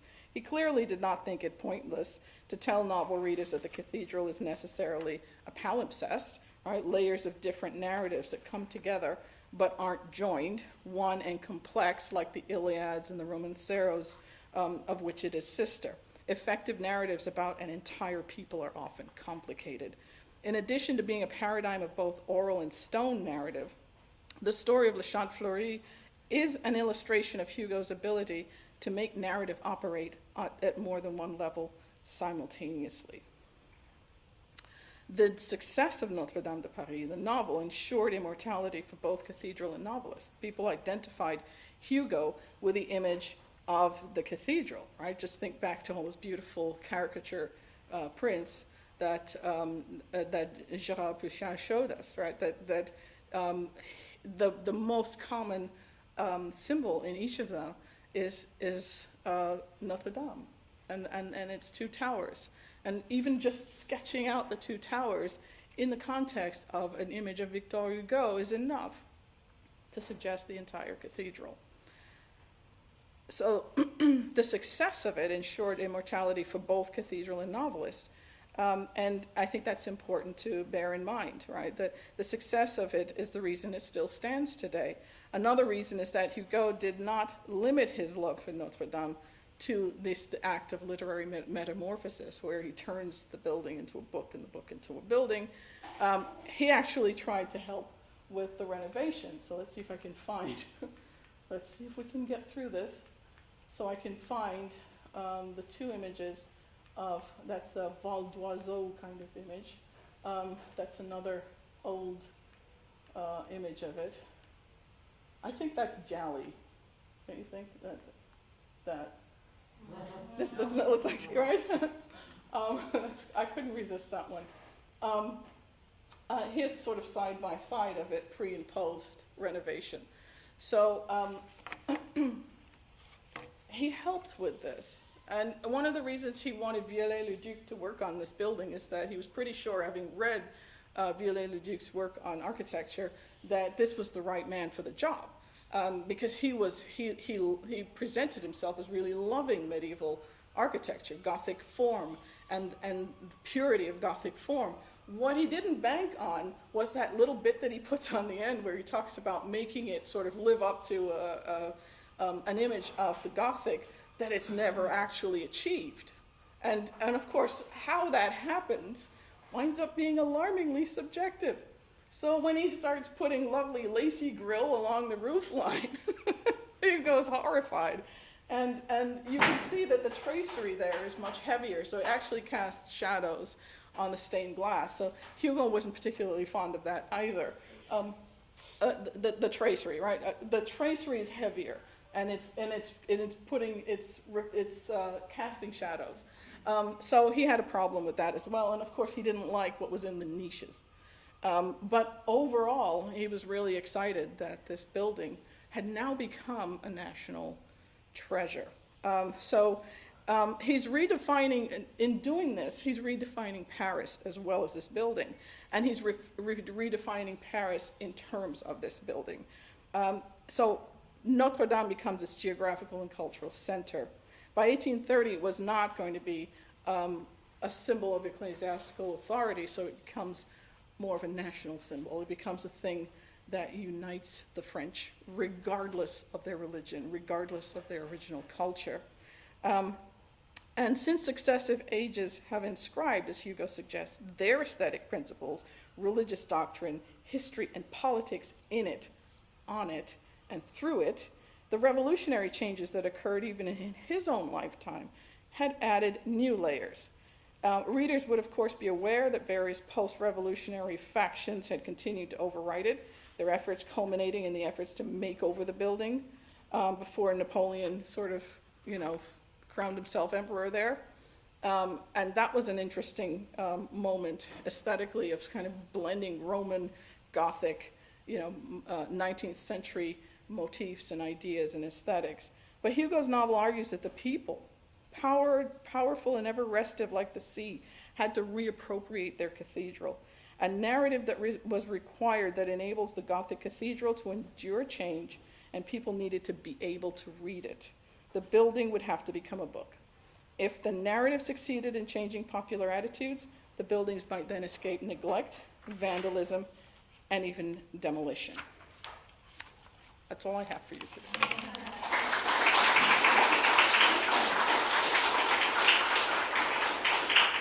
Sorry, I know it went on long. I'm very sorry. No, not at all. We've got time for questions, certainly, because we're a little bit ahead of ourselves. So, good. Are there any questions for Nicola? Yeah. It's a very simple one, actually. Has it been observed that the facade of Notre Dame is the age?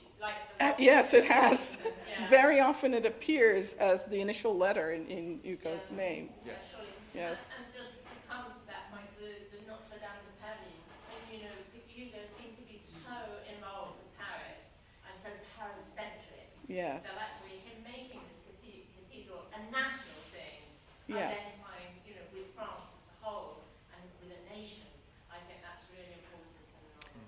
I agree.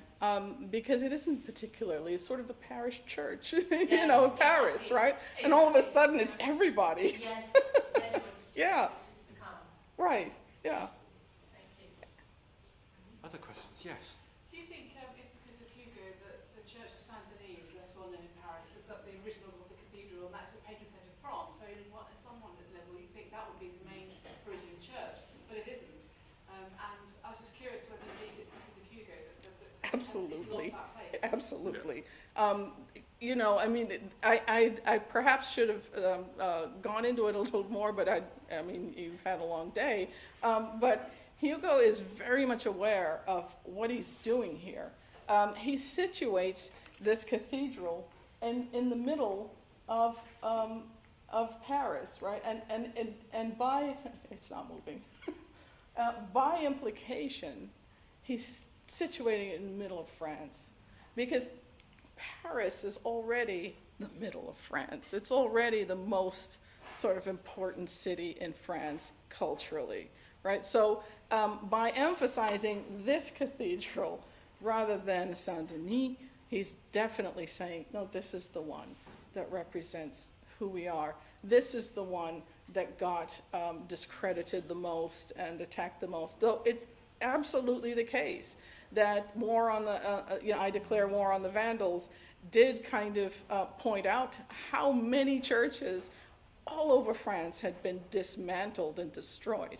And this is, and he thinks of it as a sort of murder. They're being killed.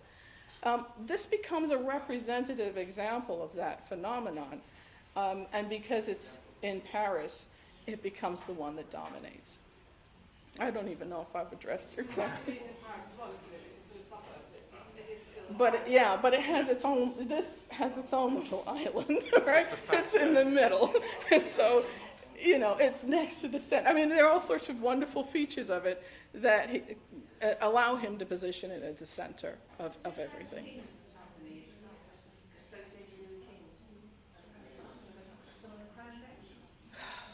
Well, I mean, Notre-Dame has a changing status when it comes to the royal family and the validation or the succession of different stages of the monarchy. But yeah, Saint-Denis, it does. I'm sure at some stage it played a role.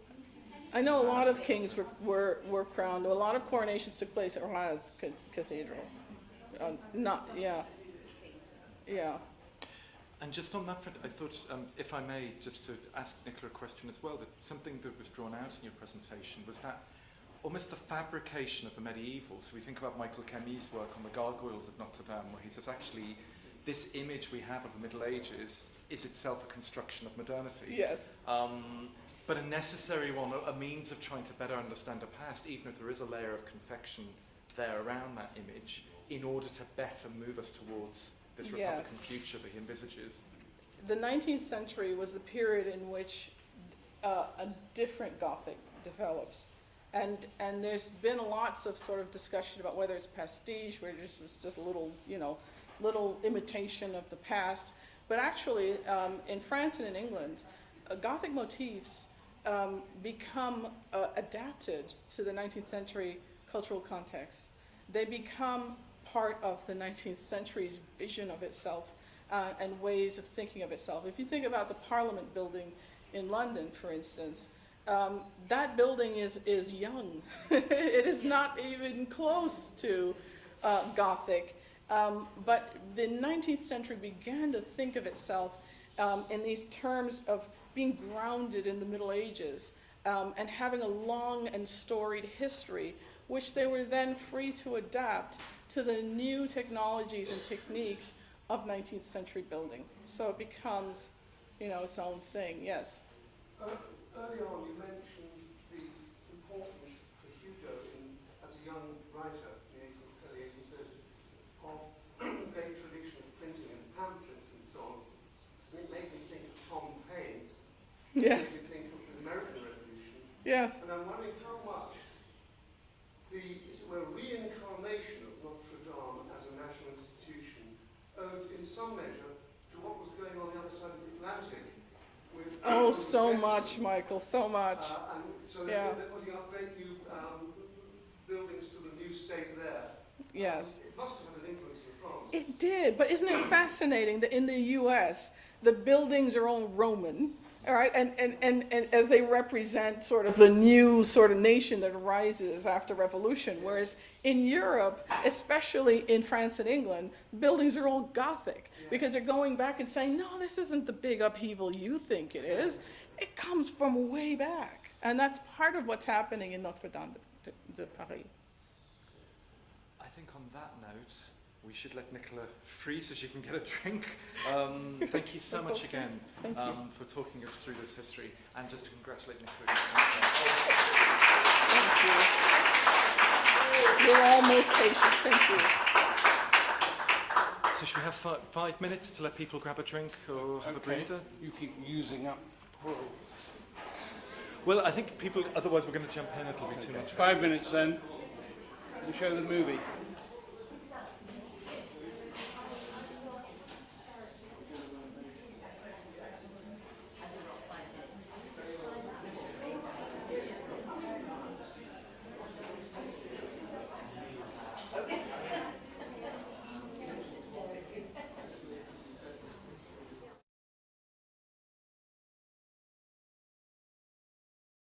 Exiled from France, banished from Jersey, Victor Hugo arrived off St. Peter Port in October 1855. In a letter to his wife, he described his arrival in Guernsey as splendid. Hugo's affection for the island and its people grew, and he declared Guernsey the rock of hospitality and freedom. One of the first sights Hugo would have seen was the town church. In Toilers of the Sea, published in 1866 and dedicated to the people of Guernsey, Victor Hugo sets a poignant marriage scene in the church. Today, Hugo and an octopus share a bench outside the church. The novel made the Sark word for octopus, pieuvre, famous in France and around the world. Victor Hugo's daily routine included a morning swim in Havelet Bay. On October the 22nd, 1857, he recorded his 123rd swim. He was amused by the Guernsey custom that men swim naked because trunks were too revealing. Havelet features as an important setting in one of the concluding chapters of Toilers of the Sea. A short walk up the hill is Victor Hugo's home at 38 Hauteville. Victor Hugo elaborately decorated the house with bold fabrics, Delft tiles, and woodwork made from dismantled sea chests. At the top of the house is a glazed lookout where Victor Hugo wrote, standing at a podium, looking out to sea. He made daily trips around the island and, according to his diaries, between 1865 and 1870, made nearly 350 carriage drives exploring Guernsey. Victor Hugo loved the sea. At Fermain, he wrote poetry and bathed. At Molinouette, Victor Hugo enjoyed many family picnics. A 19th century guidebook says, Molinouette is approached by a water lane in which wood and water combine with rock scenery, magnificent ferns, and the most brilliant tints of tree vegetation. Here we see him with his family in front of a cottage that provided tea and picnic provisions. Hugo also frequented Plymouth. Bold, rocky and precipitous, Plymouth offers glorious sea views with a seething cauldron of rocks and waves below. It's where, in Toilers of the Sea, we find a haunted house and the Hanois Lighthouse. In addition to Guernsey's dramatic coastlines, Hugo also enjoyed town walks and the tranquil setting of Hauteville's gardens. In Candy Gardens, a floral tribute to the author has been created that includes plants and flowers from his novels and from his garden at Hauteville. The garden is adjacent to the statue of Victor Hugo, given to the people by the French government in 1914. More than a century later, Victor Hugo's legacy lives on in Guernsey and throughout the world. During his 15 years in Guernsey, he published many of his major works and continued his lifelong campaign for the dignity of the individual. Then and today, Hugo gained worldwide fame, not only as a novelist and poet, but as a campaigner for human rights, the abolition of the death penalty, and equality for women. Today, his legacy lives on in his words as a poet, novelist, and dramatist, and through his dedication to the principles of human rights, universal education, and equality for all. Truly, a man for all centuries. The Victor Hugo and Guernsey Society promotes Victor Hugo's remarkable life and legacy. Welcome back, Florence Naugrette from the Sorbonne in Paris. Florence is no stranger to the Society. And indeed, when we think about 19th century literary studies, Florence's work on French Romantic theatre has been integral to our understanding of French theatrical history.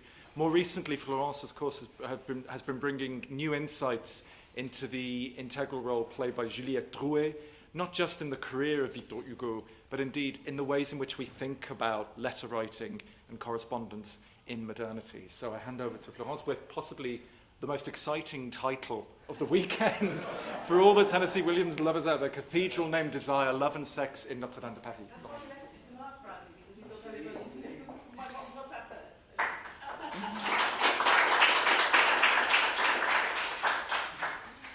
Thank you, Bradley, and thank you to the Victor Hugo and Guernsey Society for inviting me again. Notre-Dame de Paris is a novel dealing with impeded love and a violent desire. The more it is impeded, the more violent desire becomes in Notre-Dame de Paris. This might come as a surprise for a reader who has in mind the usual stereotypes about Hugo's sex life. Everybody knows or assumes that sex was an important aspect of his life, that he had a number of affairs, that he would abuse of his power with his housemaids. This preconceived notion is not entirely wrong. Indeed, it is correct to a large extent. However, it also conceals a more complex reality, a guilty conscience, and a vitalistic understanding of carnal desire and of love, which broke out in the mature collection of poems Les Chansons des Rues et des Bois, Songs of the Streets and Woods, published in 1865 when Hugo was 63.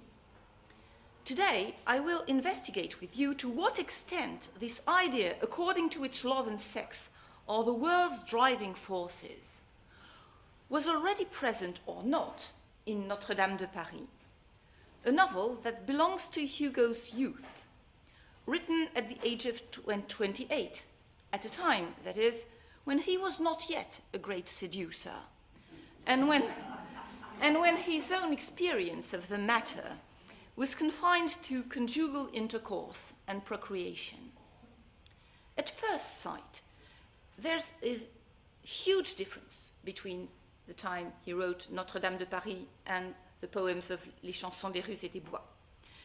In Notre-Dame de Paris, in 1831, sexuality is restrained, impeded, doomed, miserable.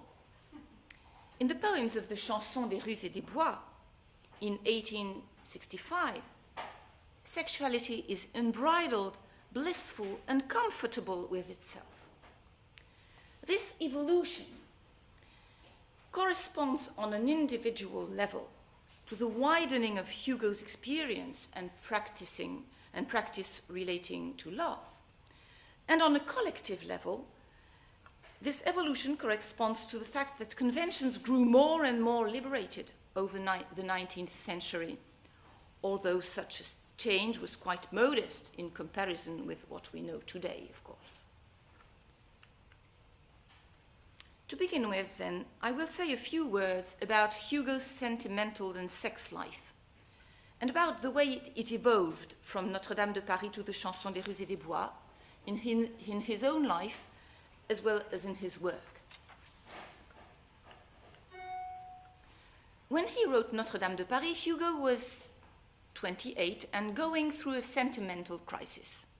He had married his childhood friend Adèle Fouché at the age of 20 in 1822.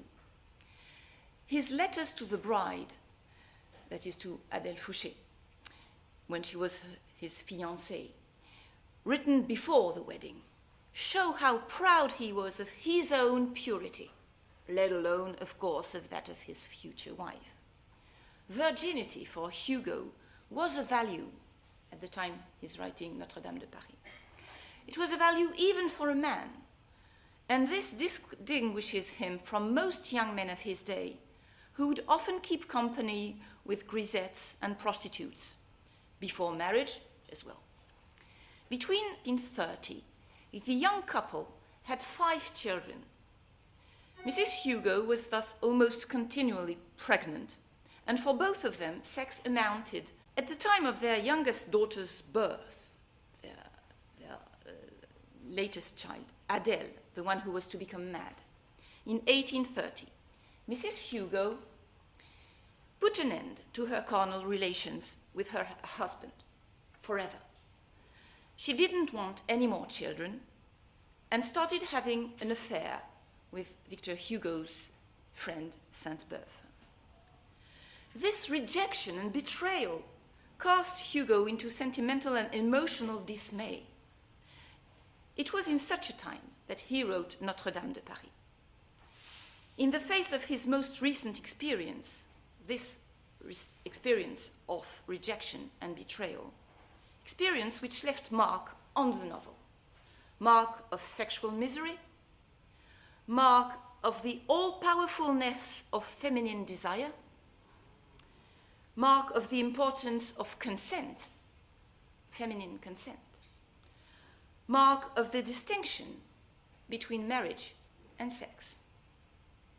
After he published Notre-Dame de Paris, it took another 2 years for Hugo to start enjoying a happy sex life, severed from procreation and marriage, in a way that is well known, and whose important steps I will call to mind in order to show not its quantity, which remains mysterious, unknown for the most part, and doubtless exaggerated by the legend depicting Hugo as a faun or as a satyr. I'll try to show its variety according to its social and ethical determinations. Another life began for Hugo when he met Juliette Drouet in 1833. This actress and former courtesan introduced him to sensual pleasure, passion, self-giving, and soul mating. Since she was supported by him and thus gave up her career as an actress, Hugo experienced with her a sort of second conjugal life or bigamy, for which he was blamed by his contemporaries, but which gave him sentimental balance, self-reliance, and a great indestructible love. In any case, it lasted for 50 years and until death. After Juliette became as his second wife, with her too, Hugo soon grew unfaithful, and his clandestine affairs took on new forms. 2 great passionate romances, each lasting for 7 years, with Léonie Billard, on the one hand, a married woman whom he was seeing between the age of 42 and 49, and with Blanche Lanvin. She's called Blanche Lanvin, that's why. No, we probably, there is one photograph of Blanche Lanvin, but I'm not sure at all it is really Blanche Lanvin. That's why I don't show the photograph. I have no proof that it's Blanche Lanvin. It's somewhere on the internet called Blanche Lanvin, but there's no proof that it's her. And anyway, I'll show you several blank slides because I want you to listen to me and not to look at the pictures. Blanche Lanvin was a housemaid with whom he experienced a reciprocal passion. He was between 70 and 77. She was between 22 and 29. And she was madly in love with him. He probably met prostitutes. Very little is known on this subject, no more than a few notes taken on diaries. He also occasionally paid for sex, that is, for favors which were perhaps only partial and seldom went as far as complete lovemaking, with housemaids who were specifically paid for this in addition to their usual wages, with temporary guests, with actresses seeking parts, and with admirers giving themselves to him. As for prostitution and paid sex, he was probably ashamed of it. In a text that was initially to belong to Les Misérables, he wrote that every day the best pay mysterious tolls to evil. Evil. Evil, is that it? Hugo's existential itinerary with regard to sex thus evolved from the veneration of chastity for the purposes of a conjugal life destined for procreation to more or less accepted adulterous or venal relations which to a greater or lesser degree were experienced in secret and guilt. Hugo's work, for his part, tends to resolve these psychic and moral contradictions by representing love and sex in various fashions, depending on the literary genre. His theatre works seldom represent sexual actions, for obvious reasons, censorship watched behaviors closely and did not abide any affront to public decency. Love and sex do play a part in Hugo's novels, but hardly does an accepted sex life. Almost all the male heroes of his novels are either chaste, for instance Jean Valjean in Les Mis, or Gauvin in 93, or frustrated, for instance Gilliatt in Toilers of the Sea, or Gwynplaine in The Man Who Laughs. Only in lyric poetry do an apparently disinhibited and multiple sex life, as well as happy romances, come to the fore. This was already true of the poems of the 1830s, dedicated to Juliette Drouet, and it still holds for the poems from the Chanson des Rues et des Bois that show such acceptance of free love and multiple desire that they were deemed outrageous by Catholic and reactionary critics and caused Hugo to be charged with immoralism. Let's come now to the work in question and study the representation of love that Hugo gives in this novel, which he wrote during his youth, at a very painful and critical time for his conjugal life, as we have seen. I will begin by studying how women are pictured by the character of Esmeralda, that obscure object of desire, as Louis Buñuel would have said. She elicited so much fascination that she inspired the emoticons of a dancing lady we use nowadays. Try on your smartphone. You write dance on your smartphone and you get Esmeralda. It's nonetheless necessary to distinguish the Esmeralda from Hugo created by Hugo from the various clichés that are conveyed by the film, cartoon, musical, or comic book adaptations of his novel. The Esmeralda from Hugo's novel is not a femme fatale seeking to arouse men's desire and either giving herself to all as a whore or refusing herself to all as a tease. Rather, she is a young 16-year-old girl, a virgin, and she will remain a virgin until her death, both innocent and naive, an idealist for whom love, the great one and only true love, means, quotation, a man and a woman mingled into one angel, it's heaven.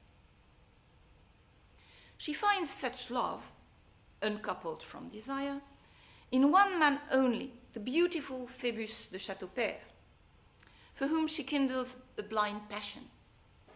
Moreover, Esmeralda stands by her freedom to love, to dance, and to act as she will, by doing favors to others out of kindness, pity, or charity. When she quenches Quasimodo's thirst, for example, out of pity. When she saves the life of Gringoire, the poet, by accepting to marry him, though in name only, without practicing sex with him. Esmeralda is also an independent woman who knows how to make sure she can afford to stand by her desires. These consist in dancing out of aesthetic and sensual enjoyment in order to make a living, but not to entice men. Another desire of Esmeralda that she wants to make sure she can afford is training her goat, Jali, to make tours and tricks. For instance, as in this picture, training her to spell Phoebus. And if you look at the letters here closely, believe me, P-H-O-E-B-U-S.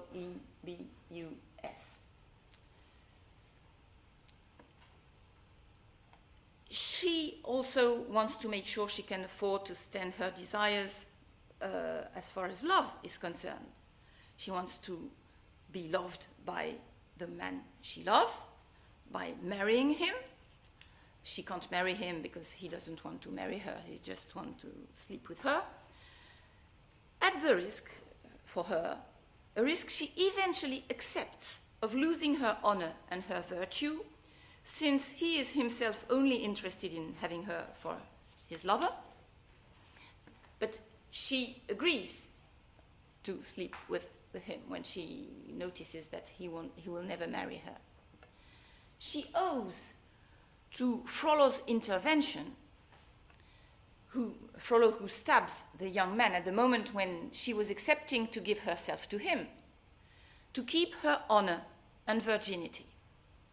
She feels free of giving or denying her consent, giving it to Phoebus out of love, denying it to Frollo out of disgust and horror, and this will be her downfall.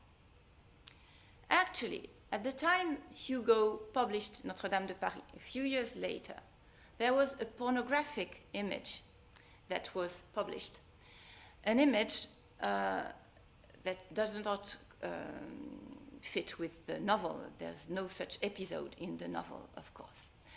But this image, in a way, understands something about Esmeralda, namely the powerful of feminine desire, whatever it can be, and without having to be justified. I show it to you. It's a pornographic image.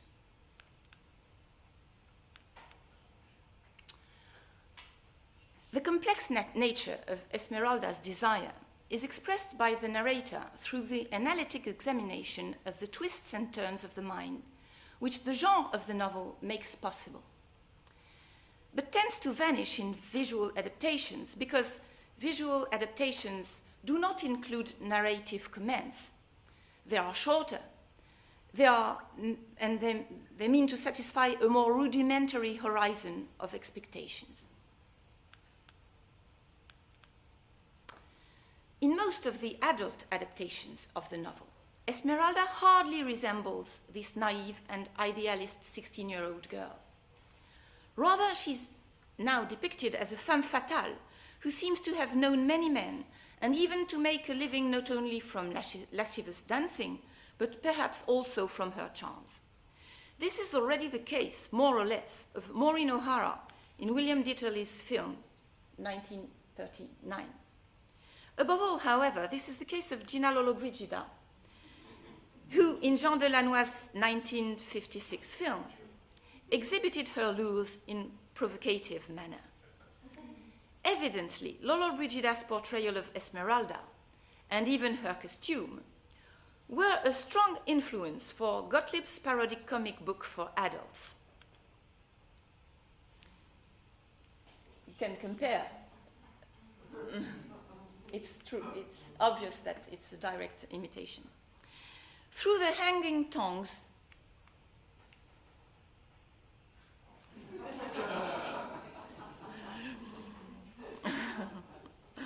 through the hanging tongues of the members of the audience, the cartoonist highlights the effect produced by her dance. Note the admirable cinematographic composition of the drawing in this picture, with this lovely shot zooming on her décolleté, as well as the farcical fade out on Frollo's eyes, to which it gives way, and then the dezooming on Frollo's face. Such an over-eroticization is more visible still in the 1996 musical by Luc Plamondon and Richard Cocciante, not only because of the singer Hélène Ségara, who is in her blooming maturity, but also because of the very words of the songs. In the song Bohemian Girl, Esmeralda portrays herself by the side of Phoebus and standing by her freedom as a highway girl. She sings, "Who can tell whom I will love tomorrow?" which implies that she stands by her sexual freedom.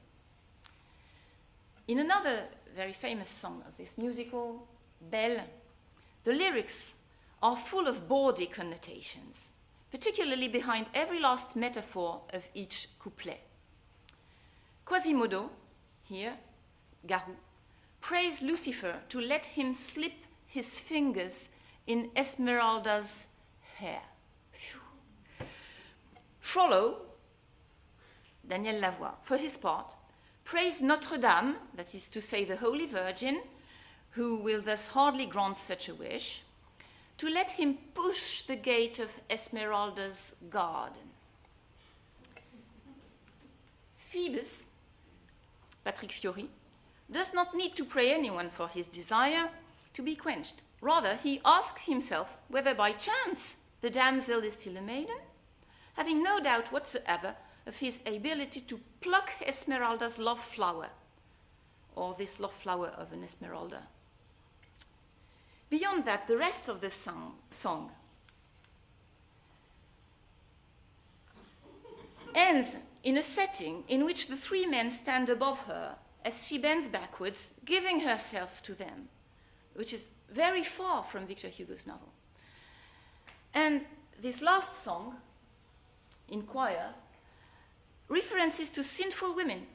Eve, who bears the original sin, quotation, Maria Magdalene, whom one took for a lady of the night, Lot's wife changed into a pillar of salt.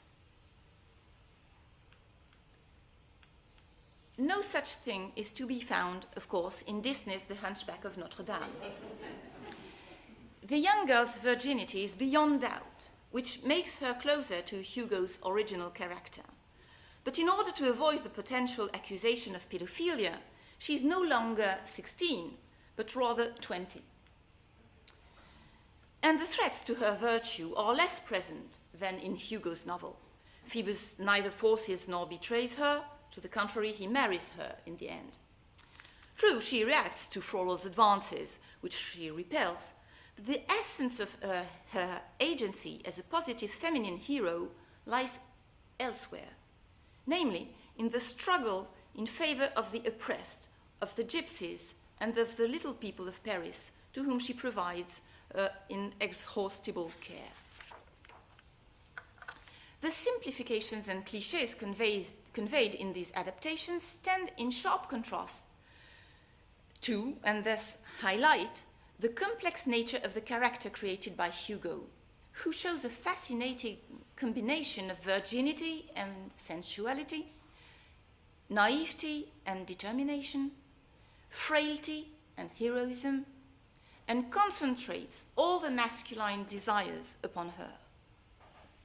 As Jordi has said, in the preceding year already, 1830, in Hernani, Hugo had represented three men in love with the same woman, Doña Sol, and had even considered to use Tres para una, 3 for 1, as a subtitle for his play. And Jordi has shown us that it's even more than tres, it's cuatro, 4, in Notre-Dame de Paris with Gringoire. The same structure can be found in Notre-Dame de Paris, 3 para una or 4 para una. The work expresses a mimetic conception of desire, quite in agreement with the anthropological theory developed by philosopher René Girard. Each male character's desire grows in relation to his awareness of the fact that Esmeralda is desired by the others with whom, as in Hernani, each engages in a relation of rivalry. According to Girardian theory, man is a mimetic animal. His desires are not drawn from himself, but are the result of imitation. Desiring a given object, for the child a toy, for the teenager or the fashionista a piece of clothing, for each and everyone a social status, has less to do with the object in itself than with the desire to be like the one who already desires it. That is, to be in keeping with others in one's own desire, and to be like the one whom one takes as a model, whom one imitates because one wishes to be like him or even to be him.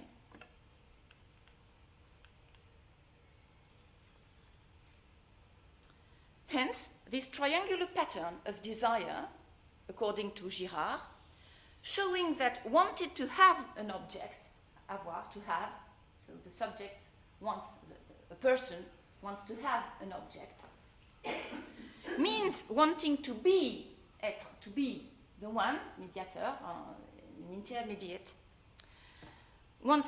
means wanting to be the one who possesses or who also desires that object.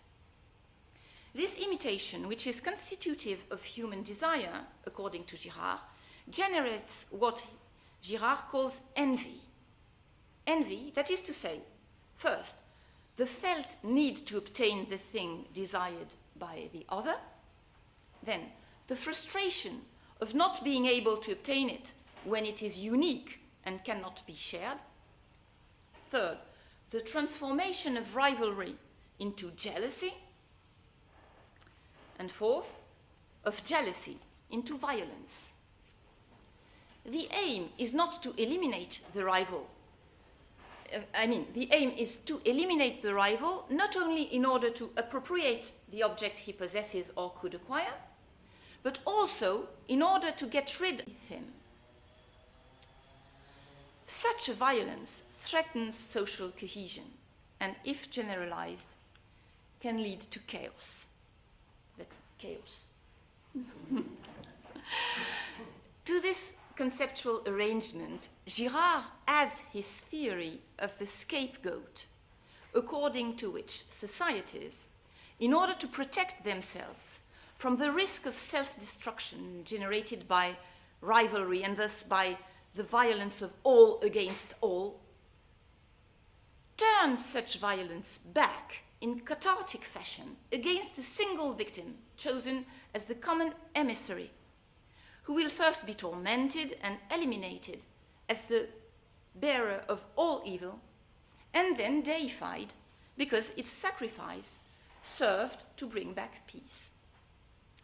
Notre-Dame de Paris illustrates this Girardian theory very well. True, the desire everyone feels for Esmeralda is triggered by her intrinsic beauty as well by the unwillingly lascivious character of her dance. And yet, it also thoroughly corresponds to Gérard's theory, because first, such a desire is intensified by mimetic rivalry.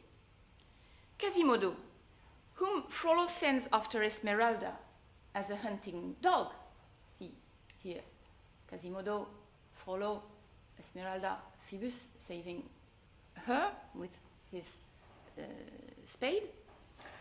Quasimodo, whom Frollo sends after Esmeralda as a hunting dog, ends up desiring the one he was supposed to capture for another one. As the young man brings the Bohemian into a brothel, Phoebus, Frollo witnesses the scene. I already told you about that. You remember, Frollo witnesses the scene where Phoebus tries to seduce Esmeralda into a brothel, and Frollo looks at them as a speechless voyeur. He hopes to be able to draw satisfaction from the spectacle by mimetically identifying with the beautiful boy.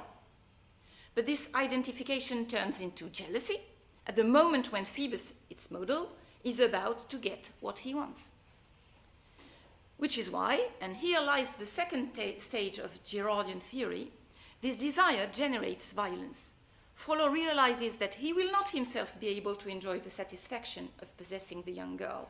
And so, in stabbing Phoebus, he stabs both his rival, whom he keeps from possessing the object of both their desires in his stead, and he also stabs the beautiful, desirable young man he is not, he himself is not, and he himself will never be.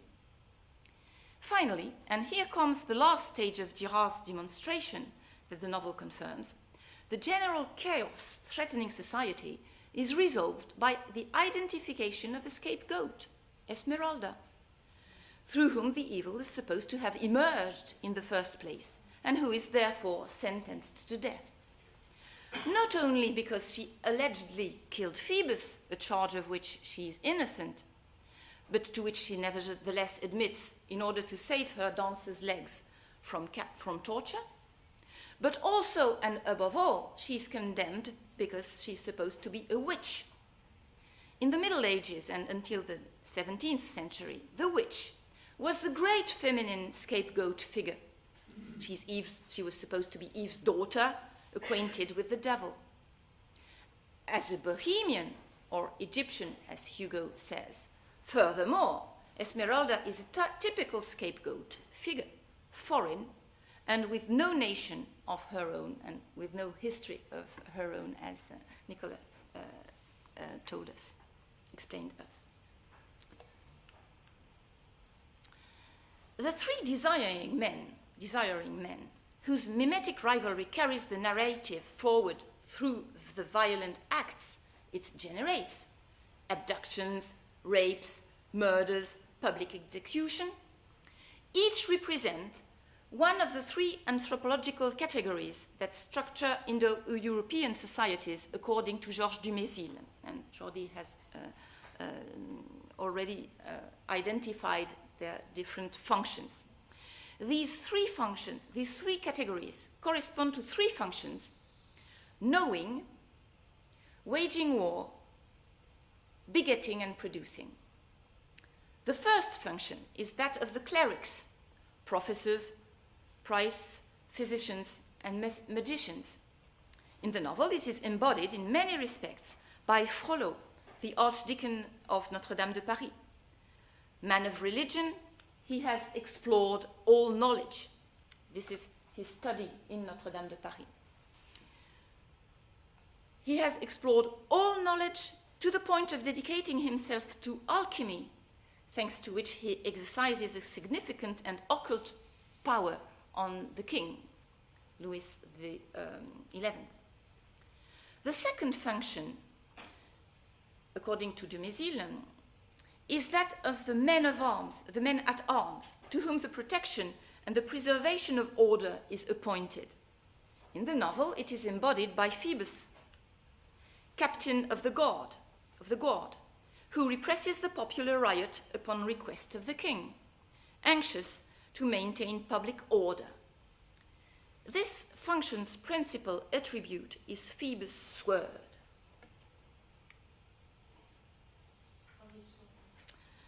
The sword is the object of Esmeralda's fascination, so much so that she amorously asks Phoebus to show it to her and to draw it out of its sheath, following transparently sexual symbolism.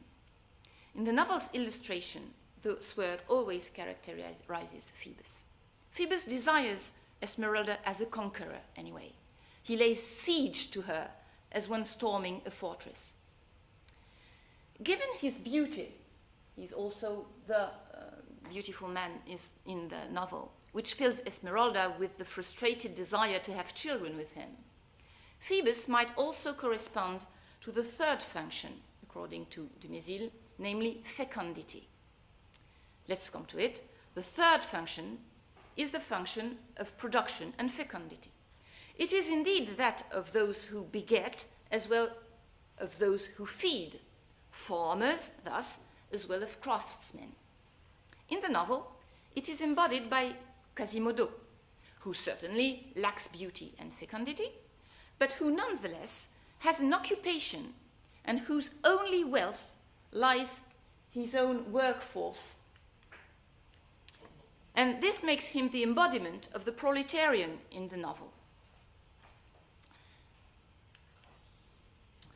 The three men, each embodying one of the three functions Dumézil sheds light on, agree in their common desire for Esmeralda. Such a desire, then, is universal and universally impeded, as was the case of Hugo's own desire at the time he wrote the novel. What becomes of all these impeded desires? To answer this question would be to tell, if not the whole novel itself, then at least its key moments, as we are about to see now, by dealing with this question from a psychoanalytical angle. Freud distinguishes between four possible ways in which unsatisfied drives can transform. According to him, a drive that cannot find satisfaction does not disappear. Rather, it transforms either its nature or its destination. Freud thus identifies 4 distinct possible destinies, or vicissitudes, as he says, for these unsatisfied drives.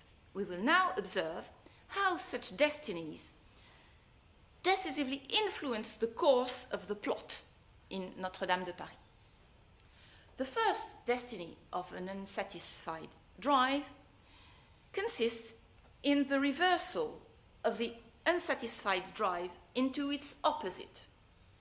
In this case, the object remains the same. Frollo still has a drive towards Esmeralda, but the drive inverts its nature.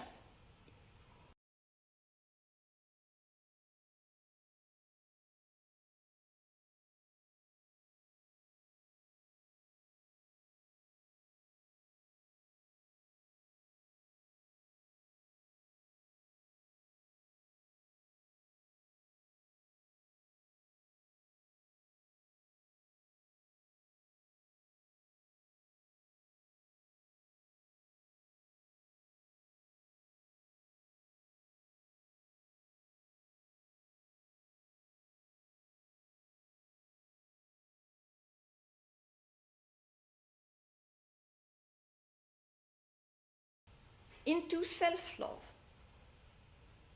This is Phoebe's case. He never doubts his seductive power, and this protects him from the dissatisfaction of seeing Esmeralda elude him precisely when she was giving herself to him. His high self-esteem, along with the possibility he has of replacing the object of his desire with a number of other women, easily comforts him from this passing frustration. The third vicissitude of an impossible desire that cannot be satisfied is sublimation, which makes it possible to renounce one's desire by directing the associated drive toward another higher sphere where satisfaction might be more rewarding. This is the case of Gringoire, the poet. In order to rescue himself from a perilous situation which caused him to wind up in the Cour des Miracles, he has the opportunity of marrying Esmeralda, who declares herself volunteer, with one condition, that it be a marriage in name only. Gringoire thus renounces his erotic drive, and maybe it's also because of his, did you say, Jordi, he's not so much voluptuous. Very unsensuous. So being very unsensuous, it's not difficult for him to sublimate his love for Esmeralda in art. At the beginning of the novel, already, he was pictured renouncing to go on flirting with comedy spectators of his play. By turning his love back on Djali, the goat, we have already discussed this subject, a passion whose comical, though fearless potential did not go unnoticed among certain parodists, but I've already shown one picture, it's enough, I think, for today. And also by blossoming in the new gangster life offered him in the Cour des Miracles, where he becomes an entertainer, as Jordi told us. The fourth and last destiny of those unsatisfied drives, which cannot be reversed, turned back on oneself, or even sublimated, is to be repressed in the unconscious. So this is the desire repressed in the unconscious and returning back again to consciousness. Keeping the repressed drive within the unconscious, Freud explains, requires a considerable amount of energy from the ego, and the vanished effect comes back in its transformed shape as social anxiety, moral anxiety, and unlimited self-reproaches, and that's what happens to Frollo. Frollo, whose sexual desire, being repressed, due to his priesthood, probably took place before he first met Esmeralda, and is so violent that it can't be repressed a second time. It thus gives way, as we have seen, to its reversal into murderous hatred, which is the only escape possible for him. The only male character whose drives do not need to be transformed or to be directed toward a different object is Quasimodo. In the context of the rivalry producing his mimetic desire, he finds a way of satisfying his murderous drive by killing his rival Frollo, when he understands that the latter is responsible for Esmeralda's death. In dying himself at the end, as we have seen the picture, is it Chantal or Marva who showed us the picture of the skeleton? Who showed the picture of the skeleton? Chantal, you remember the picture of the Quasimodo skeleton around embracing Esmeralda. So it's his suicide at the end after she has been... I'm sorry, I'm spoiling the novel. You can... For those who have not read the novel, it's the moment to close your ears. So in the end, he's found in the gibbets caves, his own body, recognizable, of course, because of his hunchback, is found. Actually, he satisfies his love for Esmeralda in this last chapter, entitled "The Marriage of Quasimodo." As for his libidinal drives, they are not limited to his desire for Esmeralda. The voluptuous manner in which he rides the cathedral's bell. What's happening here? Oh, I'll show you later, I guess. Yes, here it is. The voluptuous manner in which he rides the cathedral's bells clearly indicate that his libido is also entirely invested in his work and in his dedication to the cathedral. Indeed,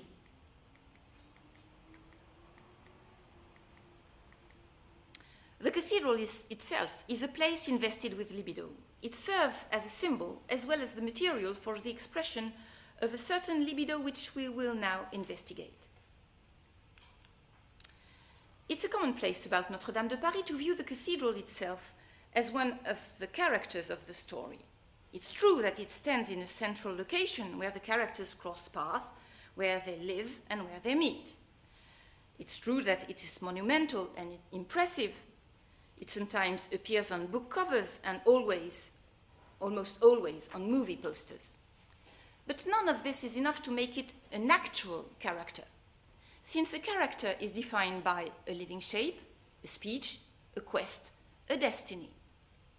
The cathedral itself, by contrast, is lifeless, mute, has no desires, and is destined to survive in time, not forever, as Nicola told us, not forever, but for longer lifetime than our own lifetime. As Chantal and Nicola have told us, the cathedral is like a semi-character. Not really a character, but a character who is moved and who is given life to by the real characters themselves, who live in it, who live with it, and who make its speech in their place. 3 years ago, the fire symbolically turned it also into a character. It looked like a human torch. One almost lent its speech by thinking about all that it had to tell us, from what it had known, all that it had witnessed over 8 centuries.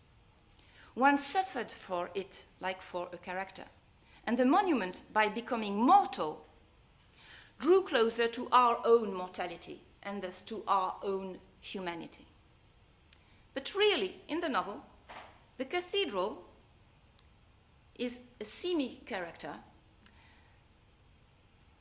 Anyway, it's a place endowed with an address, a location, a shape, a certain volume, and an aesthetic.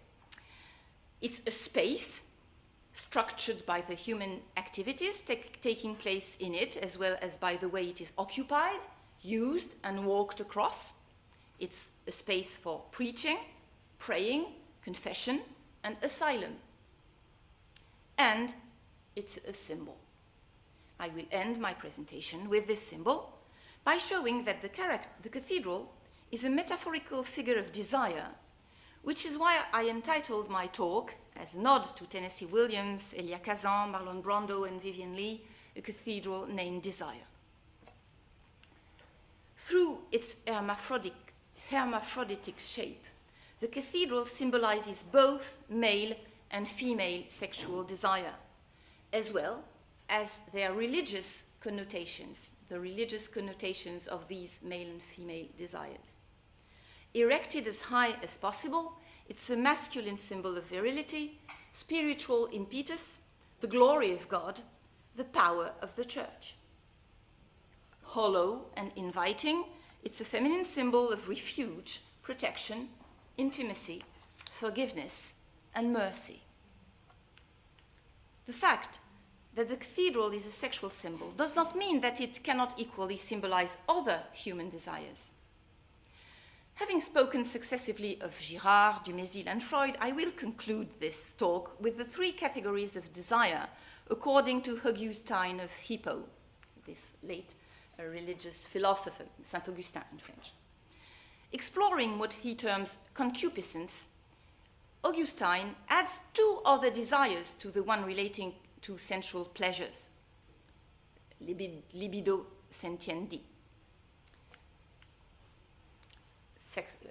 physical pleasure. Love and sex sometimes serve as the smokescreen, as the metamorphosis, or as the pretext of these two desires, which, by the way, we have already encountered in our analysis. The two other desires I'm going to talk about now. Just as well as the cathedral can be the symbol of libido sentiendi, as I have just said, the cathedral can be the symbol of two other desires. Because it is the Bible for the poor, a picture book for illiterate people, because it's building concentrated state-of-art techniques as well as the best craftsmen of the day, and because within it is Frollo's study, the cathedral is a symbol of libido sciendi, that is to say, the desire for a knowledge, which Frollo, like Dr. Faust, has thoroughly explored, but leaving one ever unsatisfied. Because it required the cooperation of church and state, and was jointly administrated by the religious, judiciary, and royal authorities, the cathedral, whose towers overlook the city, is a symbol of libido dominandi, or lust for power. The power of and the power over the cathedral is wielded by our three men, and not by Gringoire, which is another difference between him and the three others. Frollo as the archdeacon, Phoebus, who is in charge of defending the cathedral against the intrusion of gangsters, and Quasimodo, who enjoys the desirable privilege of letting these bells sound the farthest edges, to the farthest edges of the city. The joy he feels when ringing the bells, and by which Quasimodo, who jealously guards this costly privilege that made him deaf, expresses orgasmic pleasure in combining the pleasure of swaying, of vertigo, of riding, of losing control, and of saturation. Through such pleasure, Quasimodo fulfills himself entirely as a man, as an artist, and as a servant of God. It is the symbol of a power Quasimodo doesn't know he possesses, insofar that it represents a people that is yet in the state of infancy, but in the process of emancipating. Quite like Quasimodo, who kills Frollo. The adoptive father who took him in when he was abandoned, and who taught him how to read. It's very important that Quasimodo has been taught how to read, like the people who can afford to direct himself. Acclaimed triumphantly by the people in the inevitably happy end of the cartoon, where he goes out of the cathedral, which is no longer his world, as Chantal explained. He goes out of the cathedral and is acclaimed by the people at the end of the cartoon, but of course not at the end of the novel. Elected in the novel as the Pope of Fools because of his both exhilarating and terrifying face and ugliness, the miserable Quasimodo, whom disgrace and misfortune provide with him with the energy of despair, a wretch who becomes a faring force, une force qui va, is the only male character the reader can find truly sympathetic, because he inspires both pity and admiration, in spite of his criminal act, which vengeance can excuse. Quasimodo, it is true, possesses neither young blonde Phoebe's beauty nor his fancy's word, neither the knowledge nor the influence of Frollo the cleric, and yet, in spite of his infirmity and his deprivation of speech, or rather because of them, he embodies the faint power of a people which, at the time when Hugo wrote the novel, had already transformed individual revolt into collective revolution twice, in 1789 and in 1830, in order to extend its legitimate desires to the three kinds of libido described by Augustine, sentiendi, sciendi, and dominandi. The people, in electing Quasimodo as king of the carnival, lays claim for the future to the right not only to enjoy sensual pleasures, but also to gain access to education and to be its own master. If it's true that Esmeralda is but the name for men's desires, the fact remains that it is Quasimodo, the hunchback of Notre-Dame, who is the name of the people's desires. Thank you.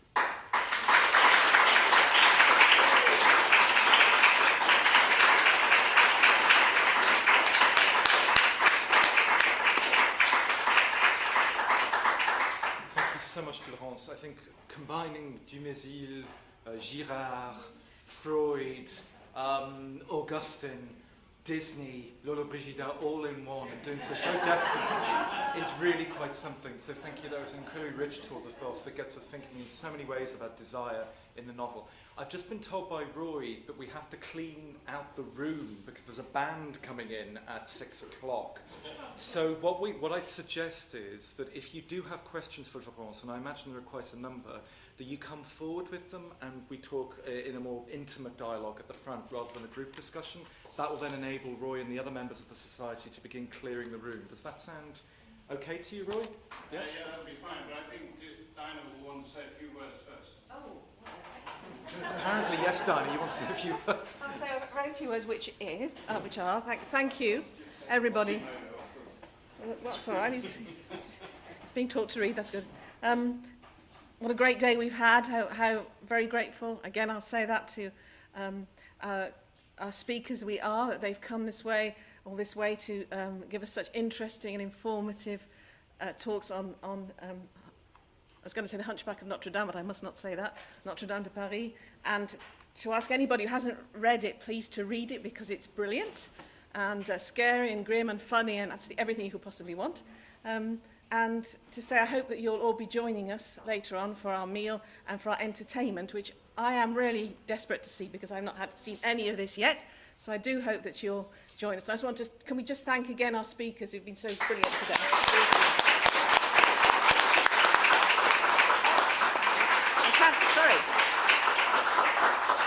And can I also thank Bradley, because I sprung that on Bradley, that could he please introduce everybody and Russell run the show, and he's done it absolutely brilliantly, and I'd like to thank Bradley for that.